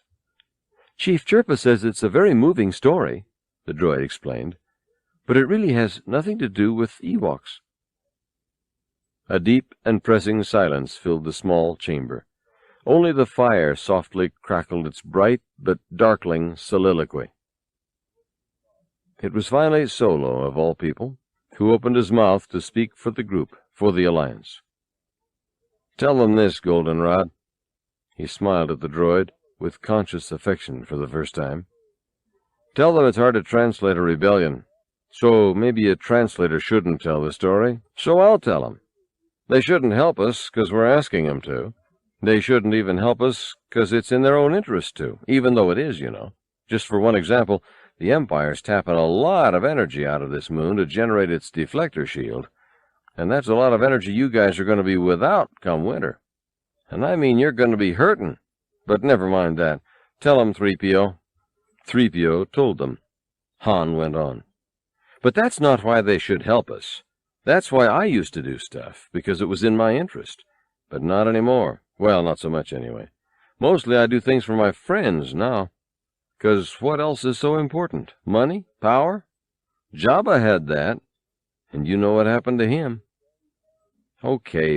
The point is, your friends are your friends, you know? This was one of the most inarticulate pleas Leia had ever heard, but it made her eyes fill with tears.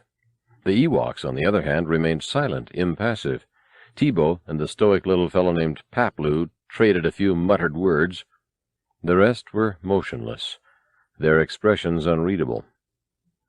After another protracted pause, Luke cleared his throat.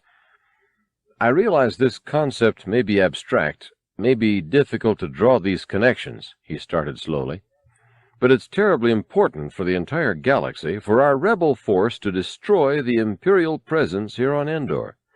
Look up there through the smoke hole in the roof. Just through that tiny hole you can count 100 stars. In the whole sky there are millions and billions more you can't even see. And they all have planets and moons and happy people just like you. And the Empire is destroying all that. You could get dizzy just lying on your back and staring up at all the starshine. You could almost explode, it's so beautiful sometimes. And you're part of the beauty. It's all part of the same force. And the Empire is trying to turn out the lights." It took a while for 3PO to finish translating this. He wanted to get all the words just right. When he did eventually stop talking, there was an extensive squeaking among the elders, rising and falling in volume, ceasing, and then resuming again. Leia knew what Luke was trying to say, but she feared greatly that the Ewoks wouldn't see the connection. It was connected intimately, though, if she could only bridge the gap for them. She thought of her experience in the forest earlier, her sense of oneness with the trees whose outstretched limbs seemed to touch the very stars, the stars whose light filtered down like cascading magic. She felt the power of the magic within her, and it resonated around the hut, from being to being, flowing through her again, making her stronger still, until she felt one with these Ewoks, nearly. Felt as if she understood them, knew them, conspired with them, in the primary sense of the word. They breathed together. The debate wound down, leaving finally another quiet moment in the hut. Leia's respirations quieted, too, in resonance, and with an air of confident serenity she made her appeal to the council. "Do it because of the trees," she said. That's all she said. Everyone expected more, but there was no more. Only this short, oblique outburst. Wicket had been observing these proceedings with increasing concern from the sidelines.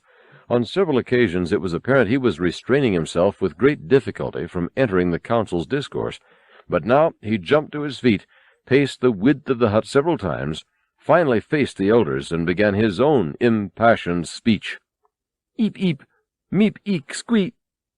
3PO translated for his friends. "Honorable elders, we have this night received a perilous, wondrous gift, the gift of freedom.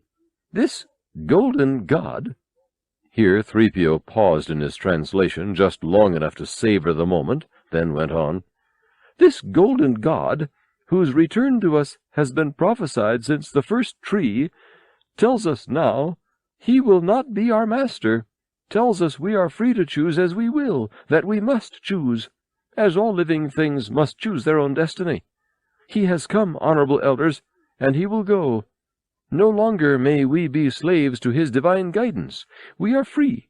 Yet how must we comport ourselves? Is an Ewok's love of the wood any less because he can leave it? No, his love is more, because he can leave it, yet he stays. So is it with the voice of the Golden One. We can close our eyes, yet we listen. His friends tell us of a force, a great living spirit, of which we are all part, even as the leaves are things separate yet part of the tree. We know this spirit, honorable elders, though we call it not the force. The friends of the Golden One tell us this force is in great jeopardy here and everywhere. When the fire reaches the forest, who is safe? Not even the great tree of which all things are part, nor its leaves, nor its roots, nor its birds. All are in peril forever and ever.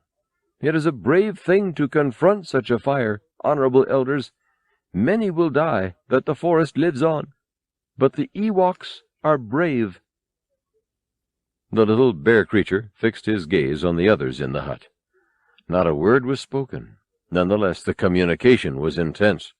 After a minute like this, he concluded his statement. "Honorable elders, we must aid this noble party, not less for the trees, but more for the sake of the leaves on the trees. These rebels are like the Ewoks, who are like the leaves. Battered by the wind, eaten without thought by the tumult of locusts that inhabit the world, yet do we throw ourselves on smoldering fires, that another may know the warmth of light. Yet do we make a soft bed of ourselves, that another may know rest. Yet do we swirl in the wind that assails us, to send the fear of chaos into the hearts of our enemies. Yet do we change color, even as the season calls upon us to change. So must we help our leaf brothers, these rebels, for so has come a season of change upon us." He stood still before them, the small fire dancing in his eye. For a timeless moment, all the world seemed still. The elders were moved. Without saying another word, they nodded in agreement. Perhaps they were telepathic. In any case, Chief Chirpa stood, and, without preface, made a brief pronouncement. All at once, drums began to beat throughout the entire village. The elders jumped up, no longer at all so serious, and ran across the tent to hug the rebels. Teebo even began to hug R2, but thought better of it as the little droid backed off with a low warning whistle. Teebo scurried over to hop playfully on the Wookiee's back instead. Han smiled uncertainly. "What's going on?" "I'm not sure," Leia answered out of the side of her mouth, "but it doesn't look too bad." Luke, like the others, was sharing the joyous occasion, whatever it meant, with a pleasant smile and diffuse goodwill, when suddenly a dark cloud filled his heart, hovered there, nestled a clammy chill into the corners of his soul. He wiped its traces from his visage, made his face a mask. Nobody noticed. 3PO finally nodded his understanding to Wicket, who was explaining the situation to him. He turned with an expansive gesture to the rebels. "We are now part of the tribe." "Just what I've always wanted," said Solo. 3PO continued talking to the others, trying to ignore the sarcastic Star Captain. "The chief has vowed to help us in any way to rid their land of the evil ones." "Well, short help is better than no help, I always say," Solo chuckled. 3PO was once again rapidly overheating his circuits toward the Corellian ingrate. "Teebo says his chief scouts, Wicket and Paplu, will show us the fastest way to the shield generator." "Tell him thanks, Goldenrod." He just loved irking 3PO. He couldn't help himself. Chewie let out a righteous bark, happy to be on the move again. One of the Ewoks thought he was asking for food, though, and brought the Wookiee a large slab of meat. Chewbacca didn't refuse. He downed the meat in a single gulp, as several Ewoks gathered, watching in amazement. They were so incredulous at this feat, in fact, they began giggling furiously, and the laughter was so infectious it started the Wookiee chortling. His gruff guffaws were really hilarious to the chuckling Ewoks, so, as was their custom, they jumped on him in a frenzy of tickling, which he returned threefold, until they all lay in a puddle quite exhausted. Chewie wiped his eyes and grabbed another piece of meat, which he gnawed at a more leisurely pace. Solo, meanwhile, began organizing the expedition. "How far is it? We'll need some fresh supplies. There's not much time, you know. Give me some of that, Chewie." Chewie snarled. Luke drifted to the back of the hut and then slipped outside during the commotion. Out in the square, a great party was going on, dancing, squealing, tickling. But Luke avoided this, too. He wandered away from the bonfires, away from the gaiety, to a secluded walkway on the dark side of a colossal tree. Leia followed him. The sounds of the forest filled the soft night air here. Crickets, skittering rodents, desolate breezes, anguished owls. The perfumes were a mixture of night-blooming jasmine and pine. The harmonies were strictly ethereal. The sky was crystal black. Luke stared at the brightest star in the heavens. It looked to be fired from deep within its core by raging elemental vapors. It was the Death Star. He couldn't take his eyes from it. Leia found him like that. "What's wrong?" she whispered. He smiled wearily. "Everything, I'm afraid. Or nothing, maybe. Maybe things are finally going to be as they were meant to be." He felt the presence of Darth Vader very near. Leia took his hand. She felt so close to Luke, yet she couldn't say how.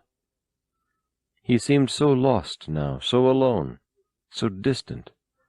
She almost couldn't feel his hand in hers. "What is it, Luke?" He looked down at their intertwined fingers. "Leia, do you remember your mother? Your real mother?" The question took her totally by surprise. She'd always felt so close to her adopted parents, it was as if they were her real parents. She almost never thought of a real mother. That was like a dream. Yet now Luke's question made her start. Flashes from her infancy assaulted her. Distorted visions of running, a beautiful woman, hiding in a trunk. The fragments suddenly threatened to flutter with emotion. "Yes," she said, pausing to regain her composure. "Just a little bit. She died when I was very young." "What do you remember?" he pressed. "Tell me." "Just feelings, really. Images." She wanted to let it slide. It was so out of the blue, so far from her immediate concerns, but somehow so loud inside all of a sudden. "Tell me," Luke repeated. She felt surprised by his insistence, but decided to follow him with it, at least for the time being. She trusted him, even when he frightened her. She was very beautiful, Leia remembered aloud, gentle and kind, but sad. She looked deeply into his eyes, seeking his intentions. "Why are you asking me this?" He turned away, peering back up at the Death Star, as if he'd been on the verge of opening up. Then something scared him, and he pulled it all in once more. "I have no memory of my mother," he claimed. "I never knew her." "Luke, tell me what's troubling you." She wanted to help. She knew she could help. He stared at her a long moment, estimating her abilities, gauging her need to know, her desire to know. She was strong. He felt it unwaveringly. He could depend on her. They all could. "Vader is here, now, on this moon." She felt a chill, like a physical sensation, as if her blood had actually congealed. "How do you know?" "I can feel his presence. He's come for me." "But how could he know we were here? Was it the code? Did we leave out some password?"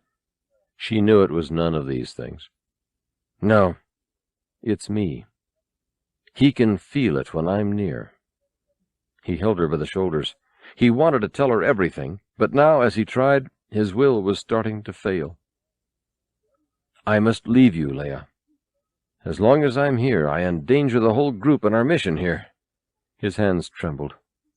"I have to face Vader." Leia was fast becoming distraught, confused.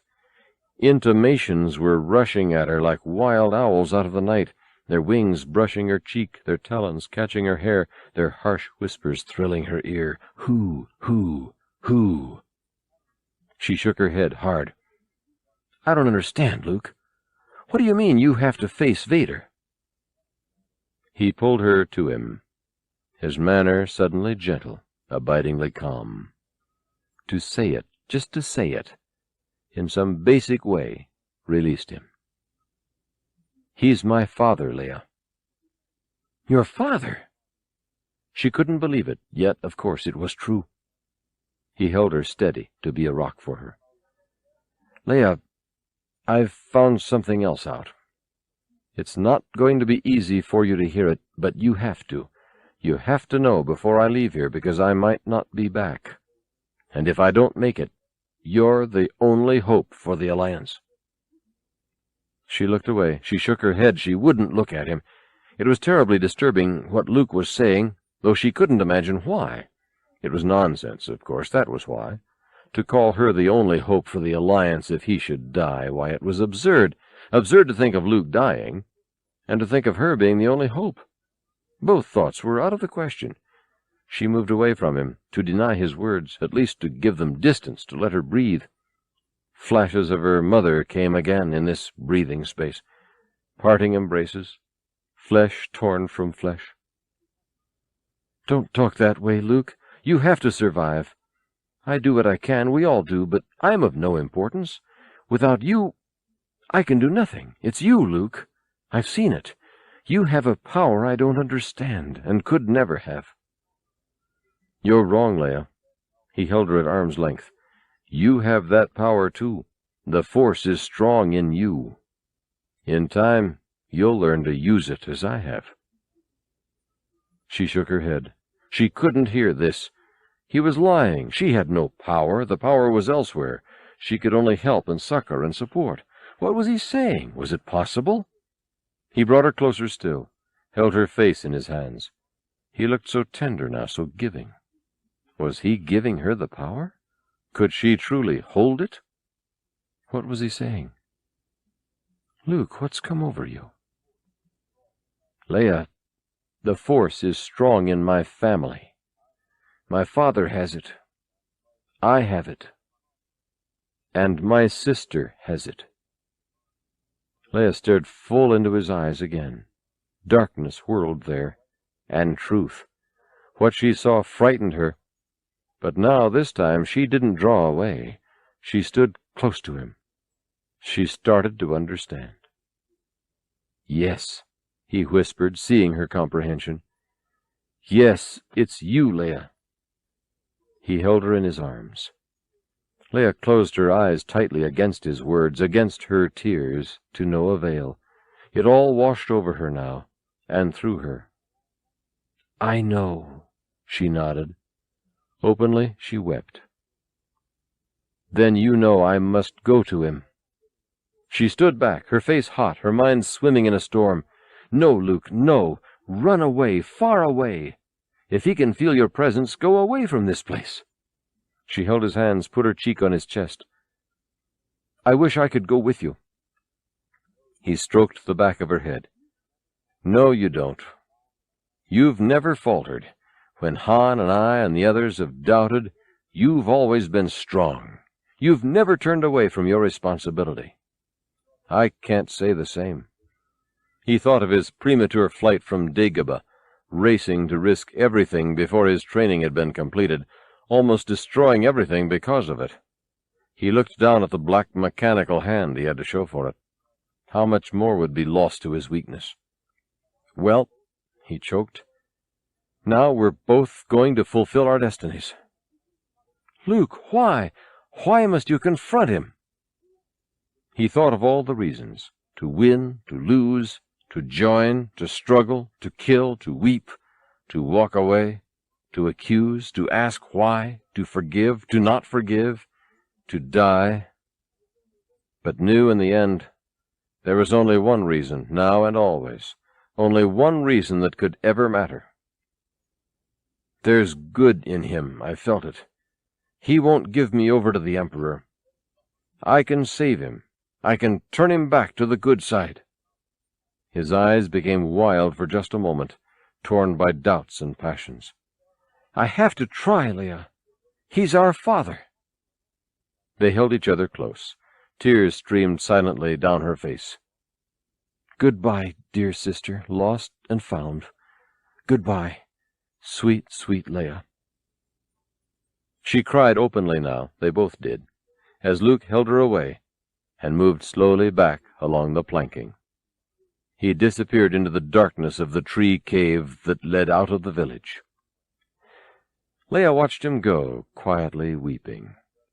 She gave free vent to her feelings, did not try to stop the tears, tried instead to feel them, to feel the source they came from, the path they took, the murky corners they cleansed. Memories poured through her now, clues, suspicions, half-heard mutterings when they'd thought she was asleep. Luke, her brother, and Vader, her father.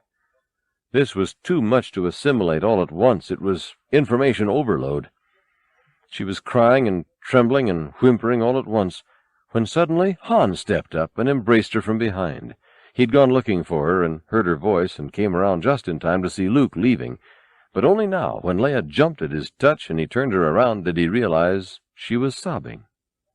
His quizzical smile turned to concern, tempered by the heart-fear of the would-be lover. "Hey, what's going on here?" She stifled her sobs, wiped her eyes. "It's nothing, Han. I just want to be alone for a while." She was hiding something, that much was plain, and that much was unacceptable. "It's not nothing," he said angrily. "I want to know what's going on. Now you tell me what it is." He shook her. He'd never felt like this before. He wanted to know, but he didn't want to know what he thought he knew.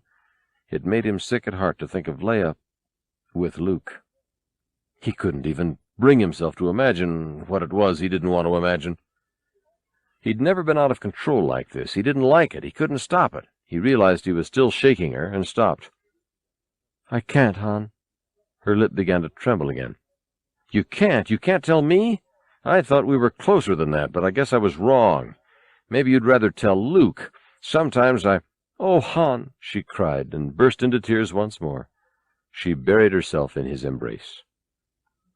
His anger turned slowly to confusion and dismay as he found himself wrapping his arms around her, caressing her shoulders, comforting her.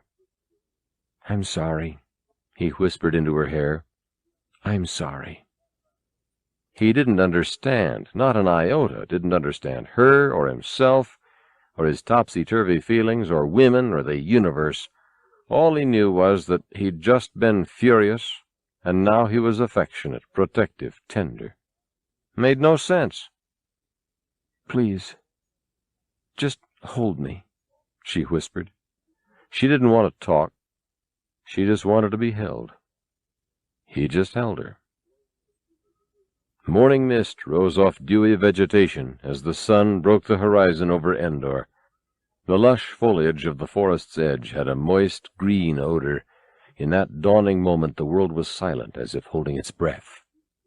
In violent contrast, the Imperial landing platform squatted over the ground. Harsh, metallic, octagonal, it seemed to cut like an insult into the verdant beauty of the place.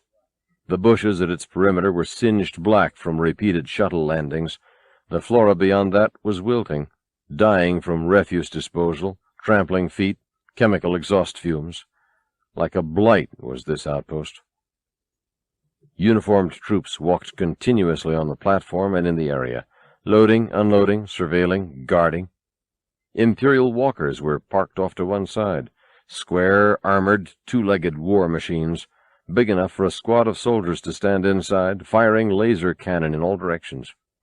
An Imperial shuttle took off for the Death Star, with a roar that made the trees cringe. Another walker emerged from the timber on the far side of the platform, returning from a patrol mission.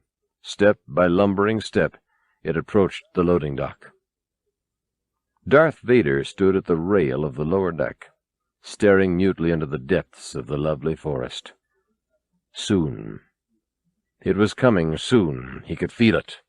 Like a drum getting louder, his destiny approached. Dread was all around, but fear like this excited him, so he let it bubble quietly within. Dread was a tonic. It heightened his senses, honed a raw edge to his passions. Closer it came. Victory, too, he sensed. Mastery. But laced with something else. What was it? He couldn't see it quite. Always in motion, the future, difficult to see. Its apparitions tantalized him, swirling specters, always changing. Smoky was his future, thunderous with conquest and destruction. Very close now, almost here.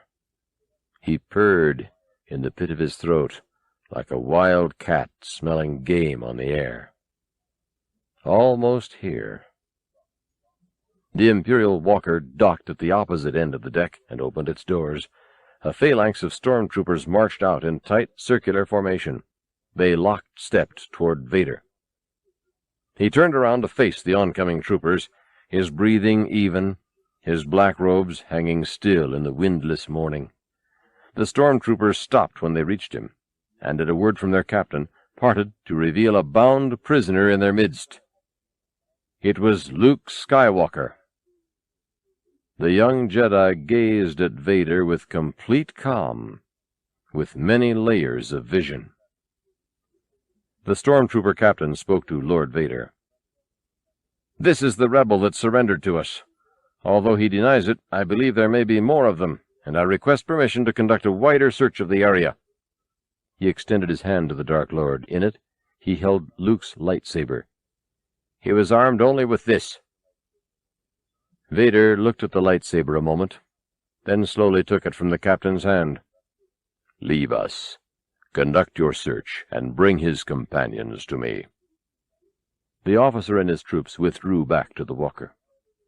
Luke and Vader were left standing alone, facing each other, in the emerald tranquility of the ageless forest. The mist was beginning to burn off. Long day ahead. 7. "So," the Dark Lord rumbled, "you have come to me." "And you to me." "The Emperor is expecting you. He believes you will turn to the dark side." "I know, Father." It was a momentous act for Luke, to address his father as his father, but he'd done it now, and kept himself under control, and the moment was past. It was done. He felt stronger for it. He felt potent. "So you have finally accepted the truth," Vader gloated. "I have accepted the truth that you were once Anakin Skywalker, my father." "That name no longer has meaning for me." It was a name from long ago, a different life, a different universe. Could he truly once have been that man? "It is the name of your true self." Luke's gaze bore steadily down on the cloaked figure. "You have only forgotten. I know there is good in you. The Emperor hasn't driven it fully away." He molded with his voice, tried to form the potential reality with the strength of his belief. "That's why you could not destroy me. That's why you won't take me to your Emperor now." Vader seemed almost to smile through his mask at his son's use of Jedi voice manipulation. He looked down at the lightsaber the captain had given him, Luke's lightsaber. So the boy was truly a Jedi now, a man grown. He held the lightsaber up. "You have constructed another." "This one is mine," Luke said quietly. "I no longer use yours." Vader ignited the blade, examined its humming, brilliant light, like an admiring craftsman. "Your skills are complete. Indeed, you are as powerful as the Emperor has foreseen." They stood there for a moment, the lightsaber between them. Sparks dove in and out of the cutting edge. photons pushed to the brink by the energy pulsing between these two warriors. "Come with me, Father." Vader shook his head. "Ben once thought as you do." "Don't blame Ben for your fall." Luke took a step closer, then stopped. Vader did not move. "You don't know the power of the dark side. I must obey my master." "I will not turn. You will be forced to destroy me." "If that is your destiny." This was not his wish, but the boy was strong. If it came at last to blows, yes, he would destroy Luke. He could no longer afford to hold back as he once had. "Search your feelings, Father. You can't do this. I feel the conflict within you. Let go of your hate." But Vader hated no one. He only lusted too blindly. "Someone has filled your mind with foolish ideas, young one. The Emperor will show you the true nature of the Force. He is your master now." Vader signaled to a squad of distant stormtroopers as he extinguished Luke's lightsaber. The guards approached. Luke and the Dark Lord faced one another for a long, searching moment. Vader spoke just before the guards arrived. "It is too late for me, son." "Then my father is truly dead," answered Luke. So what was to stop him from killing the evil one who stood before him now, he wondered. Nothing, perhaps. The vast rebel fleet hung poised in space, ready to strike. It was hundreds of light years from the Death Star, but in hyperspace all time was a moment, and the deadliness of an attack was measured not in distance, but in precision. Ships changed in formation from corner to side, creating a faceted diamond shape to the armada, as if, like a cobra, the fleet was spreading its hood. The calculations required to launch such a meticulously coordinated offensive at light speed made it necessary to fix on a stationary point, that is, stationary relative to the point of re-entry from hyperspace. The point chosen by the rebel command was a small blue planet of the Sullust system. The armada was positioned around it now, this unblinking cerulean world. It looked like the eye of the serpent. The Millennium Falcon finished its rounds of the fleet's perimeter, checking final positions, then pulled into place beneath the flagship. The time had come. Lando was at the controls of the Falcon. Beside him, his co-pilot, Nien Numb, a jowled, mouse-eyed creature from Sullust, flipped switches, monitored readouts, and made final preparations for the jump to hyperspace. Lando set his comlink to War Channel. Last hand of the night, his deal, a table full of high rollers, his favorite kind of game. With dry mouth, he made his summary report to Akbar on the command ship. "Admiral, we're in position. All fighters are accounted for." Akbar's voice crackled back over the headset. "Proceed with the countdown. All groups assume attack coordinates." Lando turned to his co-pilot with a quick smile. "Don't worry, my friends are down there. They'll have that shield down on time." He turned back to his instrument, saying under his breath, "For this will be the shortest offensive of all time." "Gajung Jigodio," the co-pilot commented. "All right," Lando grunted. "Stand by, then." He patted the control panel for good luck, even though his deepest belief was that a good gambler made his own luck. Still, that's what Han's job was this time, and Han had almost never let Lando down, just once, and that was a long time ago, in a star system far, far away. This time was different. This time they were going to redefine luck and call it Lando. He smiled and patted the panel one more time, just right. Up on the bridge of the Star Cruiser command ship, Akbar paused, looked around at his generals. All was ready. "Are all groups in their attack coordinates?" he asked. He knew they were. "Affirmative, Admiral." Akbar gazed out his view window meditatively at the star field, for perhaps the last reflective moment he would ever have. He spoke finally into the comlink war channel. "All craft will begin the jump to hyperspace on my mark. May the Force be with us." He reached forward to the signal button. In the Falcon, Lando stared at the identical galactic ocean, with the same sense of grand moment, but also with foreboding. They were doing what a guerrilla force must never do, engage the enemy like a traditional army. The Imperial army fighting the rebellion's guerrilla war was always losing, unless it won. The rebels, by contrast, were always winning, unless they lost. And now, here was the most dangerous situation, the Alliance drawn into the open, to fight on the Empire's terms.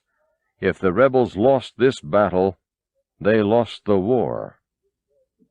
Suddenly, the signal light flashed on the control panel. Akbar's mark. The attack was commenced. Lando pulled back the conversion switch and opened up the throttle. Outside the cockpit, the stars began streaking by. The streaks grew brighter and longer as the ships of the fleet roared in large segments at light speed, keeping pace first with the very photons of the radiant stars in the vicinity, and then soaring through the warp into hyperspace itself, and disappearing in the flash of a muon. The blue crystal planet hovered in space alone once again, staring, unseeing, into the void. The strike squad crouched behind a woodsy ridge overlooking the Imperial outpost. Leia viewed the area through a small electronic scanner. 2 shuttles were being offloaded on the landing platform docking ramp. Several walkers were parked nearby. Troops stood around, helped with construction, took watch, carried supplies. The massive shield generator hummed off to the side. Flattened down in the bushes on the ridge with the strike force were several Ewoks, including Wicket, Paplu, Teebo, and Warwick. The rest stayed lower, behind the knoll, out of sight. Leia put down the scanner and scuttled back to the others. The entrance is on the far side of that landing platform. This isn't going to be easy. Chewbacca agreed. Oh, come on, Chewie. Han gave the Wookiee a pained look. We've gotten into more heavily guarded places than that. Chewie countered with a dismissing gesture. Han thought for a second. Well, the spice vaults of Gargan, for one. Krug-Ralph. Chewbacca shook his head. Of course I'm right. Now, if I could just remember how I did it. Han scratched his head, poking his memory. Suddenly, Paplu began chattering away, pointing, squealing. He garbled something to Wicket. What's he saying, 3PO? Leia asked. The golden droid exchanged a few terse sentences with Paplu. Then Wicket turned to Leia with a hopeful grin. 3PO, too, now looked at the princess. Apparently, Wicket knows about a back entrance to this installation. Han perked up at that. A back door? That's it. That's how we did it. 4 Imperial scouts kept watch over the entrance to the bunker that half emerged from the earth, far to the rear of the main section of the shield generator complex. Their rocket bikes were parked nearby. In the undergrowth beyond, the rebel strike squad lay in wait. Ralph bring Chewbacca observed slowly. You're right, Chewie, Solo agreed. With just those guards, this should be easier than breaking a bantha. It only takes 1 to sound the alarm, Leia cautioned. Han grinned, a bit over-self-confidently. Then we'll have to do this real quiet-like. If Luke can just keep Vader off our backs like you said he would, this ought to be no sweat. Just gotta hit those guards fast and quiet. 3PO whispered to Teebo and Paplu, explaining the problem and the objective. The Ewoks babbled giddily a moment, then Paplu jumped up and raced through the underbrush. Leia checked the instrument in her wrist. We're running out of time. The fleet's in hyperspace by now.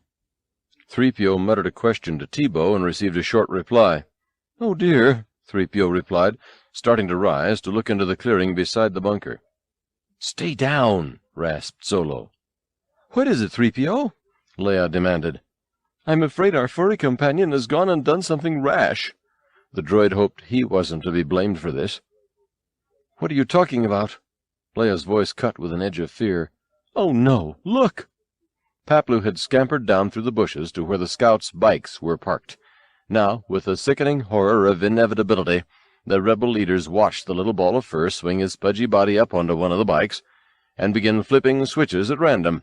Before anyone could do anything, the bike's engines ignited with a rumbling roar. The 4 scouts looked over in surprise. Paplu grinned madly and continued flipping switches.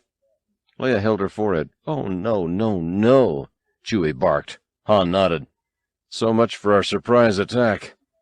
The Imperial scouts raced toward Paploo just as the forward drive engaged, zooming the little teddy bear into the forest. He had all he could do just to hang onto the handlebar with his stubby paws. 3 of the guards jumped on their own bikes and sped off in pursuit of the hot rod Ewok. The 4th scout stayed at his post near the door of the bunker. Leia was delighted, if a bit incredulous. "Not bad for a ball of fuzz," Han admired. He nodded at Chewie, and the 2 of them slipped down toward the bunker. Paploo, meanwhile, was sailing through the trees, more lucky than in control. He was going at fairly low velocity for what the bike could do, but in Ewok time, Paploo was absolutely dizzy with speed and excitement. It was terrifying, but he loved it. He would talk about this ride until the end of his life, and then his children would tell their children, and it would get faster with each generation. For now, though, the Imperial scouts were already pulling in sight behind him. When a moment later they began firing laser bolts at him, he decided he'd finally had enough. As he rounded the next tree, just out of their sight, he grabbed a vine and swung up into the branches. Several seconds later, the 3 scouts tore by underneath him, pressing their pursuit to the limit. He giggled furiously. Back at the bunker, the last scout was undone, subdued by Chewbacca, bound, stripped of his suit. He was being carried into the woods now by 2 other members of the strike team. The rest of the squad silently crouched, forming a perimeter around the entrance. Han stood at the door, checking the stolen code against the digits on the bunker's control panel. With natural speed, he punched a series of buttons on the panel. Silently, the door opened. Leia peeked inside. No sign of life. She motioned to the others and entered the bunker. Han and Chewie followed close on her heels. Soon the entire team was huddled inside the otherwise empty steel corridor, leaving one lookout outside, dressed in the unconscious scout's uniform. Han pushed a series of buttons on the inner panel, closing the door behind them. Leia thought briefly of Luke. She hoped he could detain Vader at least long enough to allow her to destroy this shield generator. She hoped even more dearly he could avoid such a confrontation altogether, for she feared Vader was the stronger of the 2. Furtively, she led the way down the dark and low-beamed tunnel. Vader's shuttle settled onto the docking bay of the Death Star, like a black, wingless, carrion-eating bird, like a nightmare insect. Luke and the Dark Lord emerged from the snout of the beast with a small escort of stormtroopers, and walked rapidly across the cavernous main bay to the Emperor's tower elevator. Royal guards awaited them there, flanking the shaft, bathed in a carmine glow. They opened the elevator door. Luke stepped forward. His mind was buzzing with what to do. It was the Emperor he was being taken to now. The Emperor! If Luke could but focus, keep his mind clear to see what must be done, and do it. A great noise filled his head, though, like an underground wind. He hoped Leia deactivated the deflector shield quickly and destroyed the Death Star, now, while all 3 of them were here, before anything else happened. For the closer Luke came to the Emperor, the more anythings he feared would happen. A black storm raged inside him. He wanted to kill the Emperor, but then what? Confront Vader? What would his father do? And what if Luke faced his father first, faced him, and destroyed him? The thought was at once repugnant and compelling. Destroy Vader, and then what?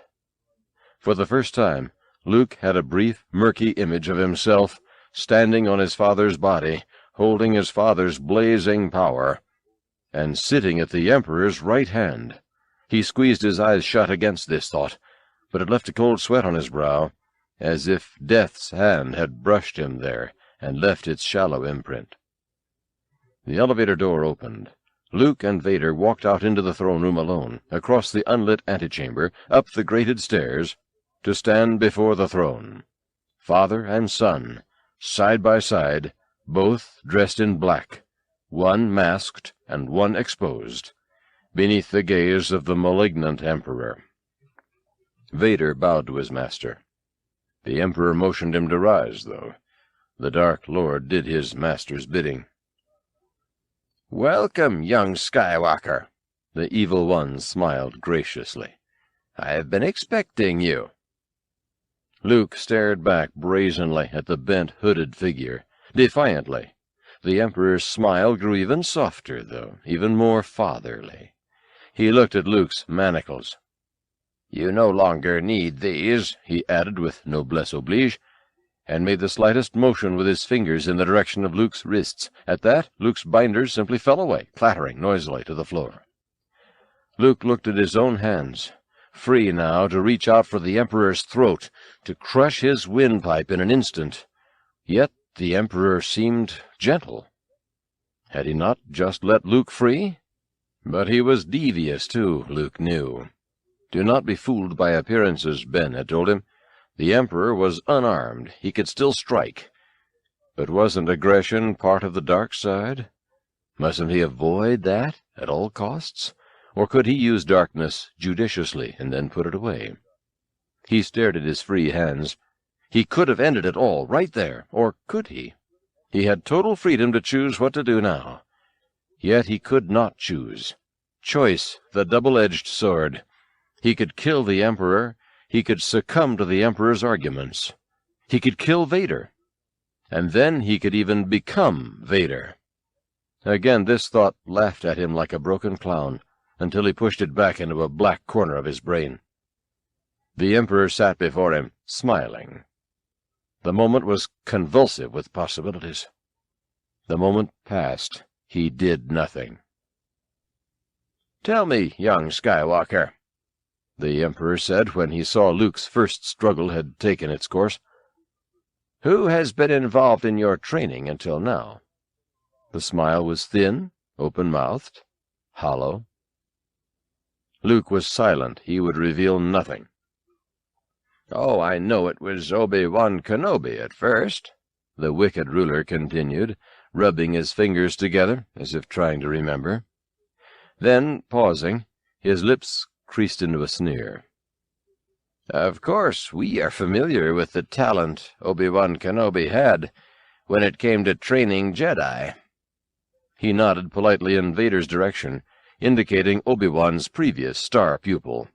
Vader stood without responding, without moving.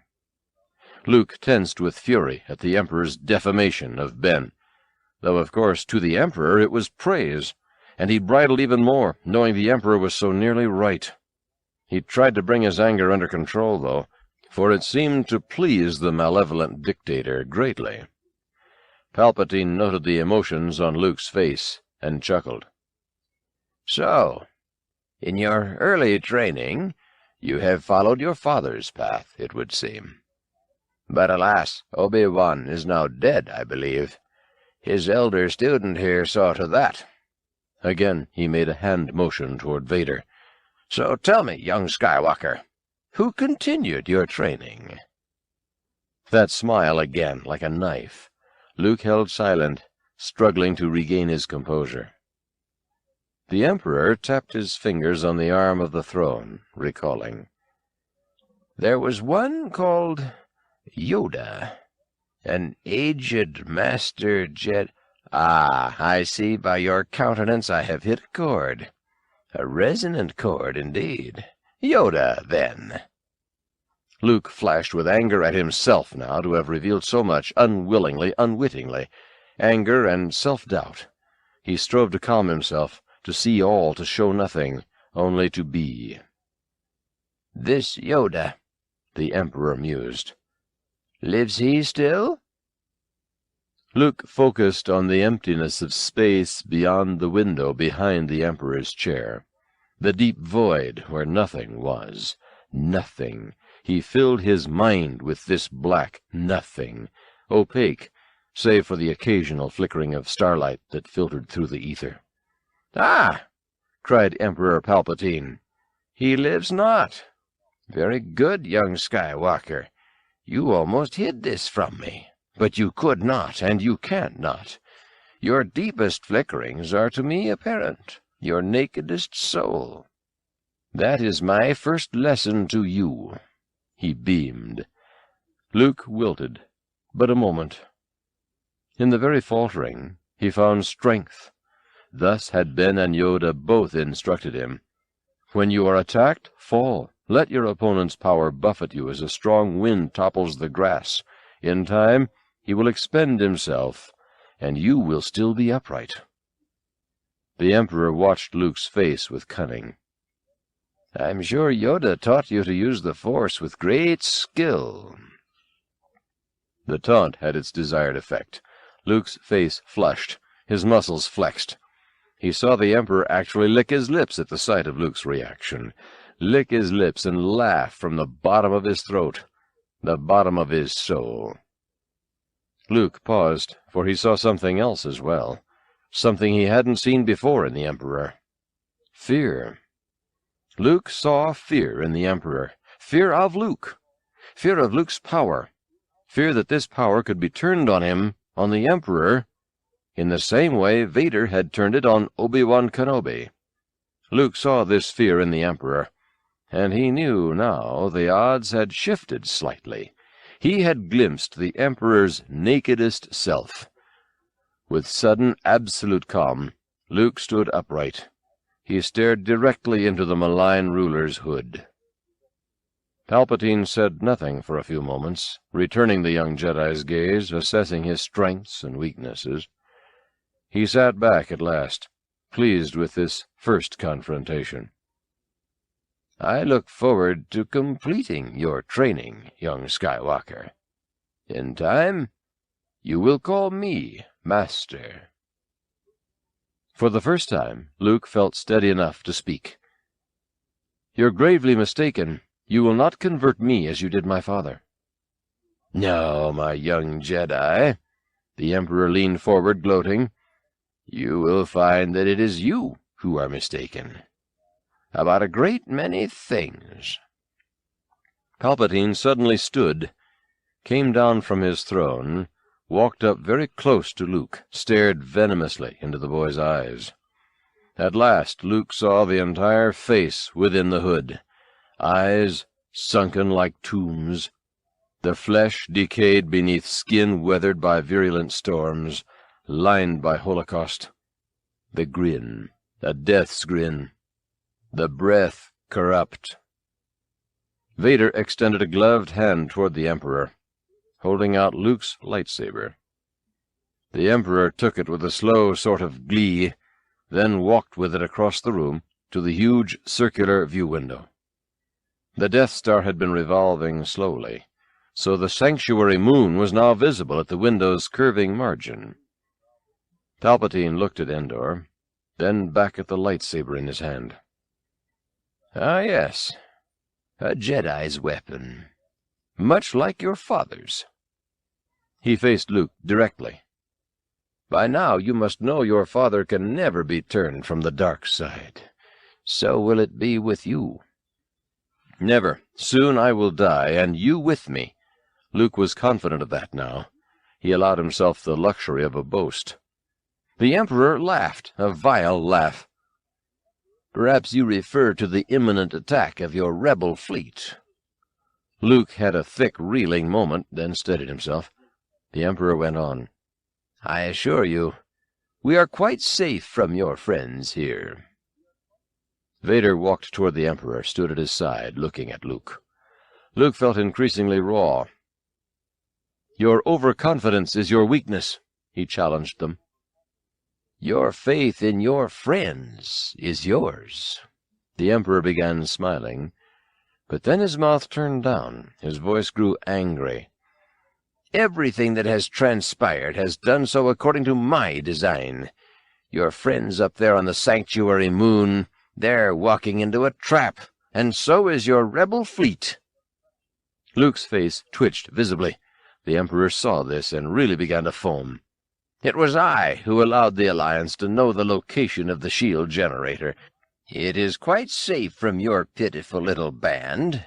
An entire legion of my troops awaits them there." Luke's eyes darted from the Emperor to Vader, and finally to the lightsaber in the Emperor's hand. His mind quivered with alternatives. Suddenly everything was out of control again. He could count on nothing but himself, and on himself his hold was tenuous. The Emperor kept rattling on imperiously. "I'm afraid the deflector shield will be quite operational when your fleet arrives, and that is only the beginning of my surprise. But of course I don't wish to spoil it for you." The situation was degenerating fast from Luke's perspective. Defeat after defeat was being piled on his head. How much could he take? And now another surprise coming? There seemed to be no end to the rank deeds Palpatine could carry out against the galaxy. Slowly, infinitesimally, Luke raised his hand in the direction of the lightsaber. The Emperor continued. "From here, young Skywalker, you will witness the final destruction of the Alliance, and the end of your insignificant rebellion." Luke was in torment. He raised his hand further. He realized both Palpatine and Vader were watching him. He lowered his hand, lowered his level of anger, tried to restore his previous calm, to find his center, to see what it was he needed to do. The Emperor smiled a thin, dry smile. He offered the lightsaber to Luke. "You want this, don't you? The hate is swelling in you now. Very good. Take your Jedi weapon. Use it. I am unarmed. Strike me down with it. Give in to your anger. With each passing moment, you make yourself more my servant." His rasping laughter echoed off the walls like desert wind. Vader continued staring at Luke. Luke tried to hide his agony. No, never. He thought desperately of Ben and Yoda. They were part of the Force now, part of the energy that shaped it. Was it possible for them to distort the Emperor's vision by their presence? No one was infallible, Ben had told him. Surely the Emperor couldn't see everything, couldn't know every future, twist every reality to suit his gluttony. Ben, thought Luke, if ever I needed your guidance, it is now. Where can I take this, that it will not lead me to ruin? As if in answer, the Emperor leered and put the lightsaber down on the control chair near Luke's hand. "It is unavoidable," the Emperor said quietly. "It is your destiny. You, like your father, are now mine." Luke had never felt so lost. Han, Chewie, Leia, and a dozen commandos made their way down the labyrinthine corridors toward the area where the shield generator room was marked on the stolen map. Yellow lights illuminated the low rafters, casting long shadows at each intersection. At the first 3 turnings, all remained quiet. They saw no guard or worker. At the 4th cross-corridor, 6 Imperial stormtroopers stood a wary watch. There was no way around. The section had to be traversed. Han and Leia looked at each other and shrugged. There was nothing for it but to fight. With pistols drawn, they barged into the entryway. Almost as if they'd been expecting an attack, the guards instantly crouched and began firing their own weapons. A barrage of laser bolts followed, ricocheting from girder to floor. 2 stormtroopers were hit immediately. A third lost his gun. Pinned behind a refrigerator console, he was unable to do much but stay low. 2 more stood behind a fire door, though, and blasted each commando who tried to get through. 4 went down. The guards were virtually impregnable behind their vulcanized shield, but virtually didn't account for Wookiees. Chewbacca rushed the door, physically dislodging it on top of the 2 stormtroopers. They were crushed. Leia shot the 6th guard as he stood to draw a bead on Chewie. The trooper who'd been crouching beneath the refrigeration unit suddenly bolted to go for help. Han raced after him a few long strides and brought him down with a flying tackle. He was out cold. They checked themselves over, accounted for casualties. Not too bad, but it had been noisy. They'd have to hurry now, before a general alarm was set. The power center that controlled the shield generator was very near, and there would be no second chances. The rebel fleet broke out of hyperspace with an awesome roar. Amid glistening streamers of light, battalion after battalion emerged in formation, to fire off toward the Death Star and its sanctuary moon hovering brightly in the close distance. Soon the entire Navy was bearing down on its target, the Millennium Falcon in the lead. Lando was worried from the moment they came out of hyperspace. He checked his screen, reversed polarities, queried the computer. The co-pilot was perplexed as well. Zing azi gizigizos, digital lij. But how could that be? Lando demanded. We've got to be able to get some kind of reading on the shield, up or down. Who was conning whom on this raid? Nien Nunb pointed at the control panel, shaking his head. Jammed. Jammed? How could they be jamming us if they don't know we're coming? He grimaced at the onrushing Death Star as the implications of what he just said sank in. This was not a surprise attack after all. It was a spider web. He hit the switch on his comlink. "Break off the attack. The shield's still up." Red Leader's voice shouted back over the headphones. "I get no reading. Are you sure?" "Pull up," Lando commanded. "All craft, pull up." He banked hard to the left, the fighters of the Red Squad veering close on his tail. Some didn't make it. 3 flanking X-Wings nicked the invisible deflector shield, spinning out of control, exploding in flames along the shield surface. None of the others paused to look back. On the rebel Star Cruiser bridge, alarms were screaming, lights flashing, klaxons blaring, as the mammoth space cruiser abruptly altered its momentum, trying to change course in time to avoid collision with the shield. Officers were running from battle stations to navigation controls. Other ships in the fleet could be seen through the view screens, careening wildly in 100 directions, some slowing, some speeding up. Admiral Ackbar spoke urgently but quietly into the comlink. "Take evasive action. Green group steer course for holding sector. MG7 blue group." A Mon Calamari controller across the bridge called out to Ackbar with grave excitement. "Admiral, we have enemy ships at sector RT-23 and PB-4. The large central view screen was coming alive. It was no longer just the Death Star and the green moon behind it, floating isolated in space. Now the massive Imperial fleet could be seen flying in perfect regimental formation, out from behind Endor in 2 behemoth flanking waves, heading to surround the rebel fleet from both sides, like the pincers of a deadly scorpion. And the shield barricaded the Alliance in front. They had nowhere to go. Ackbar spoke desperately into the comlink. "It's a trap. Prepare for attack." An anonymous fighter pilot's voice came back over the radio. "Fighters coming in. Here we go." The attack began. The battle was joined. TIE fighters first. They were much faster than the bulky Imperial cruisers, so they were the first to make contact with the rebel invaders. Savage dogfights ensued, and soon the black sky was aglow with ruby explosions. An aide approached Ackbar. "We've added power to the forward shield, Admiral." "Good. Double power on the main battery and—" Suddenly the Star Cruiser was rocked by thermonuclear fireworks outside the observation window. "Gold Wing is hit hard," another officer shouted, stumbling up to the bridge. "Give them cover," Ackbar ordered. "We must have time." He spoke again into the comlink as yet another detonation rumbled the frigate. "All ships, stand your position. Wait for my command to return." It was far too late for Lando and his attack squadrons to heed that order, though. They were already way ahead of the pack, heading straight for the oncoming Imperial fleet. Wedge Antilles, Luke's old buddy from the first campaign, led the X-Wings that accompanied the Falcon. As they drew near the Imperial defenders, his voice came over the comlink, calm and experienced. "Lock X-foils in attack positions."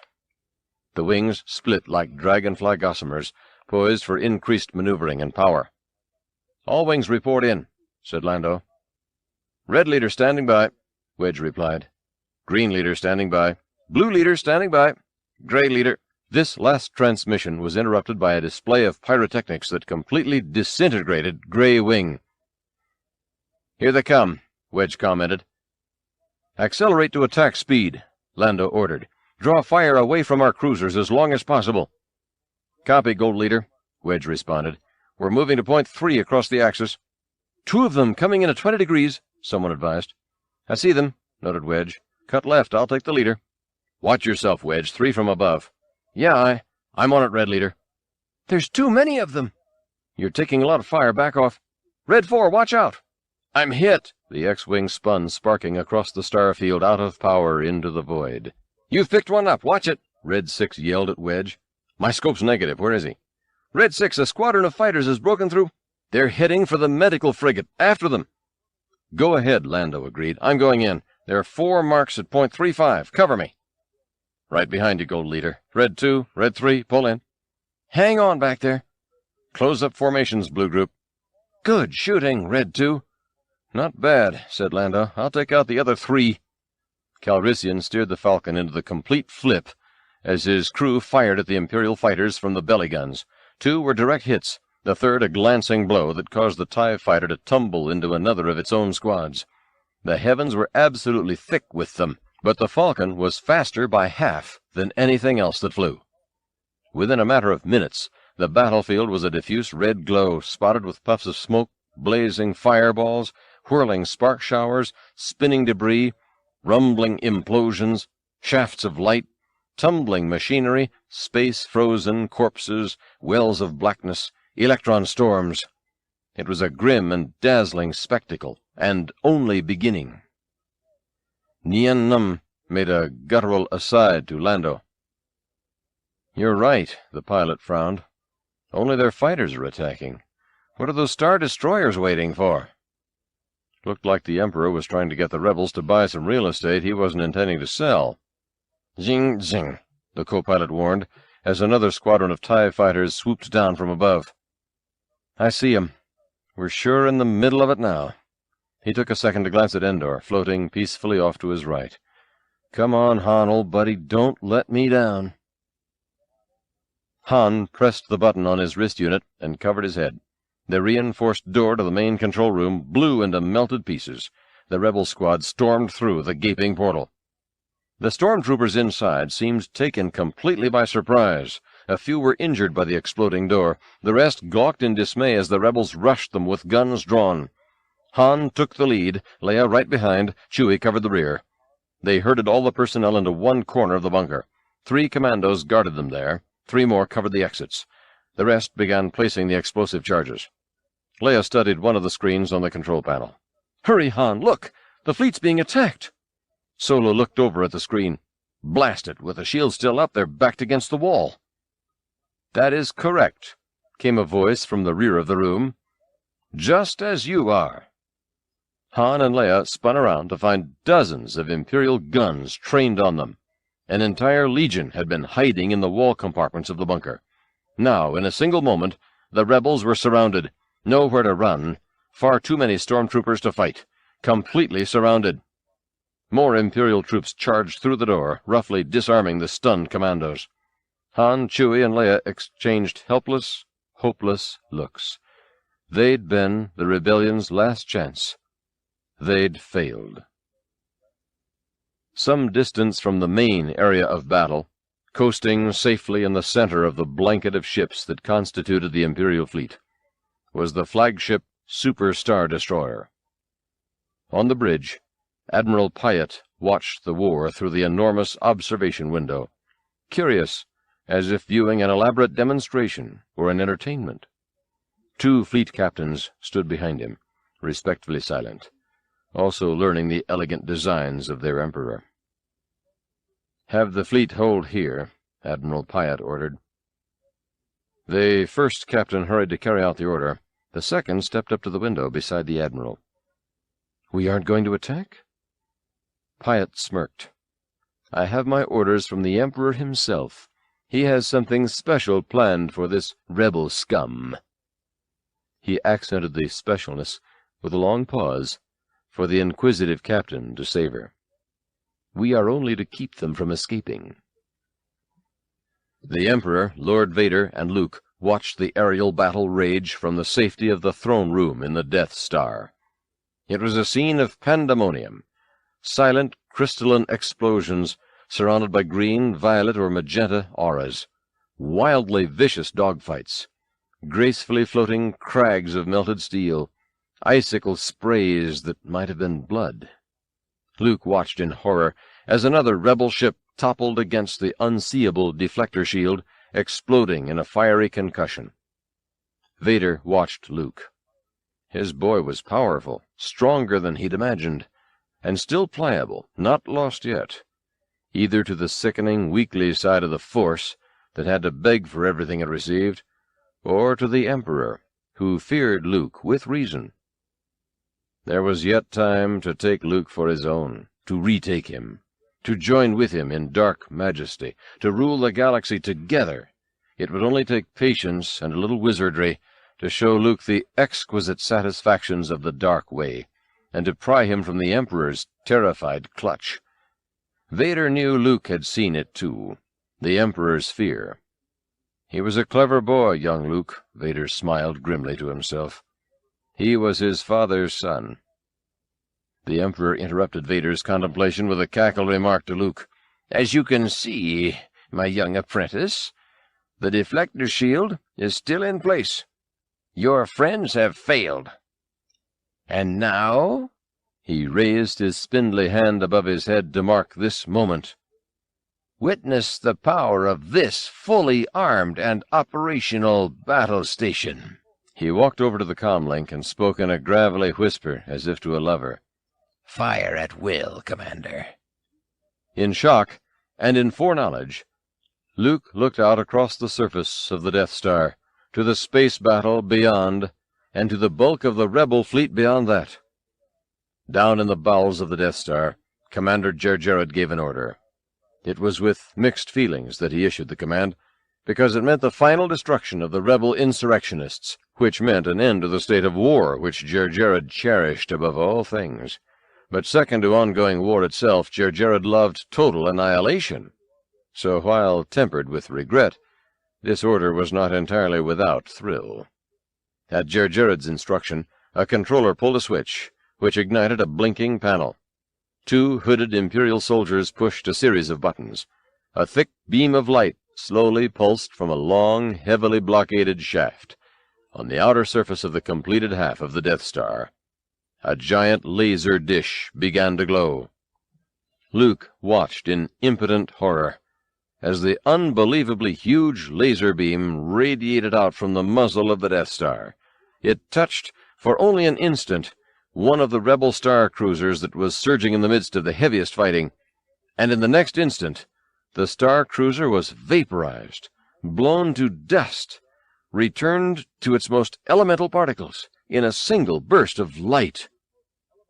In the numbing grip of despair, with the hollowest of voids devouring his heart, Luke's eyes alone glinted, for he saw again his lightsaber lying unattended on the throne, and in this bleak and livid moment the dark side was much with him. 8. Admiral Ackbar stood on the bridge in stunned disbelief, looking out the observation window at the place where a moment before the rebel star cruiser Liberty had just been engaged in a furious long-range battle. Now there was nothing, only empty space, powdered with a fine dust that sparkled in the light of more distant explosions. Ackbar stared in silence. Around him, confusion was rampant. Flustered controllers were still trying to contact the Liberty, while fleet captains ran from screen to port, shouting, directing, misdirecting. An aide handed Ackbar the comlink. General Calrissian's voice was coming through. "Home 1, this is Gold Leader. That blast came from the Death Star. Repeat, the Death Star is operational." "We saw it," Ackbar answered wearily. "All craft prepare to retreat." "I'm not going to give up and run," Lando shouted back. He'd come a long way to be in this game. "We have no choice, General Calrissian. Our cruisers can't repel firepower of that magnitude." "You won't get a second chance at this, Admiral. Han will have that shield down. We've got to give him more time. Head for those Star Destroyers." Ackbar looked around him. A huge charge of flak rumbled the ship, painting a brief waxen light over the window. Calrissian was right. There would be no second chance. It was now, or it was the end. He turned to his first star captain. "Move the fleet forward." "Yes, sir." The man paused. "Sir, we don't stand much of a chance against those Star Destroyers. They outgun us, and they're more heavily armored." "I know," Ackbar said softly. The captain left. An aide approached. "Forward ships have made contact with the Imperial fleet, sir." "Concentrate your fire on their power generators. If we can knock out their shields, our fighters might stand a chance against them."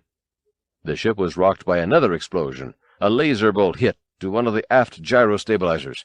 "Intensify auxiliary shields!" someone yelled. The pitch of the battle augmented another notch.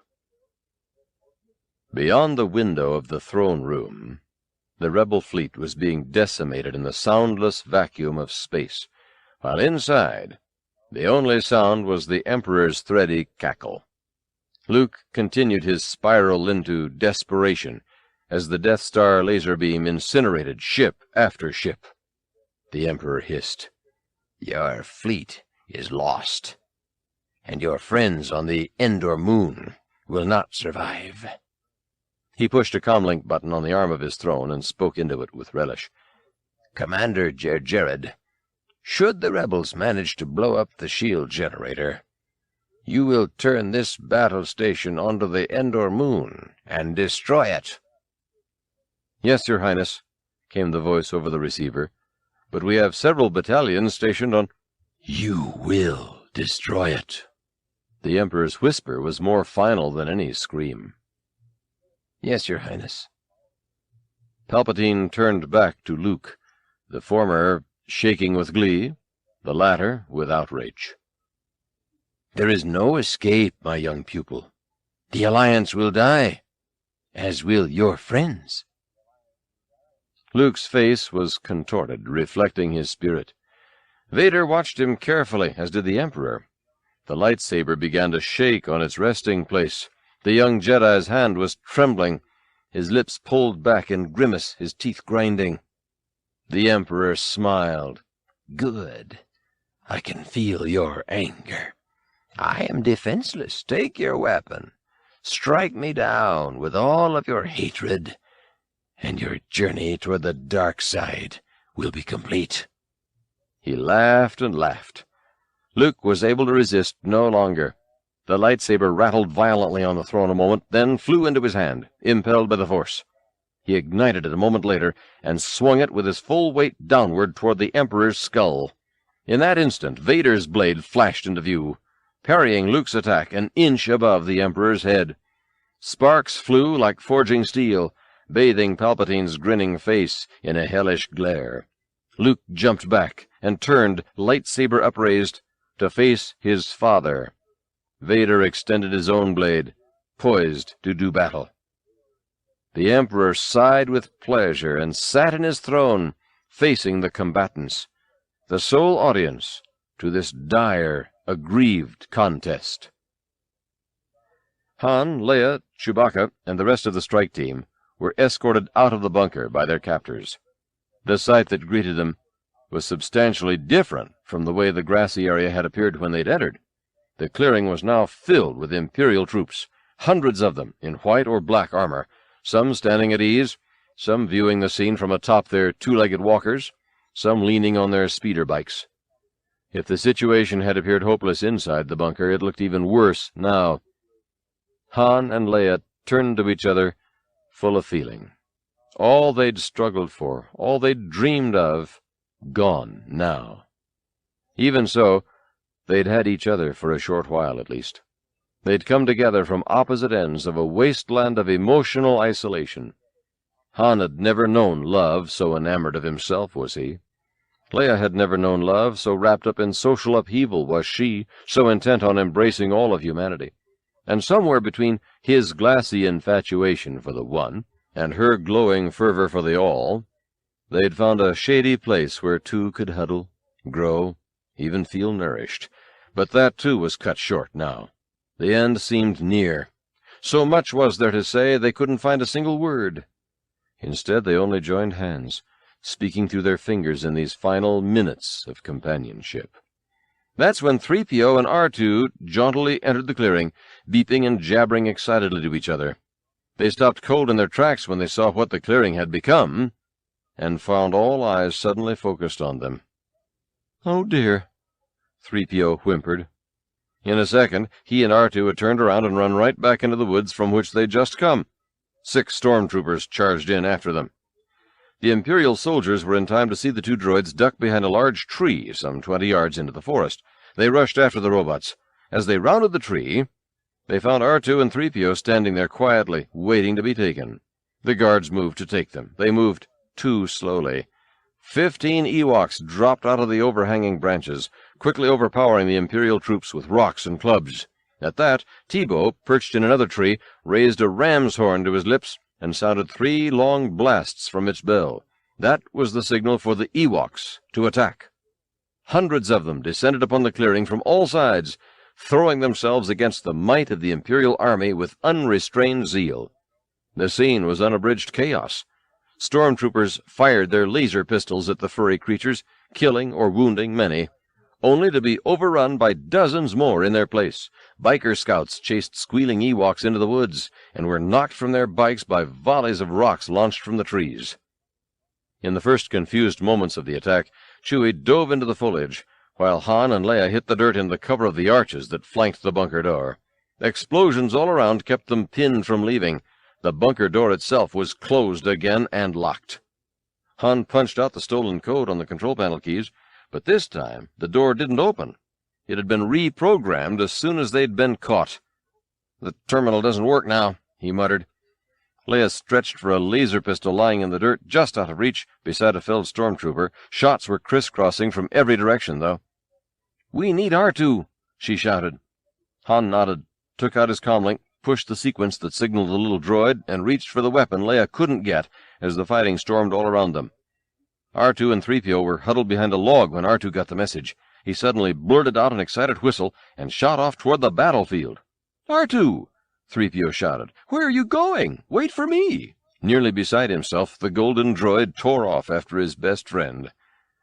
Biker scouts raced over and around the scurrying droids, blasting away at the Ewoks, who grew fiercer every time their fur was scorched. The little bears were hanging on the legs of the Imperial walkers, hobbling the appendages with lengths of vine, or injuring the joint mechanisms by forcing pebbles and twigs into the hinges. They were knocking scouts off their bikes by stringing vine between trees at throat level. They were throwing rocks, jumping out of trees, impaling with spears, entangling with nets. They were everywhere. Scores of them rallied behind Chewbacca, who had grown rather fond of them during the course of the previous night. He'd become their mascot, and they his little country cousins. So it was with a special ferocity now that they came to each other's aid. Chewie was flinging stormtroopers left and right in a selfless Wookiee frenzy any time he saw them physically harming his small friends. The Ewoks, for their part, formed equally self-sacrificing cadres to do nothing but follow Chewbacca and throw themselves upon any soldiers who started getting the upper hand with him. It was a wild, strange battle. R2 and 3PO finally made it to the bunker door. Han and Leia provided cover fire with guns they'd finally managed to scrounge. R2 moved quickly to the terminal, plugged in his computer arm, began scanning. Before he'd even computed the weather codes, though, a laser bolt explosion ripped the entranceway, disengaging R2's cable arm, spilling him to the dirt. His head began to smolder, his fittings to leak. All of a sudden, every compartment sprang open, every nozzle gushed or smoked, every wheel spun, and then stopped. 3PO rushed to his wounded companion as Han examined the bunker terminal. "Maybe I can hotwire this thing," Solo mumbled. Meanwhile, the Ewoks had erected a primitive catapult at the other side of the field. They fired a large boulder at one of the walkers. The machine vibrated seriously but did not topple. It turned and headed for the catapult, laser cannon firing. The Ewoks scattered. When the walker was 10 feet away, the Ewoks chopped a mass of restraining vines, and 2 huge, balanced trunks crashed down on top of the Imperial war wagon, halting it for good. The next phase of the assault began. Ewoks in kite-like animal skin hang gliders started dropping rocks on the stormtroopers, or dive-bombing with spears. Teebo, who led the attack, was hit in the wing with laser fire during the first volley and crashed into a gnarled root. A charging walker clumped forward to crush him, but Wicket swooped down just in time, yanking Teebo to safety. In swerving out of the walker's way, though, Wicket smashed into a racing speeder bike. They all went tumbling into the dense foliage. And so it went. The casualties mounted. High above, it was no different. 1,000 deadly dogfights and cannon bombardments were erupting all over the skies, while the Death Star laser beam methodically disintegrated the rebel ships. In the Millennium Falcon, Lando steered like a maniac through an obstacle course of the giant, floating Imperial Star Destroyers, trading laser bolts with them, dodging flak, outracing TIE fighters. Desperately, he was shouting into his comlink over the noise of continuous explosions, talking to Akbar in the Alliance command ship. "I said, closer! Move in as close as you can and engage the Star Destroyers at point-blank range. That way, the Death Star won't be able to fire at us without knocking out its own ships." "But no one's ever gone nose-to-nose at that range between supervessels like their destroyers and our cruisers." Akbar fumed at the unthinkable, but their options were running out. Great! Yelled Lando, skimming over the surface of the destroyer. Then we're inventing a new kind of combat. We know nothing about the tactics of such a confrontation, Ackbar protested. We know as much as they do, Lando hollered, and they'll think we know more. Bluffing was always dangerous in the last hand, but sometimes when all your money was in the pot, it was the only way to win, and Lando never played to lose. At that close range, we won't last long against Star Destroyers. Ackbar was already feeling giddy with resignation. We'll last longer than we will against that Death Star, and we might just take a few of them with us, Lando whooped. With a jolt, one of his forward guns was blown away. He put the Falcon into a controlled spin and careened around the belly of the Imperial Leviathan. With little else to lose, Ackbar decided to try Calrissian's strategy. In the next minutes, dozens of rebel cruisers moved in astronomically close to the Imperial Star Destroyers, and the colossal antagonists began blasting away at each other like tanks at 20 paces, while hundreds of tiny fighters raced across their surfaces, zipping between laser bolts as they chased around the massive hulls. Slowly, Luke and Vader circled. Lightsaber high above his head, Luke readied his attack from classic first position. The Dark Lord held a lateral stance in classic answer. Without announcement, Luke brought his blade straight down. Then, when Vader moved to parry, Luke feinted and cut low. Vader counter-parried, let the impact direct his sword toward Luke's throat. But Luke met the riposte and stepped back. The first blows traded without injury. Again they circled. Vader was impressed with Luke's speed, pleased even. It was a pity almost he couldn't let the boy kill the Emperor yet. Luke wasn't ready for that emotionally. There was still a chance Luke would return to his friends if he destroyed the Emperor now.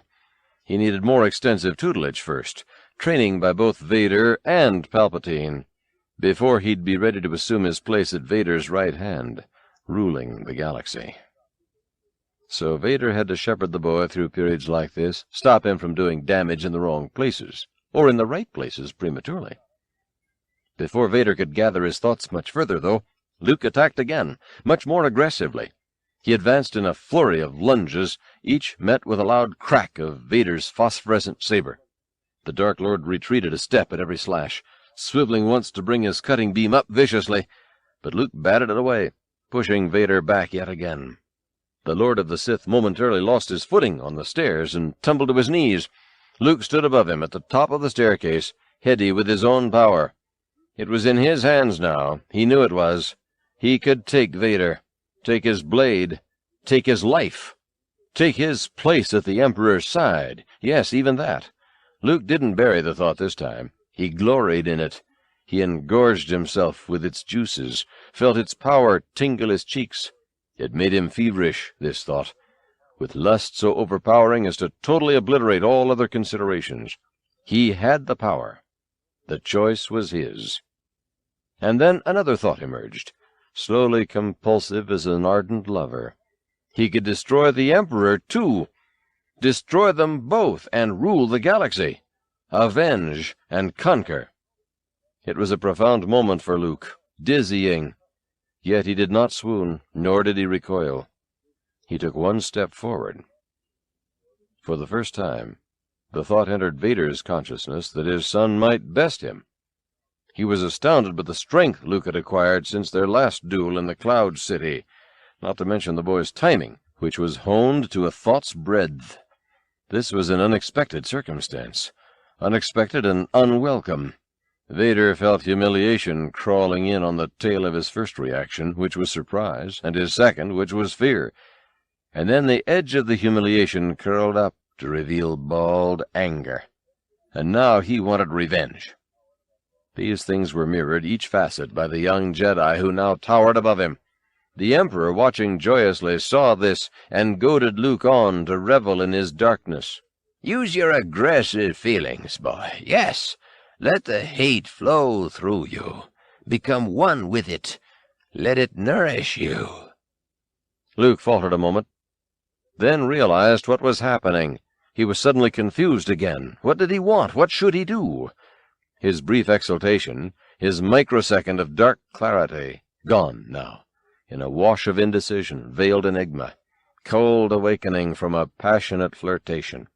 He took a step back, lowered his sword, relaxed, and tried to drive the hatred from his being. In that instant, Vader attacked. He lunged half up the stairs, forcing Luke to reverse defensively.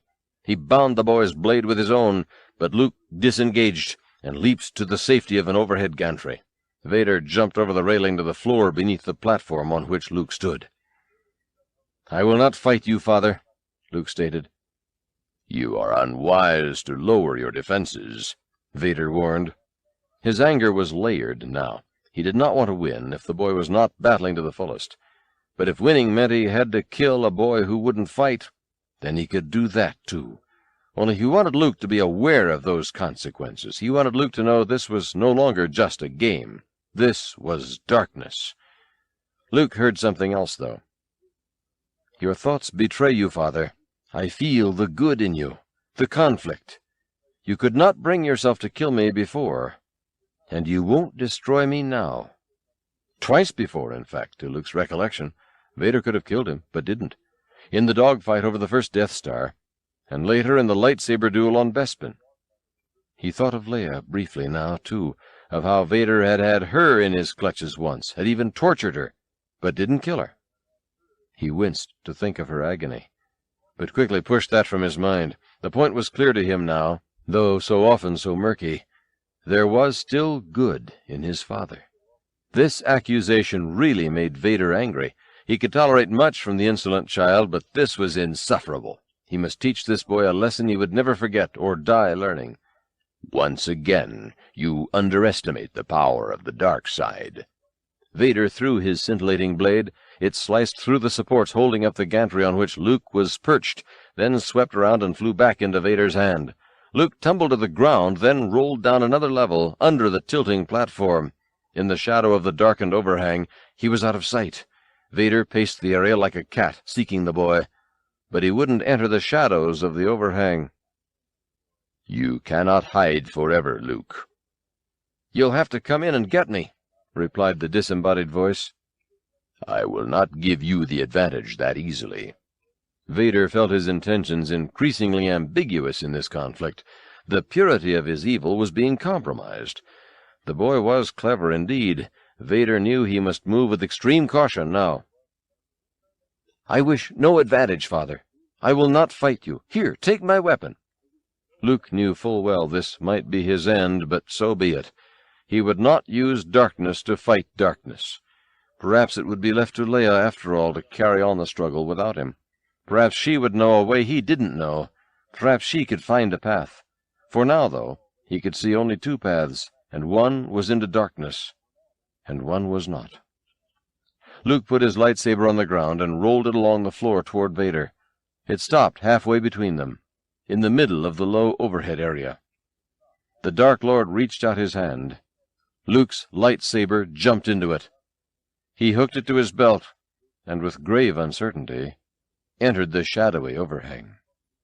He was picking up additional feelings from Luke now, new cross-currents of doubt, remorse, regret, abandonment, shades of pain, but somehow not directly related to Vader, to others, to Endor. That was it, the sanctuary moon where his friends would soon die.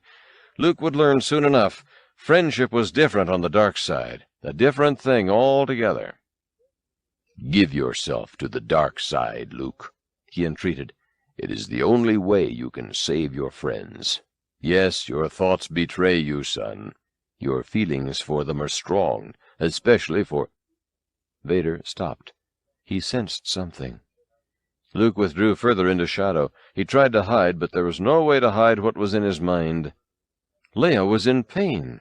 Her agony cried to him now, and his spirit cried with her. He tried to shut it out, to shut it up. But the cry was loud, and he couldn't stifle it, couldn't leave it alone, had to cradle it openly to give it solace. Vader's consciousness invaded that private place. "No!" screamed Luke. Vader was incredulous. "Sister? Sister!" he bellowed. "Your feelings have now betrayed her, too. Twins!" he roared triumphantly. "Obi-Wan was wise to hide her, but now his failure is complete. His smile was clear to Luke, through the mask, through the shadows, through all the realms of darkness. "If you will not turn to the dark side, perhaps she will." This, then, was Luke's breaking point, for Leia was everyone's last unflagging hope. If Vader turned his twisted and misguided cravings on her— "Never!" he screamed. His lightsaber flew off Vader's belt into his own hand, igniting as it came to him. He rushed to his father with a frenzy he'd never known, nor had Vader.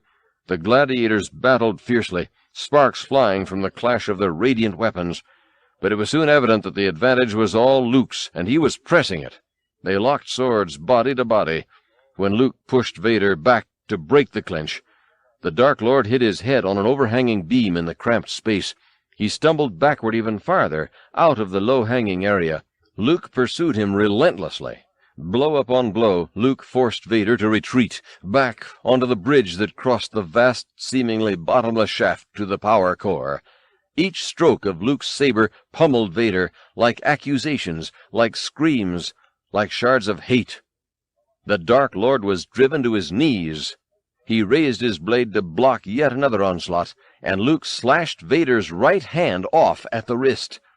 The hand, along with bits of metal, wires, and electronic devices, clattered uselessly away while Vader's lightsaber tumbled over the edge of the span into the endless shaft below, without a trace.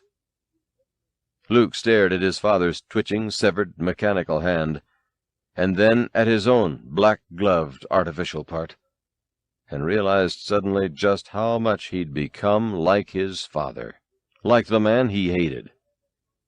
Trembling, he stood above Vader, the point of his glowing blade at the Dark Lord's throat. He wanted to destroy this thing of darkness, this thing that was once his father, this thing that was him. Suddenly the Emperor was there, looking on, chuckling with uncontrollable, pleased agitation. "Good. Kill him. Your hate has made you powerful. Now, fulfill your destiny, and take your father's place at my side." Luke stared at his father beneath him, then at the Emperor, then back at Vader. This was darkness, and it was the darkness he hated. Not his father, not even the Emperor, but the darkness in them and in himself. And the only way to destroy the darkness was to renounce it for good and all. He stood suddenly erect, and made the decision for which he'd spent his life in preparation. He hurled his lightsaber away. "Never, never will I turn to the dark side. You have failed, Palpatine. I am a Jedi, as my father was before me." The Emperor's glee turned to a sullen rage. "So be it, Jedi. If you will not be turned, you will be destroyed." Palpatine raised his spidery arms toward Luke. Blinding white bolts of energy coruscated from his fingers, shot across the room like sorcerous lightning, and tore through the boy's insides, looking for ground. The young Jedi was at once confounded and in agony. He'd never heard of such a power, such a corruption of the Force, let alone experienced it. But if it was force-generated, it could be force-repelled. Luke raised his arms to deflect the bolts. Initially, he was successful. The lightning rebounded from his touch, harmlessly, into the walls. Soon, though, the shocks came with such speed and power, they coursed over and into him, and he could only shrink before them, convulsed with pain, his knees buckling, his powers at ebb. Vader crawled, like a wounded animal, to his Emperor's side. On Endor, the Battle of the Bunker continued. Stormtroopers kept irradiating Ewoks with sophisticated weaponry, while the fuzzy little warriors bashed away at the Imperial troops with clubs, tumbled walkers with log piles and vine tripwires, lassoed speeder bikes with vine ropes and net traps. They felled trees on their foes. They dug pits, which they covered with branches, and then lured the walkers to chase them until the clumsy armored vehicles toppled into the dugouts. They started rock slides. They dammed a small nearby stream, and then opened the floodgates, deluging a host of troops and 2 more walkers. They ganged up, and then ran away. They jumped on top of walkers from high branches and poured pouches of burning lizard oil in the gun slits. They used knives and spears and slings, and made scary war shrieks to confound and dismay the enemy. They were fearless opponents. Their example made even Chewie bolder than was his wont. He started having so much fun swinging on vines and bashing heads, he nearly forgot about his laser pistol. He swung onto the roof of a walker at one point, with Teebo and Wicket clinging to his back. They landed with a thud atop the lurching contraption, then made such a banging racket trying to hang on, one of the stormtroopers inside opened the top hatch to see what was happening. Before he could fire his gun, Chewie plucked him out and dashed him to the ground. Wicket and Teebo immediately dove into the hatch and subdued the other trooper. Ewoks drive an Imperial walker much the way they drive speeder bikes, terribly but with exhilaration. Chewie was almost thrown off the top several times, but even barking angrily down into the cockpit didn't seem to have much effect. The Ewoks just giggled, squealed, and careened into another speeder bike. Chewie climbed down inside. It took him half a minute to master the controls. Imperial technology was pretty standardized. And then, methodically, one by one, he began approaching the other unsuspecting Imperial walkers and blasting them to dust. Most had no idea what was happening. As the giant war machines began going up in flames, the Ewoks were re-inspired. They rallied behind Chewie's walker.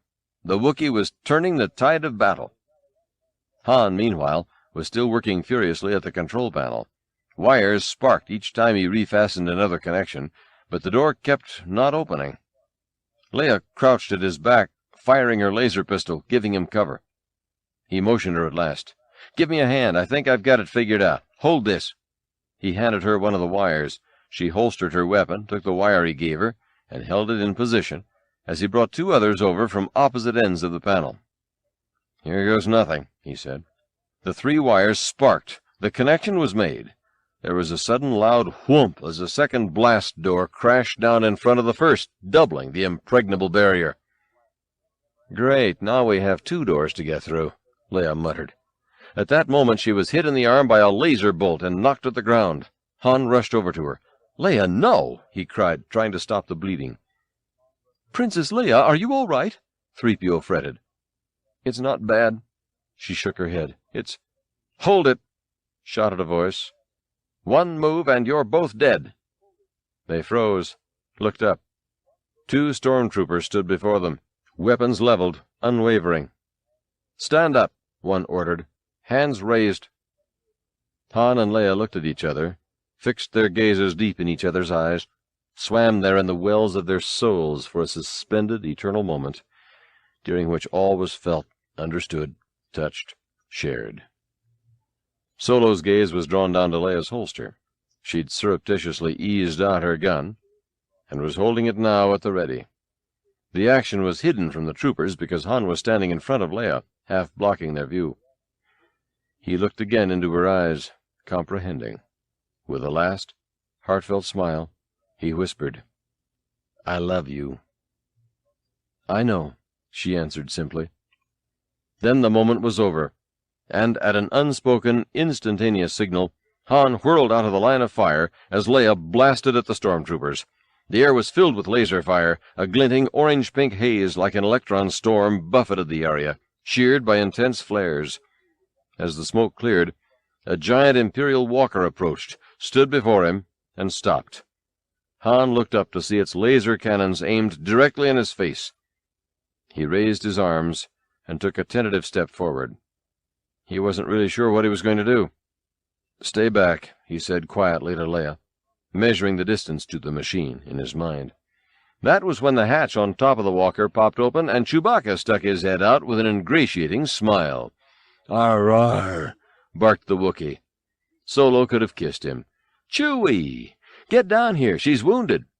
He started forward to greet his partner, then stopped in mid-stride. "No, wait. I've got an idea." 9. The two space armadas, like their sea-bound counterparts of another time and galaxy, sat floating, ship to ship, trading broadsides with each other in point-blank confrontation. Heroic, sometimes suicidal maneuvers marked the day. A rebel cruiser, its back alive with fires and explosions, limped into direct contact with an Imperial Star Destroyer before exploding completely, taking the Star Destroyer with it. Cargo ships, loaded with charge, were set on collision courses with fortress vessels, their crews abandoning ships to fates that were uncertain at best.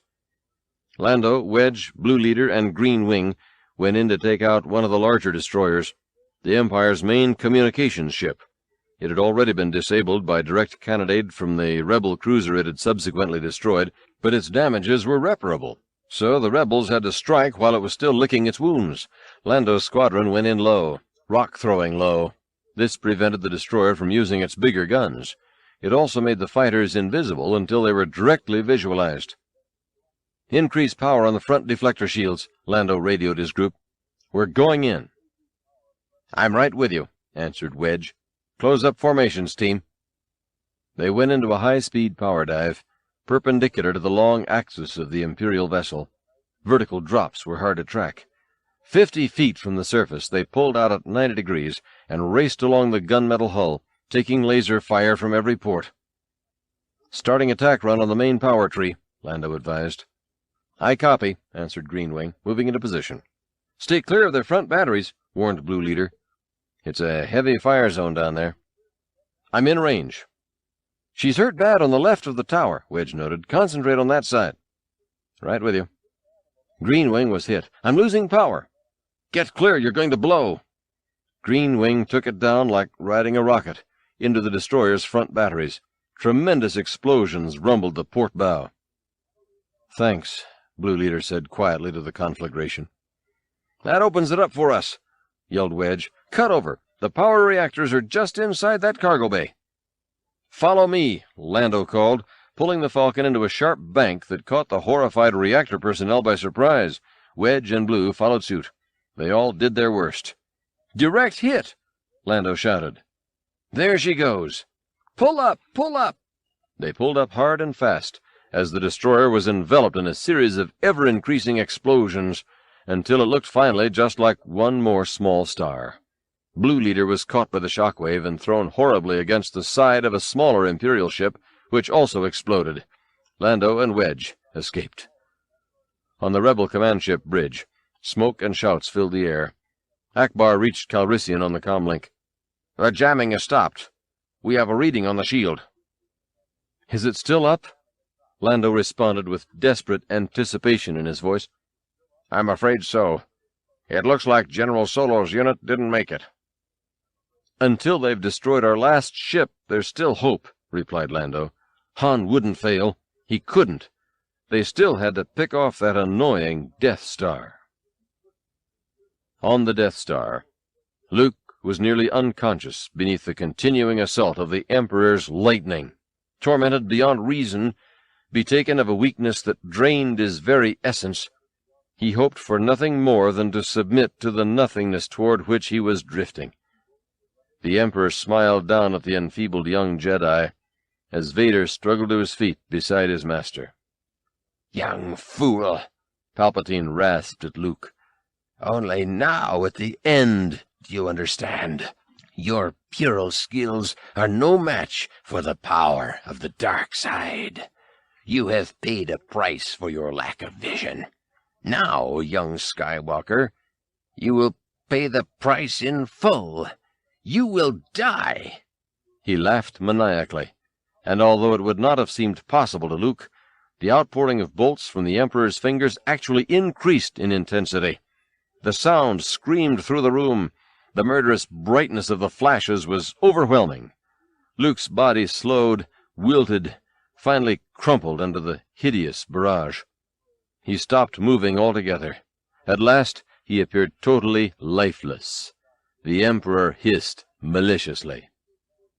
At that instant, Vader sprang up and grabbed the Emperor from behind, pinning Palpatine's upper arms to his torso. Weaker than he'd ever been, Vader had lain still these last few minutes, focusing his every fiber of being on this one concentrated act, the only action possible, his last if he failed.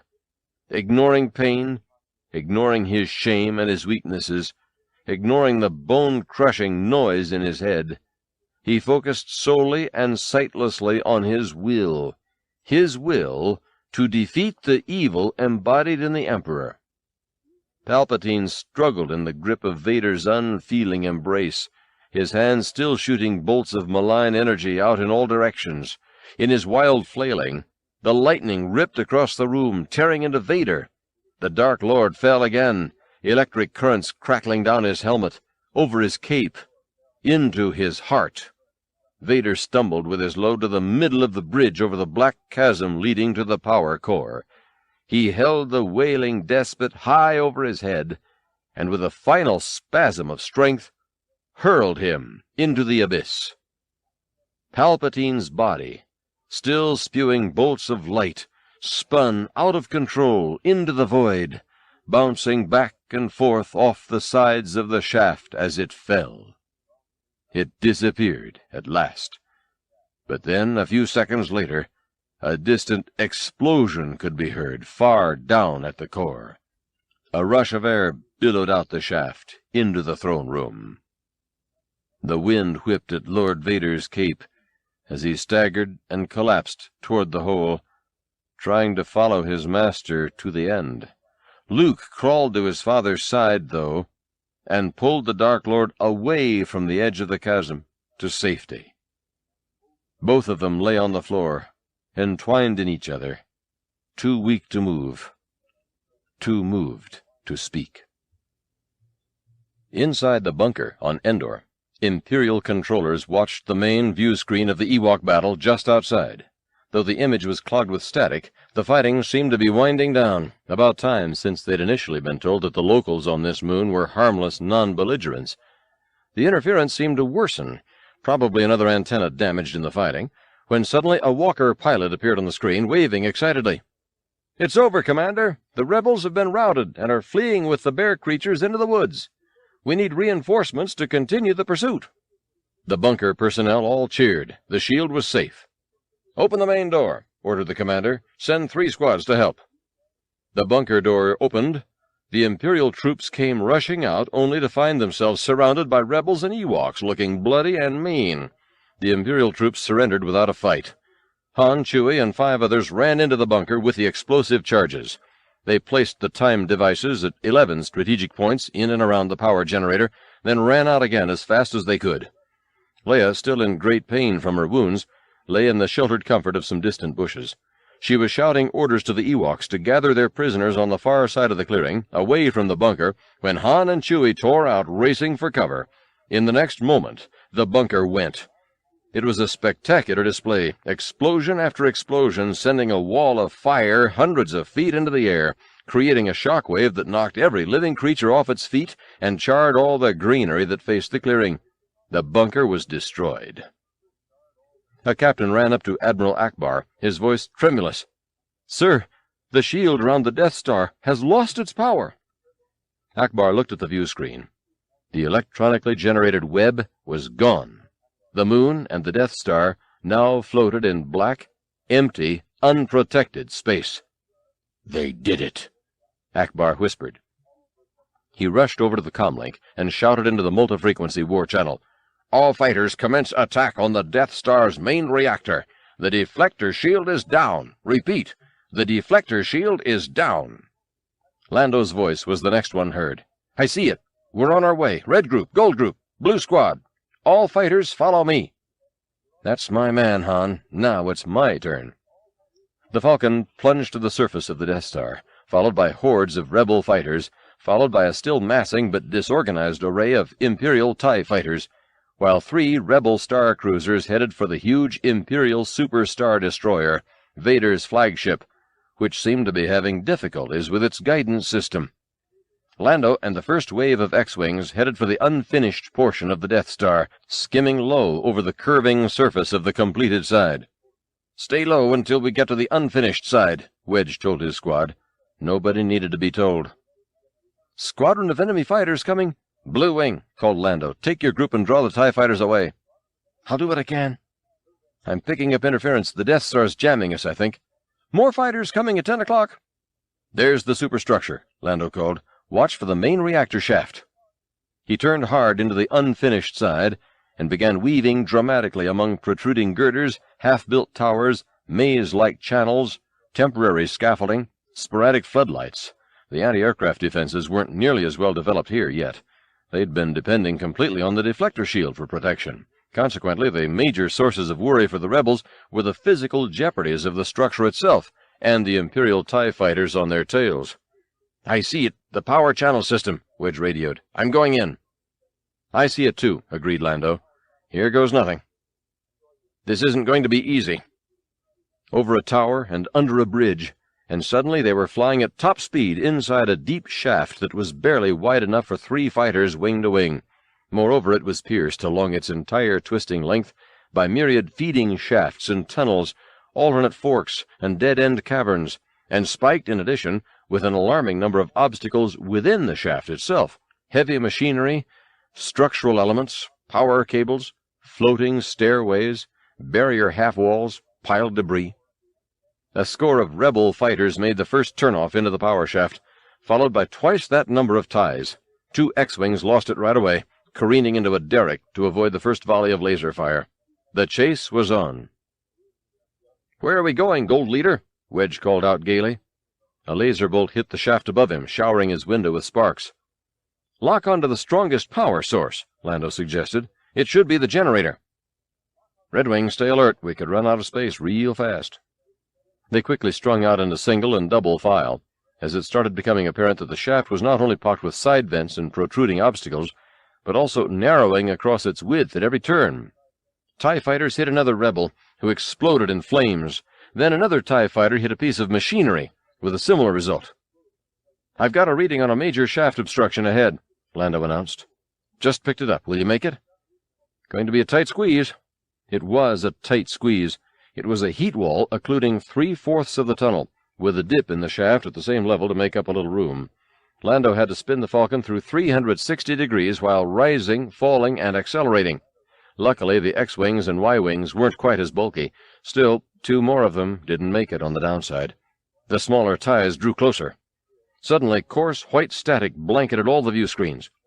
"My scope's gone!" yelled Wedge. "Cut speed," cautioned Lando. "Some kind of power discharge causing interference." "Switch to visual scanning." "That's useless at these velocities. We'll have to fly nearly blind." 2 blind X-Wings hit the wall as the shaft narrowed again. A third was blown apart by the gaining Imperial fighters. "Green Leader," called Lando. "Copy, Gold Leader. Split off and head back to the surface. Home 1 just called for a fighter, and you might draw some fire off us." Green Leader and his cohort peeled off, out of the power shaft, back up to the cruiser battle. 1 TIE fighter followed, firing continuously. Akbar's voice came in over the comlink. "The Death Star is turning away from the fleet. Looks like it's repositioning to destroy the Endor moon." "How long before it's in position?" Lando asked. .03. "That's not enough time. We're running out of time." Wedge broke in the transmission. "Well, we're running out of shaft, too." At that instant, the Falcon scraped through an even smaller opening, this time injuring her auxiliary thrusters. "That was too close," muttered Calrissian.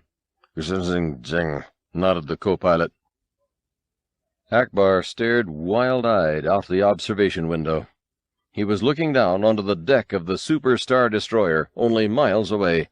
Fires burst over the entire stern, and the Imperial warship was listing badly to starboard. "We've knocked out their forward shields," Akbar said into the comlink. "Fire at the bridge." Green Leader's group swooped in low from bottom side, up from the Death Star. "Glad to help out, Home 1, called Green Leader. "Firing proton torpedoes," Green Wing advised. The bridge was hit, with kaleidoscopic results.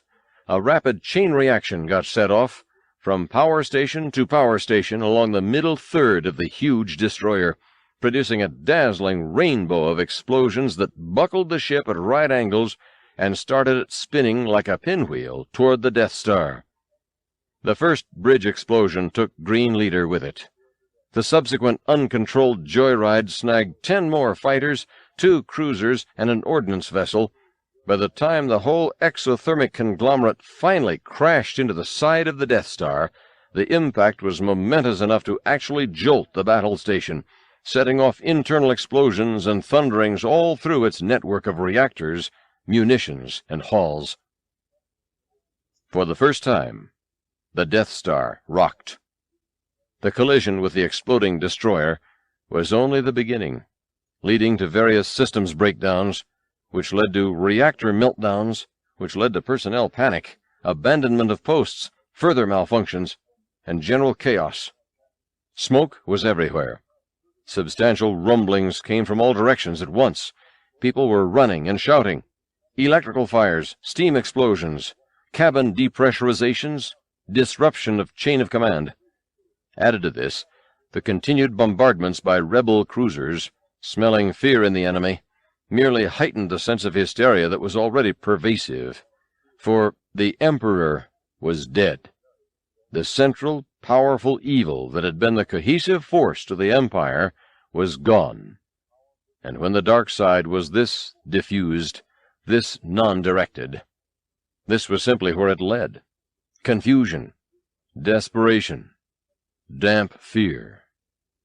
In the midst of this uproar, Luke had made it, somehow, to the main docking bay, where he was trying to carry the hulking dead weight of his father's weakening body toward an Imperial shuttle. Halfway there, his strength finally gave out, though, and he collapsed under the strain. Slowly he rose again. Like an automaton, he hoisted his father's body over his shoulder and stumbled toward one of the last remaining shuttles. Luke rested his father on the ground, trying to collect strength one last time as explosions grew louder all around them. Sparks hissed in the rafters, one of the walls buckled, and smoke poured through a gaping fissure. The floor shook. Vader motioned Luke closer to him. "Luke, help me take this mask off." Luke shook his head. "You'll die." The Dark Lord's voice was weary. "Nothing can stop that now. Just once, let me face you without it. Let me look on you with my own eyes." Luke was afraid to see his father as he really was, afraid to see what person could have become so dark, the same person who'd fathered Luke and Leia. Afraid to know the Anakin Skywalker who lived inside Darth Vader. Vader, too, was afraid to let his son see him, to remove this armored mask that had been between them so long, the black armored mask that had been his only means of existing for over 20 years. It had been his voice, and his breath, and his invisibility, his shield against all human contact. But now he would remove it, for he would see his son before he died. Together they lifted the heavy helmet from Vader's head. Inside the mask portion, a complicated breathing apparatus had to be disentangled, a speaking modulator and view screen detached from the power unit in back. But when the mask was finally off and set aside, Luke gazed on his father's face. It was the sad, benign face of an old man, bald, beardless, with a mighty scar running from the top of his head to the back of the scalp. He had unfocused, deep-set, dark eyes, and his skin was pasty white, for it had not seen the sun in 2 decades. The old man smiled weakly. Tears glazed his eyes now. For a moment he looked not too unlike Ben. It was a face full of meanings that Luke would forever recall. Regret he saw most plainly, and shame. Memories could be seen flashing across it, memories of rich times, and horrors, and love, too. It was a face that hadn't touched the world in a lifetime, in Luke's lifetime. He saw the wizened nostrils twitch as they tested a first tentative smell. He saw the head tilt imperceptibly to listen, for the first time without electronic auditory amplification. Luke felt a pang of remorse that the only sounds now to be heard were those of explosions, the only smells, the pungent sting of electrical fires. Still it was a touch, palpable, unfiltered. He saw the old eyes focus on him, Tears burned Luke's cheeks, fell on his father's lips. His father smiled at the taste. It was a face that had not seen itself in 20 years.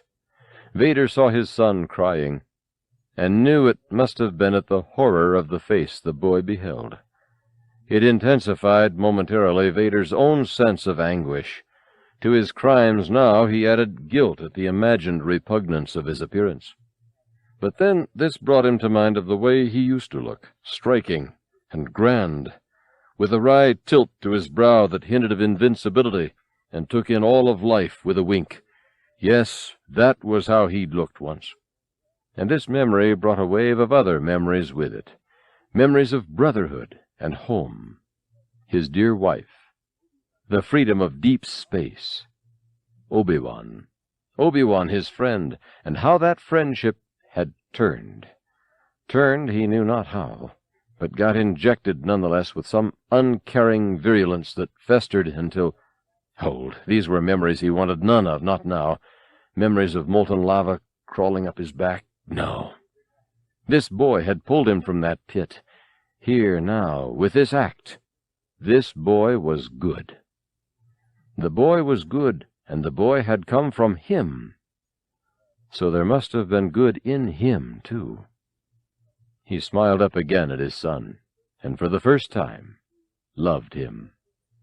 And for the first time in many long years, loved himself again as well. Suddenly he smelled something, flared his nostrils, sniffed once more. Wildflowers, that was what it was, just blooming. It must be spring. And there was thunder. He cocked his head, strained his ears. Yes, spring thunder, for a spring rain, to make the flowers bloom. Yes, there, he felt a raindrop on his lips. He licked the delicate droplet. But wait, it wasn't sweet water, it was salty, it was a teardrop. He focused on Luke once again and saw his son was crying. Yes, that was it. He was tasting his boy's grief. Because he looked so horrible. Because he was so horrible.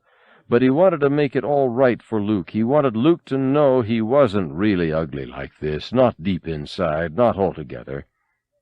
With a little self-deprecatory smile, he shook his head at Luke, explaining away the unsightly beast his son saw. Luminous beings are we, Luke, not this crude matter. Luke shook his head, too, to tell his father it was all right, to dismiss the old man's shame, to tell him nothing mattered now, and everything. But he couldn't talk. Vader spoke again, even weaker, almost inaudible. Go, my son. Leave me. At that, Luke found his voice. No, you're coming with me. I'll not leave you here. I've got to save you.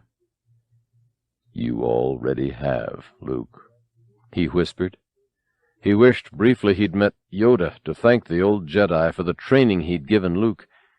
But perhaps he'd be with Yoda soon now, in the ethereal oneness of the Force, and with Obi-Wan. Father, I won't leave you, Luke protested. Explosions jarred the docking bay in earnest, crumbling one entire wall, splitting the ceiling. A jet of blue flame shot from a gas nozzle nearby. Just beneath it, the floor began to melt. Vader pulled Luke very close, spoke into his ear. Luke, you were right. And you were right about me. Tell your sister you were right. With that, he closed his eyes, and Darth Vader, Anakin Skywalker, died. A tremendous explosion filled the back of the bay with fire, knocking Luke flat to the ground. Slowly he rose again, and like an automaton, stumbled toward one of the last remaining shuttles. The Millennium Falcon continued its swerving race through the labyrinth of power channels, inching ever closer to the hub of the giant sphere, the main reactor. The rebel cruisers were unloading a continuous bombardment on the exposed, unfinished superstructure of the Death Star now, each hit causing a resonating shudder in the immense battle station and a new series of catastrophic events within. Commander Jerjerrod sat brooding in the control room of the Death Star, watching all about him crumble. Half of his crew were dead, wounded, or run off, Where they hoped to find sanctuary was unclear, if not insane. The rest wandered ineffectually, or railed at the enemy ships, or fired all their guns at all sectors, or shouted orders, or focused desperately on a single task as if that would save them. Or, like Jerjerrod, simply brooded. He couldn't fathom what he'd done wrong. He'd been patient, he'd been loyal, he'd been clever, he'd been hard. He was the commander of the greatest battle station ever built, or at least almost built. He hated this rebel alliance now with a child's hate, untempered. He'd loved it once. It had been the small boy he could bully, the enraged baby animal he could torture. But the boy had grown up now. It knew how to fight back effectively. It had broken its bonds. Jerjerrod hated it now. Yet there seemed to be little he could do at this point, except, of course, destroy Endor. He could do that. It was a small act, a token, really, to incinerate something green and living, gratuitously, meanly, toward no end but that of wanton destruction. A small act, but deliciously satisfying. An aide ran up to him. "The rebel fleet is closing, sir." "Concentrate all fire in that sector," he answered distractedly. A console on the far wall burst into flame. "The fighters in the superstructure are eluding our defense system, Commander. Shouldn't we—" "Flood sectors 304 and 138. That should slow them up." He arched his eyebrows at the aide. This made little sense to the aide, who had cause to wonder at the commander's grasp of the situation. "But, sir—" "What is the rotation factor to firing range on the Endor moon?" The aide checked the CompuScreen. ".02 to moon target, sir. Commander, the fleet—" "Accelerate rotation until moon is in range, and then fire on my mark." "Yes, sir." The aide pulled a bank of switches. "Rotation accelerating, sir. .01 to moon target, sir. 60 seconds to firing range. Sir, goodbye, sir." The aide saluted, put the firing switch in Jerjerrod's hand as another explosion shook the control room, and ran out the door. Jerjerrod smiled calmly at the view screen. Endor was starting to come out of the Death Star's eclipse. He fondled the detonation switch in his hand. .005 to moon target. Screams erupted in the next room. 30 seconds to firing. Lando was homing in on the reactor core shaft. Else only Wedge was left, flying just ahead of him, and Goldwing just behind. Several TIE fighters still trailed. These central twistings were barely 2 planes wide, and turned sharply every 5 or 10 seconds at the speeds Lando was reaching. Another Imperial jet exploded against a wall. Another shot down Goldwing. And then there were 2. Lando's tail gunners kept the remaining TIE fighters jumping in the narrow space, until at last the main reactor shaft came into view. They'd never seen a reactor that awesome. "It's too big, Gold Leader," yelled Wedge. "My proton torpedoes won't even dent that." "Go for the power regulator on the north tower," Lando directed. "I'll take the main reactor. We're carrying concussion missiles. They should penetrate. Once I let them go, we won't have much time to get out of here, though." "I'm already on my way out," Wedge exclaimed. He fired his torpedoes with a Corellian war cry, hitting both sides of the north tower, and peeled off, accelerating. The Falcon waited 3 dangerous seconds longer, then loosed its concussion missiles with a powerful roar. For another second, the flash was too bright to see what had happened, and then the whole reactor began to go. "Direct hit!" shouted Lando. "Now comes the hard part."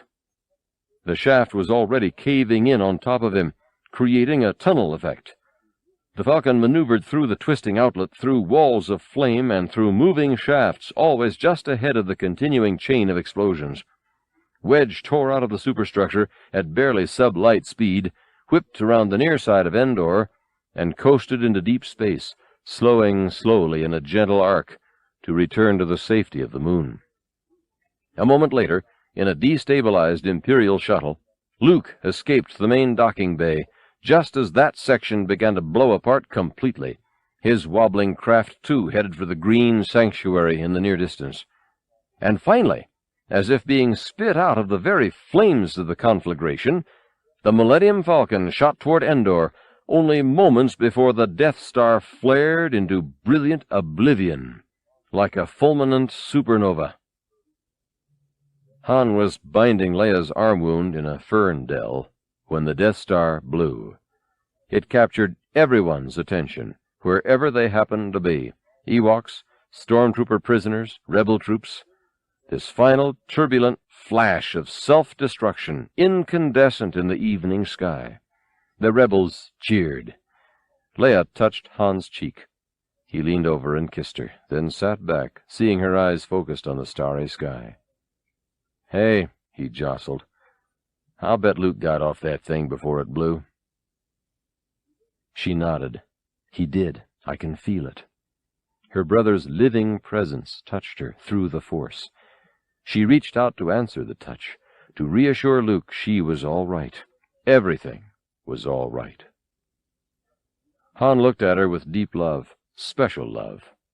For she was a special woman, a princess not by title, but by heart. Her fortitude astounded him, yet she held herself so lightly. Once he'd wanted whatever he wanted for himself because he wanted it. Now he wanted everything for her everythings. And one thing he could see she wanted dearly was Luke. "You really care for him, don't you?" She nodded, scanning the sky. He was alive, Luke was alive, and the other, the Dark One, was dead. "Well, listen," Han went on. "I understand. When he gets back, I won't stand in your way."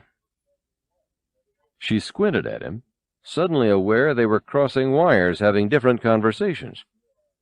"What are you talking about?" she said. Then she realized what he was talking about. "Oh, no, no," she laughed. "It's not like that at all. Luke is my brother." Han was successively stunned, embarrassed, and elated. This made everything fine, just fine.